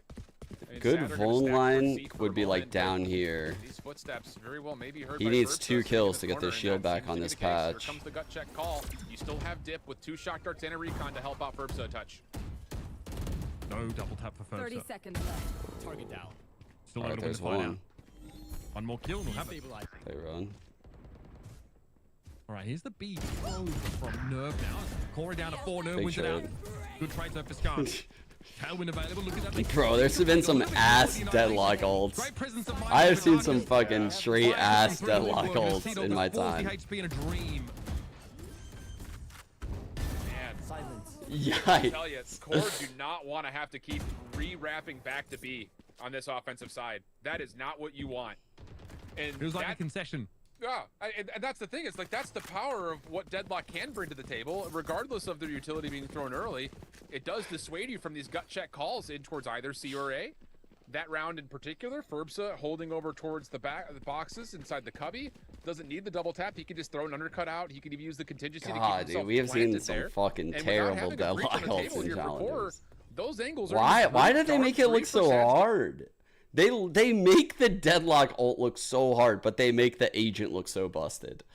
It's backwards. Like, how can they not figure this fucking ult out? Over towards C, the reinforcement of Coburg having these double stars has really. Can we just get some coach to just like make the players do like lineups for like 1 week? Has been an easy walk. Like no wing it Deadlock ults, none. I mean, not even more. I don't care. I don't care if you know where the person is. You're not winging it.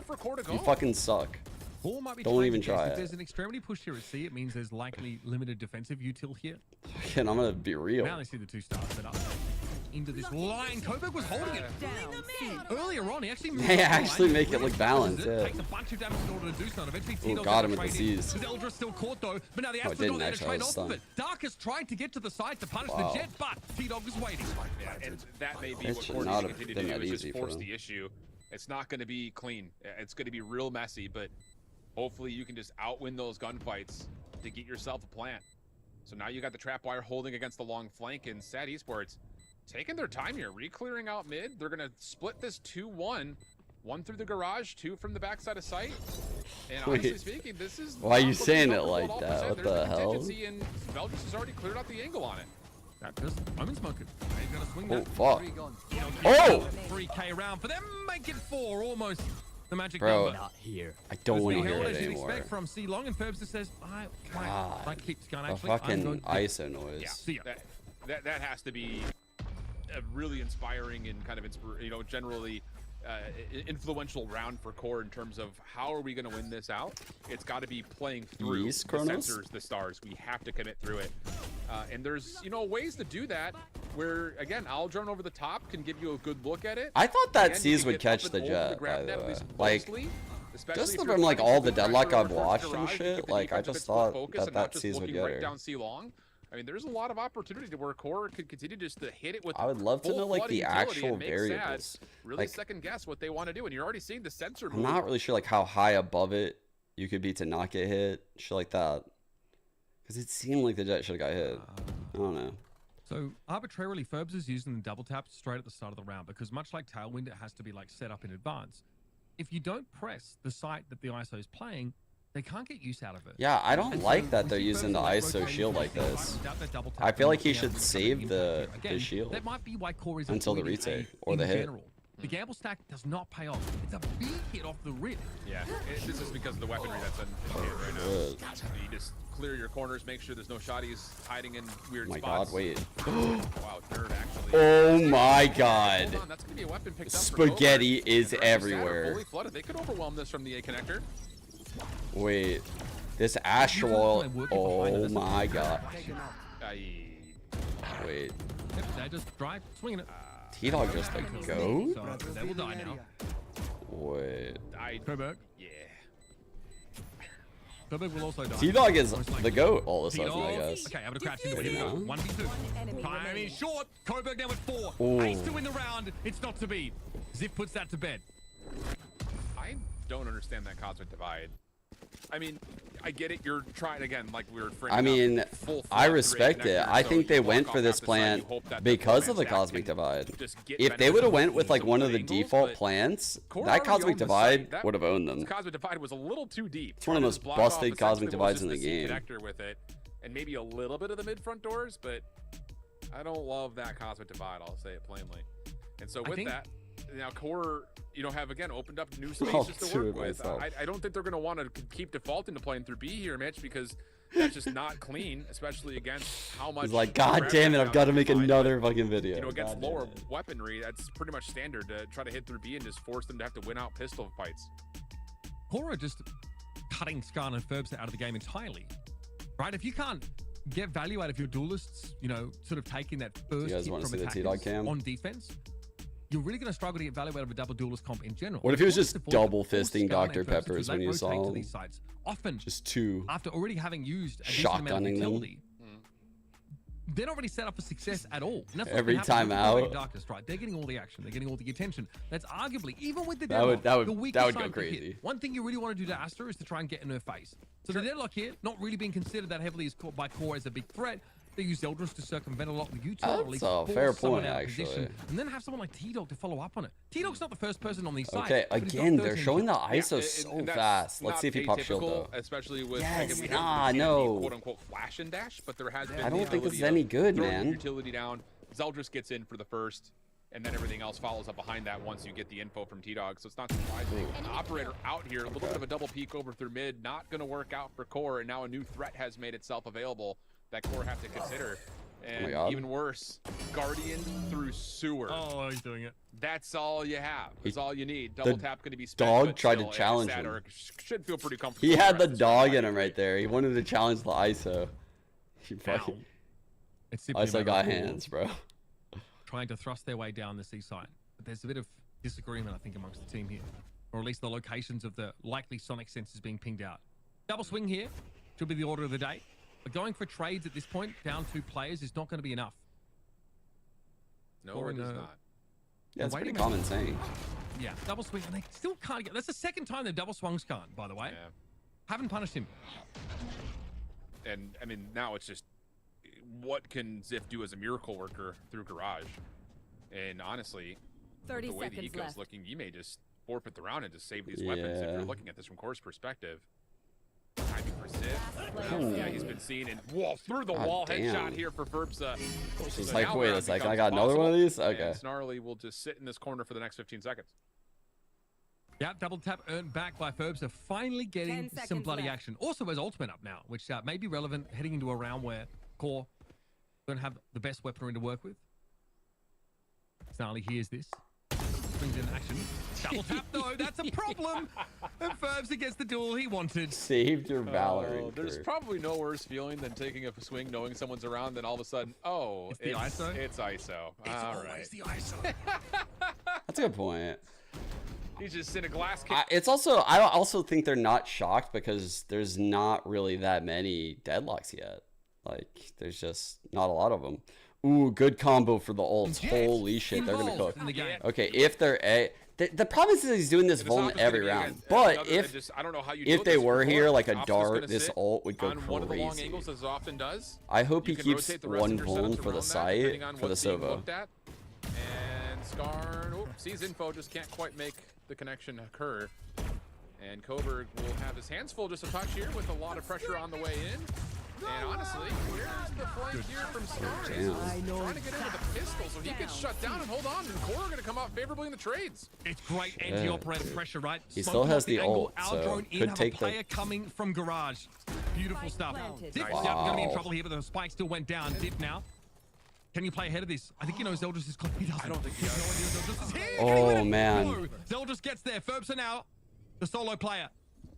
Zeldris low, though, and had his knife out. That's an easy one. What do you do here? Do you force a duel? There's no way he heard all this. He was backside. Force a head-to-head stoush. A gentleman's duel.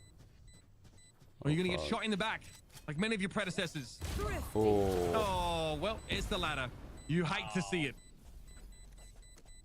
And we're starting to run out of fingers on one hand to count the thrifties in this series right now. I'm not gonna lie, like I think Ferbsa had a lot of opportunities to like activate with his ult right there on that retake. I think he should have. I think they could have won the round if he just ulted someone. Spoke out the window, spoke over the deep side of C, get through, force the pistol fight, and Or should he go who's every sitting round? on top of the platform, has to worry about so many things at once. You've got the playthrough C long, which is on the way, but because you've lost presence to Garage, you have to watch that as well, and he just kind of gets caught in no man's land. Defense doesn't rotate over fast enough to help him out. The sensors are just a mere inconvenience for the hit, considering that it was all 5 players at once, and yeah, that's a thrifty round that you would have just loved to have seen SaD. Did anyone see what the tech pause was about? I didn't see like anyone like out or anything. We know there's probably going to be a flood on the way. Let's just back off and play retake. I don't know. This gets caught. QoR do predict there's an operator in the previous round, right? In that round 7. I'm pretty sure they just focus on observing. They even have like a quasi high-low setup as they swing from mid. I think it would be a lot if they did other shit. Take the operator player down. There's usually like a few of them. Like VCT has like I think like a couple free cam observers and then a couple normal observers. So I think there might be like I don't know. I thought they had like dual mainstreams going and then they also have like the free cams and shit. Like those are different people. Gonna be up here again though. Another operator bought by Skarn. Glass cannon, no less. And no updraft as well. Yeah, I mean, it's a lot of work, actually.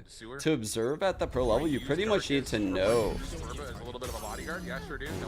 like where and when the fights are going to happen. Like, you need to know the game at almost like a pro level. But QoR will live through this. Aldrum to recontest, and Ferbs run on the double tap.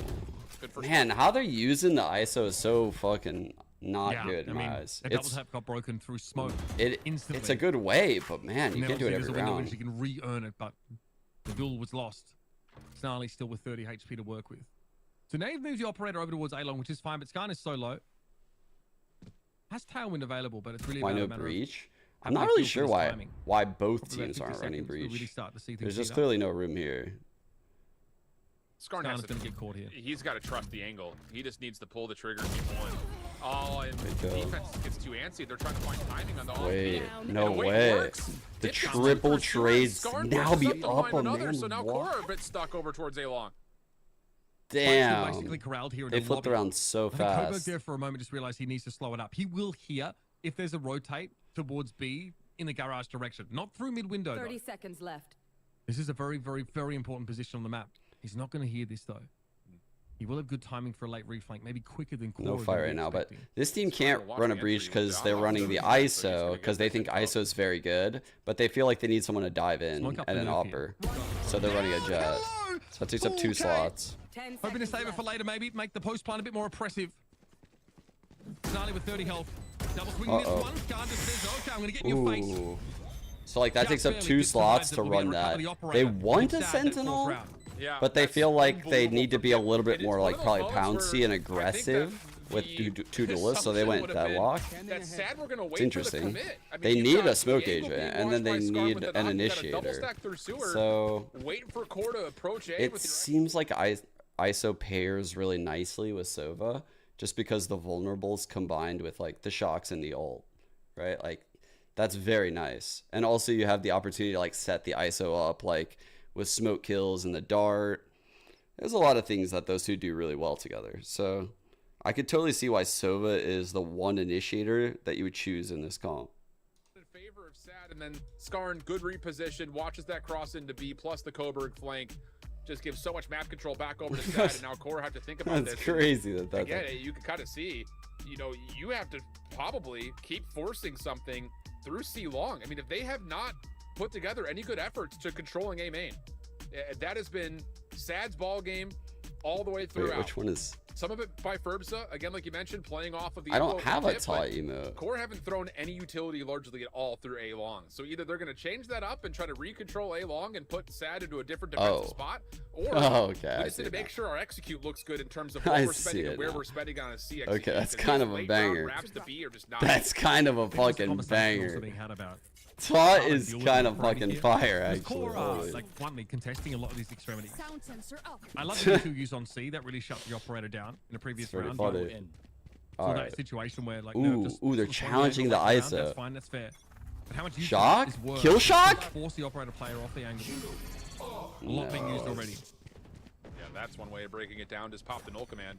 Ferbsa sees everything though. He at least tallied 2, so they could back off and try to readdress this, and maybe even an opportunity to send someone to the arena here just to try to isolate the ability a little bit longer. The Omen blind. Might be an option. Great job. Well. All right. Here we go. So you can get the planner though. Going to be caught by Ferbsa. No double tap up for the ISO player, but still going to win it out. Crucial. Now double tap available. And that's the end. Or rather with one more kill, I should one's say. that guy in the corner. Undercut now thrown in the direction of T-Dog. Stopping fire. Contingency will get him into the site. Nobody swinging for it. Ooh, T-Dog was fucking trapped there? I didn't even know that. Was placed in such a good spot, a completely isolated one, but Darkus doesn't get an angle to throw the grab net down to isolate the backside of the site. It was a really good opportunity. That's the whole purpose of that contingency, is to see if you can isolate the player bottom side hell, and it works out decently, but the kills just are not there. One last grab net. T-Dog gonna hit the little crouch position. Op gonna get pulled and saved, so at least that's going well for SaD, but QoR still pivotally get their 6th round. T-Dog might have been stuck there. This op will be like the only thing they have going for them. Of course, that ISO ultimate there. They've jet nice actually. Used effectively, like you win that challenge. Interrupted the plan. No, it wasn't T-Dog that was caught. Yeah, you got the corner. Yeah, I think it's obviously ideal if you get the planter. So you have to really probably cook ways to make sure you get the planter, because that's the best case scenario. Is you get the person that's playing the spike, and then there's no one to plant the spike, and then everyone's scrambling and out of position, and you know, like they have to cook on the fly. Like that's honestly the best case scenario. Yeah. I mean, you got it's like throwing util to maybe like flush out this corner ahead of time. Yeah, trying to find something with a double tap as well. You can I understand the idea, but Zeldris has full. I understood the idea like round 1. Nicely. Skarn able to keep this to a 4. I feel like the idea has been fucking jammed into my skull. I was gonna say, I don't like it no more. It's gonna run itself down C with the available weapons, but instead they're pausing. This is a lot of respect for where Skarn is trying to get the isolation. It doesn't do anything about the fact that Darkus has a angle that denies a double swing here.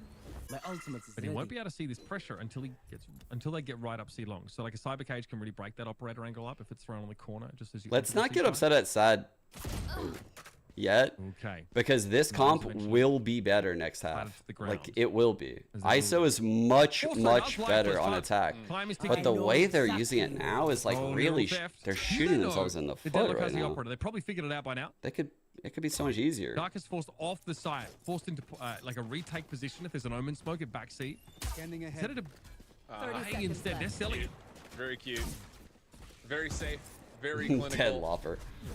Don't leave it up to risk. The neural theft doesn't give any intention in terms of where the hit's coming from to even get the recon bolt out of it. So SaD, I mean, I would have figured, you know, not much of a he's go so at changed, this in the first right? place, Like he's literally doing what was happening, but the that's same just a really thing. safe adjustment for QoR. Like the same thing. Send T-Dog on a rogue mission, footsteps are heard, pulls the defense completely out, and it pretty much guarantees the round because of it.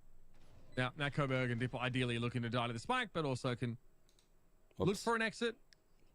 All right, fine, you get have it. A weapon, so they might just try and see what they can It's get. not that bad. Cap again on this economy for QoR. That this round is really going to start to stabilize a little bit more. Koberg down. That was the non-rifle player, so Dip gets what he wants. Rips one out of the hands of Ziv. You know, Use it one time, forget it exists. No one will use it. We'll be handing that one back over to Scar. Flash forward 6 months later, it's the only thing said in my chat. What the fuck was that? No! Oh my. Yo. We had to watch that. We fucking had to watch that. All right. That. So Scan, yeah, back with the operator. I got nothing on the board for that. I got nothing. To start with. Obviously, behind some of the stars. I don't. There's nothing that could describe that feeling. Nope. First time we've seen this look. One. Oh, it was funny. They were bad. You can respect the idea of it, especially considering that Skarn says, "I've got C." But does he? Zeltris? Oh, no way Koberg goes to extra mode there. What? Oh, dude. No it is way. so aggressive. I think I'll just go Astral right here. I got nothing actually. I guess there's not really the tempo really that I was looking for. He cooked with that Astral spot, bro. Acceptable, but not great. Yeah. What the? Okay. Bro. I didn't know they had a program for that in AIM Labs. Maybe I should do that. Early payout. I'm really good at that actually. I might get on the leaderboards. Anyway, 4 to 8 here. QoR. Solid attacking half. No way Koberg was just Astral for mid-hit in garage. Just middle of the open. Koberg says, I gotta pop my stars, but that is not where you want to be going into Astral. That was just like, yeah, what the fuck? You're the only one defending. I don't think I've ever encountered an Astral like that, actually. I've never seen an Astral on the enemy team in Astral form. Oh, again, the hit comes. They're always fucking out of it when I see them. I think it's coming faster, right? Yes. Yeah, that or they're just coming out of it. Those are at C long, which there wasn't really a fast hit going on there, so I'm not sure. That's such a rarity. A crossing of wires, I think. Yeah, I'd say. Just a feel bad moment, right? I mean, just that's all that is in a nutshell. But things could change here, and you never love to say that you. No, KO was never have to win a pistol. a very wow. SaD can win a pistol here. Super meta This pick. would be incredible. This wall is the contingency wall that I was talking about. It gives you the orb every round. So they get the orb. Oh, fuck. You actually get to use that double tap when you want to, as opposed to hoping someone pushes into you during its duration. And I think the thing is, you know, MXS had a really tough time. So they got C for free. They wall spawn. I would be surprised. It's outside of that smoke, like I was talking about earlier. This is all about oh, that's a bad death. That you don't get too much loss. You don't give away too much, I should say. No, they need that Astra. You try to Astra. retake from multiple points, but the problem with that is big fight here in a pinch. Is as soon as oh, space, not then good. You've got the deadlock to follow up to reaffirm that it's not going anywhere anytime soon. What? That's an insane seize. The back of the side, evening it up. SaD need this. Wait, oh, buddy, do they ever? Revealing area. Obviously, that wall is something that has to be dealt with eventually. Here they come. Darkest, beautiful. Absolutely stellar. Dip's going to be there, and now it's going to be up to Nerve. He loses his. At a crucial moment. That's what SaD needs. Get that pistol round. Start. Kind of strolled on into the hot seat. And another moment. Do you see what I mean, though? Like, their attack is going to be good. So I'll tell you why it looked like so effortless, right? Because QoR don't really want to challenge this shield. And this is something I've seen a lot of. So basically, like, once the shield is popped and they throw the contingency up, they get the orb for free. They're holding mid because they think, okay, you're very likely to push. And they also want to get hit by the knife. It's like they have so many options right now. Like, so many options. And I think we're going to see a lot of that. Like, now that they are controlling the tempo of the shield, they're going to look a lot better. Again, you always know an attacking team thinks something's afoot when they go B first. We're gonna have the deadlock wall thrown up here. And note the placement is such that it cannot be cleared unless you like actually swing into that angle. Yeah, like smoke on top of the like the way they have cooked with these like deep in the site deadlock walls is so nice. You're in a very risky spot to break it. Like the Sova doesn't want to do it, but he also knows he needs to do it, right? Is in a bad spot. Yeah. Same rate. He's also just trying to see if he can pull focus because QoR just gonna die to the spike here. The fact that it's transparent, right, and penetrable really makes it such an interesting piece of util as opposed to like the SaD wall, right? Where you just sort of shoot at it and then you can't be punished for it. It is a tough piece of tech here, so we're tucked in the corner now, hoping that the plant was far enough up to send us Conspiracy to the other is crazy. And it is. Charlie. QoR make a swift exit now. Perfect start here for SaD. Again, you don't want to say that they had to have it, but it's nice to have it. So great. So this is where things will start to get interesting. Zeldris already on the operator. That will be one. So we've seen this SaD comp before. It's very one-dimensional, but it's also super hard to stop them, right? They're gonna have a grab wall here. They also could throw the C's if you try to get past it, but what they do is they slip the deadlock sensor on the wall, so you can't even push this in the mid round. Let's see if he goes past it. It's gonna be risky as fuck. So we'll slip in the stun. There it is. The stun's on the far side. So now if this Jet pushes, they're gonna trade it out. Double tap active. The battle armor now strapped on by the ISO. Wait, that was so risky. Oh, the shield. The shield. Oh no. Double tap regain. Like they can't fight this, bro. There it is, the deadlock wall in the post plant. So damn oppressive. Player advantage and a post plant for SaD. Wow. Yep, and of course, all you got to do is just commit one player to watch the flank. The sensor revealing so pivotal for SaD, knowing they can run down a main like that. Ziv has to win this 1v1. Ooh, with the shield, two double headshot. You know Snarly's on one side. What's the timing look like for QoR to try to double swing this? Darkest had the angle. Oh, nicely done. Can't hold it down. Dude's one off deadlock. By Darkest there. Ended up being a 2 versus 2. Could have been much worse. It is a Vandal at least maintained into the next round of QoR. Back to the drawing board. Back to bloody Lumbridge, boys. Figure it out. Damn, bro. You can't play. So this is the strength of their comp, right? Like if you play up close, you're essentially challenging an ISO with a shield. That's not a very good fight, especially when he has vulnerables and shit for his teammates. Like you're in big trouble. So you play passive, but then they have a deadlock. So like then you are playing retake into a full deadlock kit, and that doesn't feel too good either. So you could see like what their comp has cooked here. I like it a lot actually. Like they've cooked pretty well. The Jet isn't necessary, but the rest of it is super nice. Or the Sewers position, the Aldrone is just whatever. You see a couple of players, sure, but it's not going to dissuade SaD from still hitting this site. Although maybe they should reconsider because there are 4 members here in this. They don't care that there's a lot of people here. They may think about something different. Oh, he's out of the knife range. Did it get the corner Sova? That position from T-Dog implies a stack though. If there's only 2 players on the side, I'm surprised if you're going to be stood there. Regardless, SaD seem unperturbed. Here come the stars. Nerf's going to be paranoid there. Verbser spraying through it. Teldra's going to find Skarn early on. Verbser, though, gets broken up. The double tap when you're getting faced with players. Not so strong. Oh, yeah, it's going the way we think it is, isn't it? My goodness. Well, T-Dog wants to play safe here for a 2v1 retake. This would be a 1v4 for Coburg, by the way. But not another Sheriff round. I mean, Uber, come on. Ooh. This would be 4. T-Dog just faked sound on stairs there in case Coburg was in hell. But might actually look to just double face there out of Link. Coburg's options are pretty limited here. Yes, they are. He has to commit to A. No way. Yeah. 4 thrifty rounds in the series.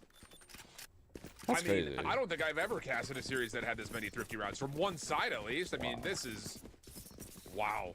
If they didn't commit with that Omen blind, they would have been maybe fine. But like they tried to commit right when they're blinded. They like ate it. Made by QoR at a really pivotal point in the series.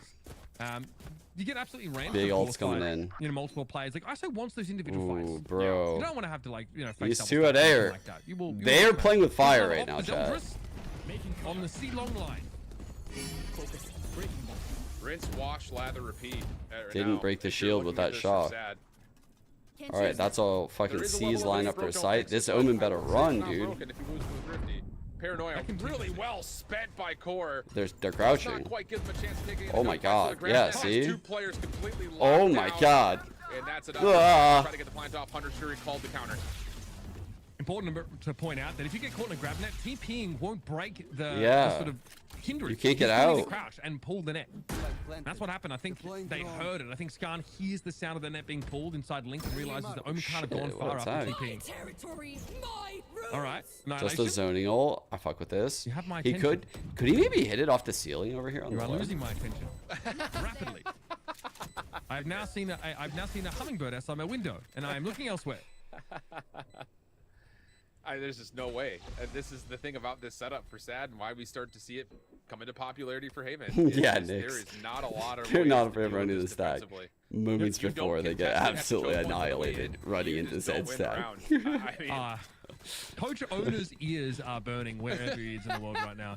This smacks of the crew 4-gun save that we used to see, but it's even more oppressive here. Like, you are not retaking that A site against 5 with the deadlock in the post plant. The actual shade at QoR's buy rounds versus their eco rounds is so funny. The thing is, like, if Zeldris with this operator is you obviously guys actually just want them to eco. What want to do to counter, but it's not going to be enough because of the presence that Ferbsa demands.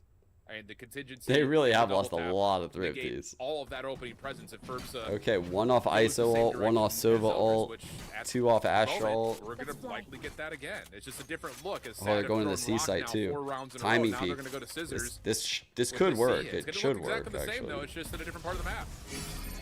Uh-oh. I love contingency. Uh-oh, it's the ISO. He was like, oh fuck, I don't want this. Oh no, bro. The pace of this completely throwing QoR off. Oh my god. Dark is throwing it all at the back of the site now. Kitchen sink and all the mates from you could ask for. Plant down. 4 to work with for QoR. They can't be saving again. That's a hard Barrier one. mesh going to be at least shot at, but that's, I mean, again, look at the setup. I mean, that's a tough one for QoR. What do you do? What do you do? Hear that shield? Their off is just cooked. I will say Darkest couldn't capitalize on the fact that, you know, it had to be destroyed. Skarn got brought down. Okay, it's simple. Hunter's Fury here with a paranoia follow-up. Coburg threatening T-Dog right now to win it out. Still low. Still has an operator to swing from Garage with. That doesn't seem like a likely kill to win out on, but he gets there. He actually wins it. 2v2. Snarly with a touch. Right click. Has to be there. Snarly now for 3. Dip has to spray at the side and he catches the diffuser. And there's no time left. Zeldris will have to be satisfied with maintaining the operator for the next round. 9-9. Never give wow. That contingency was disgusting. This is disgusting. I mean, we've seen it before, like, but watching it and fucking pain, man. To hear that shield, you timing peak, there's a contingency coming at you, and you don't know what to do. Like, what do you do, chat? Chat, what is your play right there? What the fuck is your play? Like, I don't know what to do as the op right there. Like, do you go through that and just target select away from the ISO and hope you can, like, get out? Do you just say fuck it and just get out? I feel like you just have to say fuck it and get out. Like, he did the right thing. He actually did the right thing, right? Get out. I don't feel like he should have stayed. Trying to take over A main. That's so fucked. A bad option. That's a flash. Honestly, that was fucked. And you almost play it like you're countering a harbor, which I like, but the problem is I don't know what the now play is though. You're Oh heavy-handed god. on one side of the You heard it. and you're left to just Zeldris on the other. It's you and oh my god, he just ulted her. Ooh, okay, double tap up here. This is scary. Zeldris is screwed. He knows not to peek.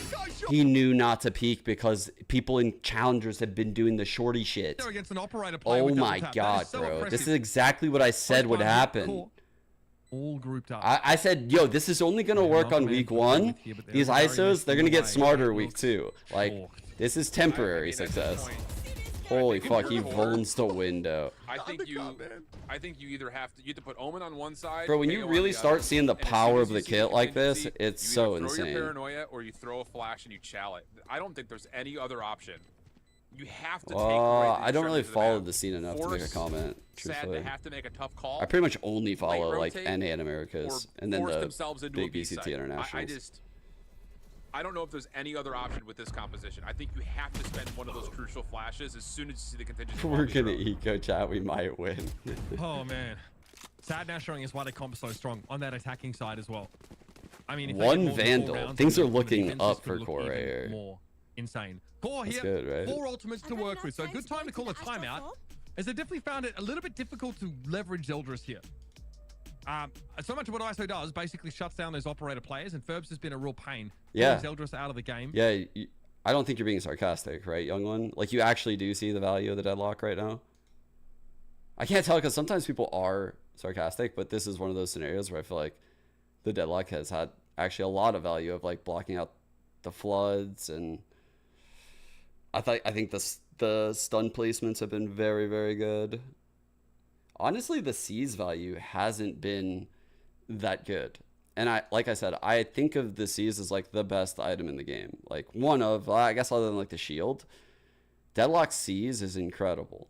There's so many things that ability could potentially pair with that we've yet to see. There's so many ways to kill people using it. It's like an incredible fucking ability. And I feel like that is one, like, if there's an ability in the game that's gonna have like a pop off this year, that would be the one I would predict.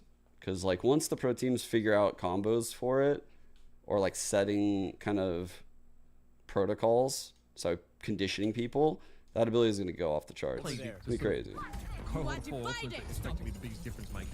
So you can't spam this. It's an unspammable wall. So he's basically finding cringe ways to keep their shield up. They've denied all info. Last time we watched this team, they did a fake and went A here. I'm pretty sure. Wow, that's unlucky. I'll give him that. Unlucky, dude. I'm really surprised they didn't try to dual command this. They had an opportunity to try to break on through, but now with the constant fighting enemy rear dash holding onto the backside of this post plant. Wait, the dip shot a drone? Feel like there's a way for this Thrifty to come through. Yikes. And there won't be. Man. I'm at a loss of things to say to break this down right now, because it is literally rinse, wash, lather, repeat for SaD. Contingency, double tap, plant, barrier mesh, GG. Feels so bad for Z-Dog. Hey, my aim is better when I'm crouched. I'm gonna stay here. He got that dog in him though, chat. Yeah, QoR, peek very me. Embedded from that. Fucking peek me. Multiple anchor players, of course, with that weaker weaponry. Tell him. Tell him, Did we see a blade storm there from Zeldris? Unclear. He's got that dog in him, but they don't want it. I don't think he did either. Okay. They don't what? We'll get our experts to double check that and get right back to you folks. When does he take it out, chat? When does he say fuck it and take it out? Apparently, I mean, he probably feels that if he crosses here, he's dead. That's reasonable. Yeah. He's gonna wait for SaD to get out, maybe pull the net. Alright, he's good. Go, or maybe he's trying to dig for that last elusive can and drop the pepper. No, off he goes. Keep the Vandal in hand. QoR now falling behind by 2, and that's 3 guns maintained by SaD, who are so filthy rich. It's generational wealth here. Yep. I told you guys their attacks would be good. Dude, ISOs on attack do not fuck around, chat. Don't be fucking fooled by like Fnatic making it look insane today. I'm telling you, they would all be insane. They would all be insane if the teams just knew the edges that Fnatic is showing them, but it'll get that way. Bro, these attack ISOs are going to be crazy. They're going to be so hard to deal with. It's going to be so hard to deal with this shit. With contingency. I think the only, for SaD, how the fuck QoR trying to counter it. Yeah, how's QoR countering it? I think. How do you deal with the unspammable wall with an unspammable wall coming up like this, and a guy with a shield that can't be broken behind it? And once he's here, it's too late. Like he's too far at that point. This is not working. Nervous trying, right? That's the second round. He's like TP'd in that direction to try and catch QoR off guard. But this composition is oppressive. Whoa, fuck. Will fall to the second player that comes up the challenge. Snarly gonna be knocked down. 1v1. Sif. Doable. Absolutely doable. Fuck. Has to happen here. He needs this shit, dude. Otherwise, you might as well pack it up. Oh, fuck. He knows he's sight. No plant yet. Darkest. Oh, my God. Not really set up to win here, and Zip saves the day. Literally saves the day for QoR. Yes. That was for the game. That's a big clutch. But still, some of that economic damage limited by bringing Snarly back after the fact. Yeah, I think just to kind of reiterate the point, like no, this isn't the one with the ISO nerf. They're not really playing outside A long. They set up the Cypher utility to make sure that they can rotate quickly into C to contest with numbers, and then you're just hoping you can spam down the barrier mesh and just fight from the back of sight. We're on the one with the buff pre the last nerf. To get yourself right back in, but that may be the play. You know, allow Ziff to be the last one. Run it back, dude. Stack a little bit further, oh, he lost his shield. You throw the knife. There's no one at A. So what do you do? It's like dipping already, man. Dude. Should go out quickly here as well for QoR. Like, how do you play the? Mid gets red, and Coburg. I think he got him. They'll just know about it, and now the round just looking for the shield. He got it. Yeah, once again, you're forced to play retake still got it. against Yeah, the deadlock comp with double sonic sensor. He's got the little up covering garage. You have no option. QoR have no buffer and not enough money to go aggressive on a round like this. Instead, they're going to save weapons, buy up 2 more rifles, and at least try and give SaD some trouble. So I would have to go back and relook at it, but the last couple of hits that we've gone towards Nerve's direction. Dude, will it change? Bro, we haven't even seen a single round yet where that nerf had any effect, which is exactly what I said. Like, that's a situational nerf. The problem is that the devs decided to give this guy a shield at the start of the round for free. Like, I don't know how we've moved the conversation so far where, like, we can't even discuss that anymore. It seems like that's off the table. Like, now he just gets the shield for free. That is the fundamentally broken thing. Like, the shield for free. Like, he should not get it for free. It makes it so that way he can run out on these angles. He has an unspammable wall. He has an ult that gives him a free, like, 80-20 fight. Like, everything about this agent at the fundamental core level is busted. Now, the problem we're not seeing it in pro play yet is because to force him into a comp, look what they had to do. It requires you literally to change how you fucking think of the game. And their defense, they haven't even figured it out. The ISO did one thing every fucking round. But on attack, it's just like they got the cheese, bro. Like, look at this, bro. He's got a stinger. Hello, old friend. How's that Oh, he still got it. Doesn't even matter. And he gets his shield. Oh, yep. It's over. It is absolutely over. It's up to T-Dog. Bro, it's crazy. No point taking it's crazy. Week, my friend. Again, terrible in a 1vx scenario. Like, out here. Despondently looking for anything. A bite. I think people that try to argue that ISO isn't busted, they're like, oh, but he's not even used that much in pro play. Yeah. And also, how many people innovate comps at the pro level and succeed? Maybe a handful of teams, right? It's a huge risk. It's a very big risk, especially when you fundamentally change, like, the composition outlines of these historic maps, right? All of a sudden, you're going from running, like, double initiator, single, sometimes even double controller, to now you're, like, trying to flip it to, like, double duelist. And people perceive double duelist as having, like, high variance, and it's a big hurdle to, like, overcome amongst these teams, trust me. Like, but everything I'm seeing tells me this agent is super overpowered. The problem is that, like, his placement into a comp makes you have to build around him. So that's like why it's not super obvious yet, right? But once the teams start figuring it all out, like, once they figure out, you saw Ferbsa, like, ult that, right? And instead of getting the planter, he got this person in the corner. You know, like, once people start figuring out, like, oh, when I'm ISO, maybe it's better if I, like, I don't even know, like, find an angle to ult, so that way you know, like, this wall is, like, clear and you can get the planter somehow. Maybe you angle it in a certain way to definitely, like, clear out, like, certain lines. But people are going to figure this shit out, is all I'm saying. They've already figured out how to abuse this contingency to, like, get orbs for free and get halves on defuses for free. And the half on the defuse thing was the thing I talked about earlier. I don't know if you guys saw that when I did that, but let me see if I can find it again real quick. Like, I actually think that was a use case that I wasn't even aware of, and I think is fucking insane. Like, I actually think that's an incredible use case for the agent. So here you go, right here, the EG loud game.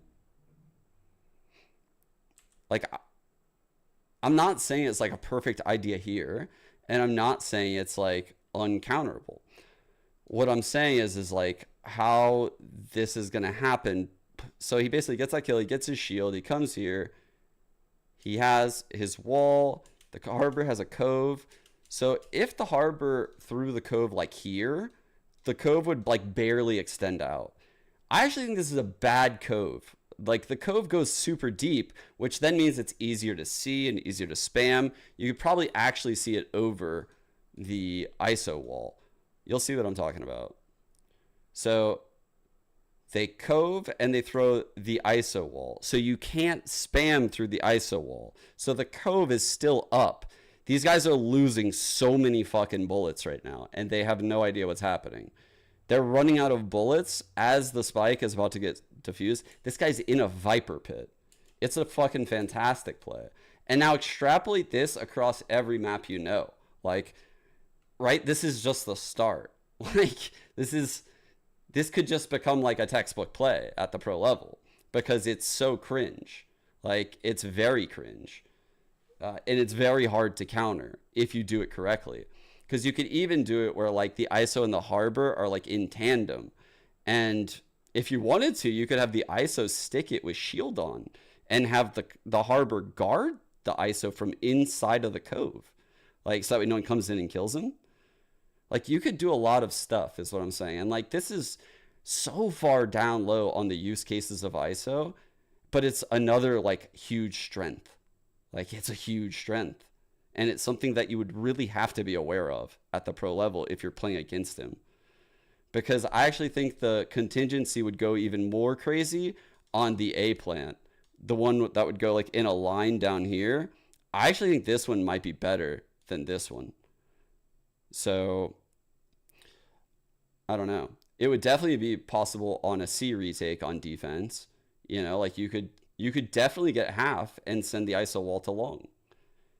So, yeah, the guy's kit is fucking busted. Like, the shield is the most busted thing in the game. And here I am complaining about the contingency, which is like so annoying because then it just feels like the devs are going to nerf the wrong thing yet again. Like, truthfully, the problem is the shield at the start of the round. Like, they have to take it away. They have to. Like, they're not going to want to, but they're fucking have to. They won't. They actually won't. Because, right, never fucking nerfs the shit that you would expect. I don't know why. I don't know why it was like, this thing didn't exist in the game, and now there's just no way it can be taken away. It's like, we have to keep it. It's like, what? Why? Why do we have to keep it for like 6 months? It's like, what happened with the chamber patch? Like, we have to. We have no choice. We have to run this meta. It's like, fuck, dude. I don't know.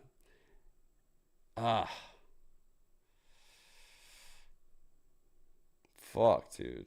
That's a big win then, Isaac. I don't know. I just felt like in the past when there's been busted agents, they've stuck around for a very long time. And so I feel like the likelihood of this patch sticking around is very high. And it makes sense from a gameplay perspective because it speeds up the pace of the game, increase star player potential, which is all good for like the esport, right? But when it comes to playing and like enjoying the game, I actually think it took a step back, but yeah.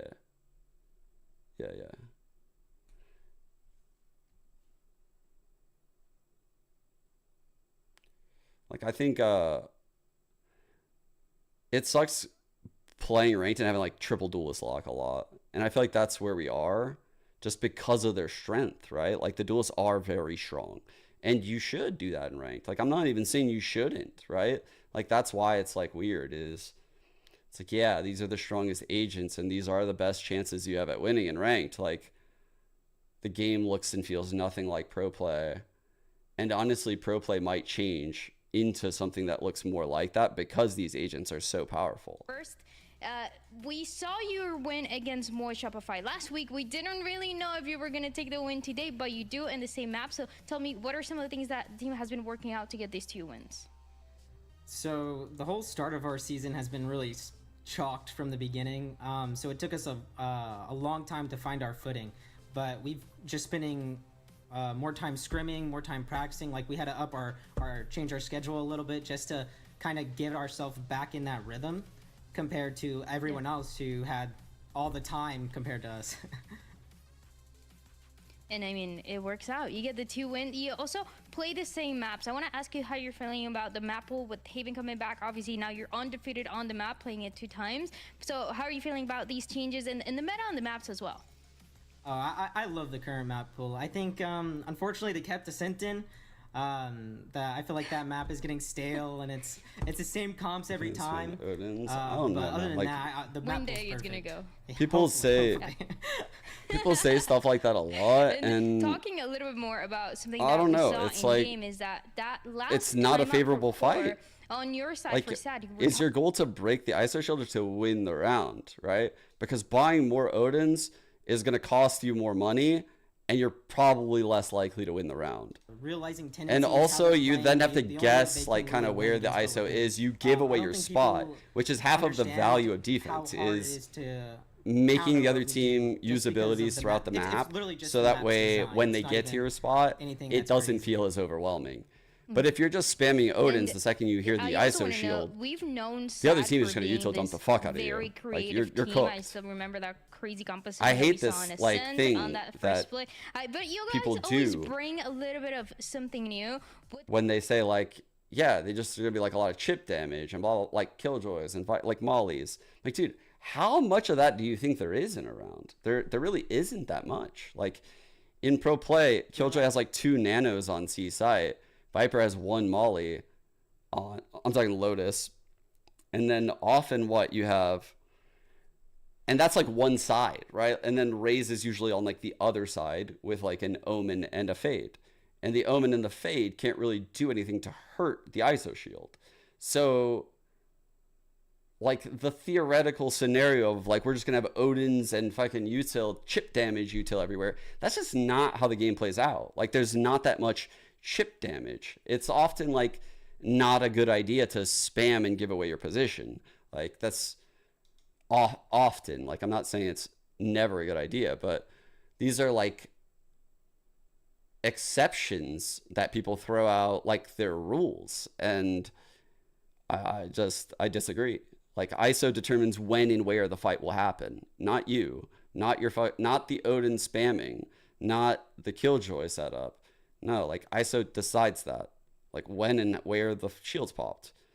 You could be across the map, like you don't decide shit. And like I hate that argument, like that people use. People do it a lot. I noticed it a lot in my comments and stuff, or the comparison to like the KO thing. They're just like very like cheap argument tactics, and I don't feel like that person has thought through like what actually happens in those scenarios. Like what are the comps that ISO's playing against? Like how will this chip damage happen? Like which map are we even talking about? Maybe Bind. Like Bind has a lot of chip damage because there's tiny fucking corridors. Or maybe like Icebox, because the corridors are so tight that what we've learned in these pro games is sometimes the shield will get seen. Sometimes there have been ISO like top site and that shield will get seen. Let me see something real quick.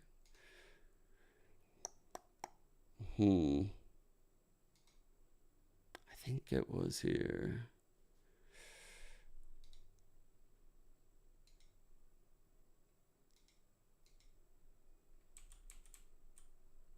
Shit.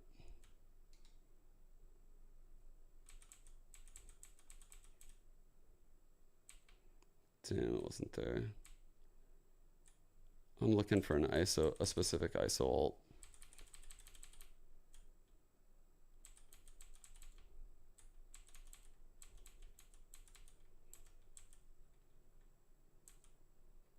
Dude, where the fuck is this thing?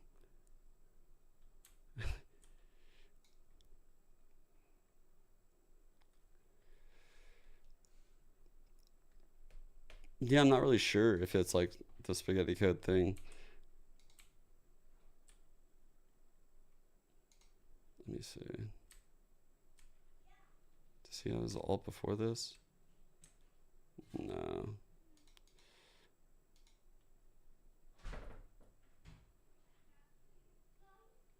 He's too far off here. Damn. He might be on map 1.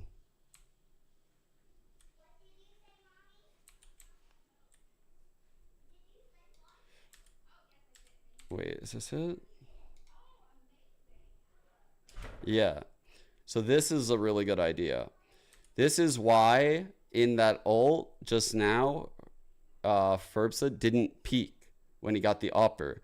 Because I even said when we saw this live, I was like, oh, dude, that's a really good counter.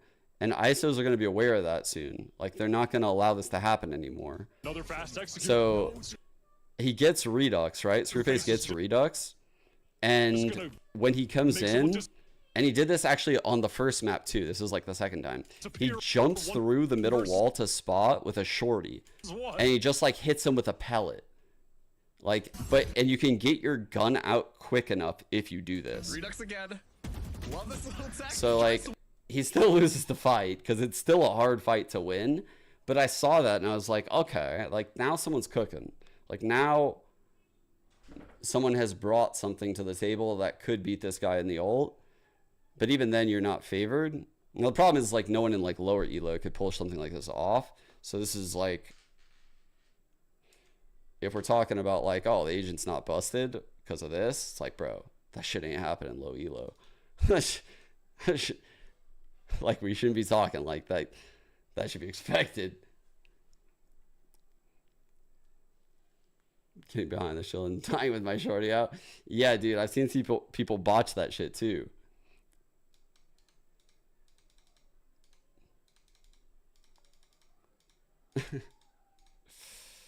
Yeah. I don't know what to do with it all. Like, yeah. I don't like the route, obviously. I think I didn't like it from day one. Right. I guess if there's one thing I can say is like, at least I didn't like it from day one, even before I even saw it. I just saw it on the patch notes, and having played ISO, I was like, I don't like it.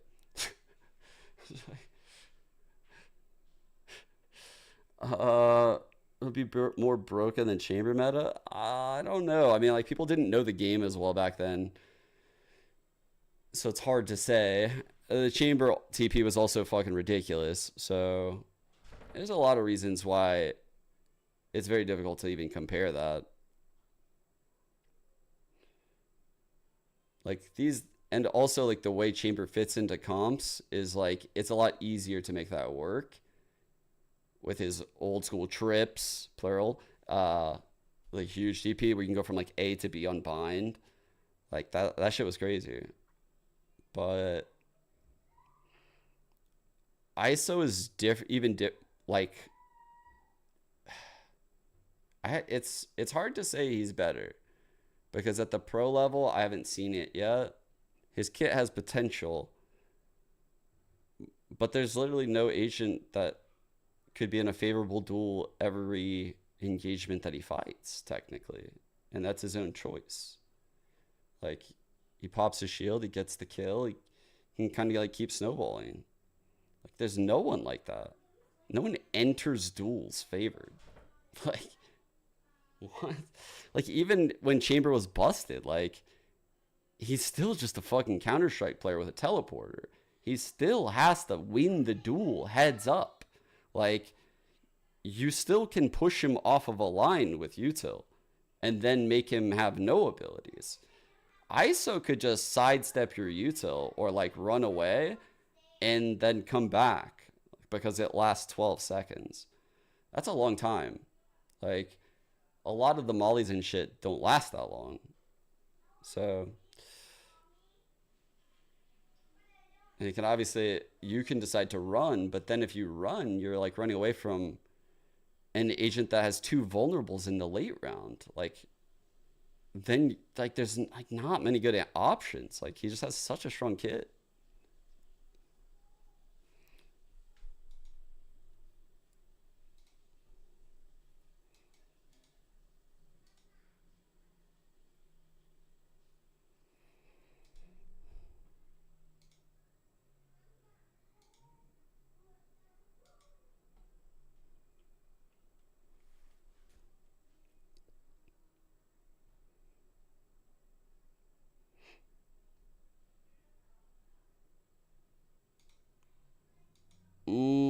You think the idea of being untradeable is the most broken part? I think entering every duel you fight in a 70-30 is the most broken thing. I mean, you can feel that way if you want, but I still feel like if you want to be untradeable, you still have to win the fight in fucking a 50-50 environment. Like, you're still going to be peeking something with an op or out in the open in a wide angle, and your only option is to just, you know, like, hold that spot. Like, I don't know. The pull-out time of the Headhunter was crazy because it allowed him to, like, op the Prowler and then pull out the Headhunter and, like, one-shot the next guy. Like, that was fucking busted. Or the ult, how you could just, like, rattle off shots like a Marshall. Like, that was busted, right? The TP was, like, obviously the biggest part, but it played a part in that whole puzzle, I think. Just like how ISO's shield does. And yeah, I think choosing that, hey, this fight that I'm about to enter, I don't want to be in a 50-50. I want to be in a 70-30. Like, and just witnessing the people on the other team, like, then use panic util. Like, you don't have to take an engagement, right? Like, that's a lot of people argue with me, like, oh, the shield's not OP. The shield's not OP. You can just break it with one shot, like chip damage. Bro, the fact that you're thinking along these lines where you have to fucking change your buy patterns to buy more Odins for my free ability. You have to determine, like, fucking all these little placements of abilities because you have very minimal, like, chip damage abilities. And I don't even have to commit when I pop my shield. Like, I could just make you pop that shit and just do nothing. So, like, that's, I don't know. It's like when people say ISO isn't too strong, I think they only think of the scenario where the guy's running out off barrier. And that might happen in ranked, but that's probably not what's going to be happening in pro play. Yeah. Like, if you decide to not pop a raise ult off of barrier because we have an ISO that has a free shield, that could literally just pop it and run out into the open, like, and just, like, fucking stare at you, that's kind of busted. Like, his free ability is, like, challenging a raise ult in the open. It's way different than, like, a KO knife. Like, I don't know. I just think it's so different because he's killing our ult with a free ability. He's, like, fighting. Whereas at least a KO knife is just like, okay, you have to actually think about this, otherwise you're just going to lose it. Like, and that's also his key role. I don't know.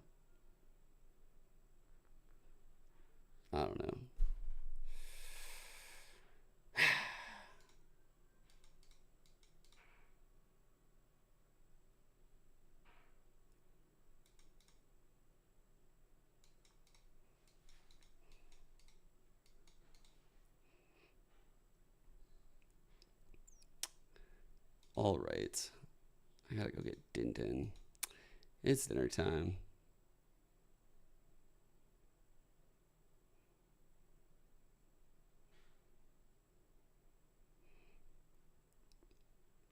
Yeah, I think yeah, I just kind of worry about, like, the state of ranked. Like, it was already very difficult to get games with, like, appropriate amounts of support players. And when the duelists are so strong that, like, people are still inclined to pick Reyna because they have, like, so many hours, so inclined to pick Jet because they have so many hours, and then they throw in, like, a super buffed Neon and a super buffed ISO, and Yoru's still out there looking fucking good too. It's like every ranked game you play has, like, 3 duelists. Every ranked game has, like, 3 duelists. So it's just, I don't like that experience. I don't like it. It's just not that fun. It's very frustrating to go into these games often with, like, without smokes or without a Senti or without an initiator. It's like, dude, it just gets frustrating. And then you don't want to pick, like, if you play a duelist, like, you don't want to insta-lock because then you might end up with, like, 4 duelists, or, like, You don't want to add to the problem. So you end up playing some agent you don't want to play. It's like, bro, the whole fucking... I hate it.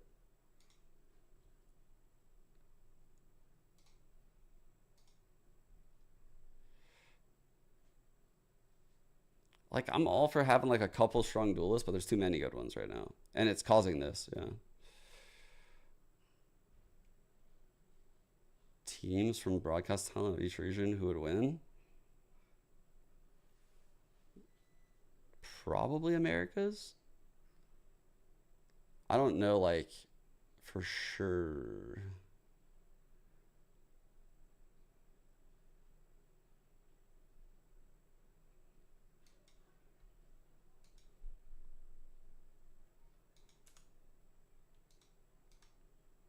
I think I saw some.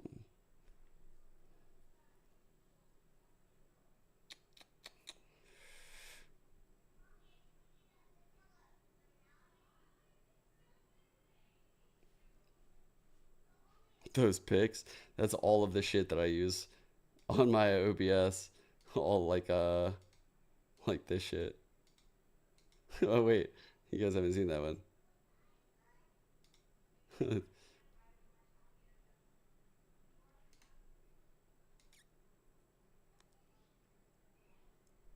No. No. I wanted to flex my Radiant buddy. No.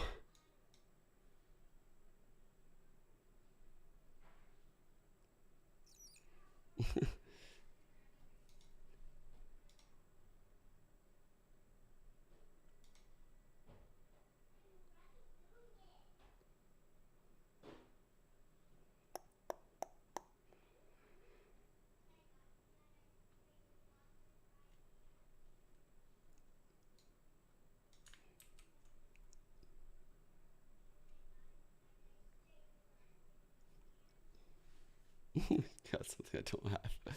All right, I'm done. So I'm gonna send you guys to Bren. Good night, everyone. I'll see you tomorrow. Bye, bye, bye, bye, bye, bye, bye, bye, bye, bye, bye. See you around.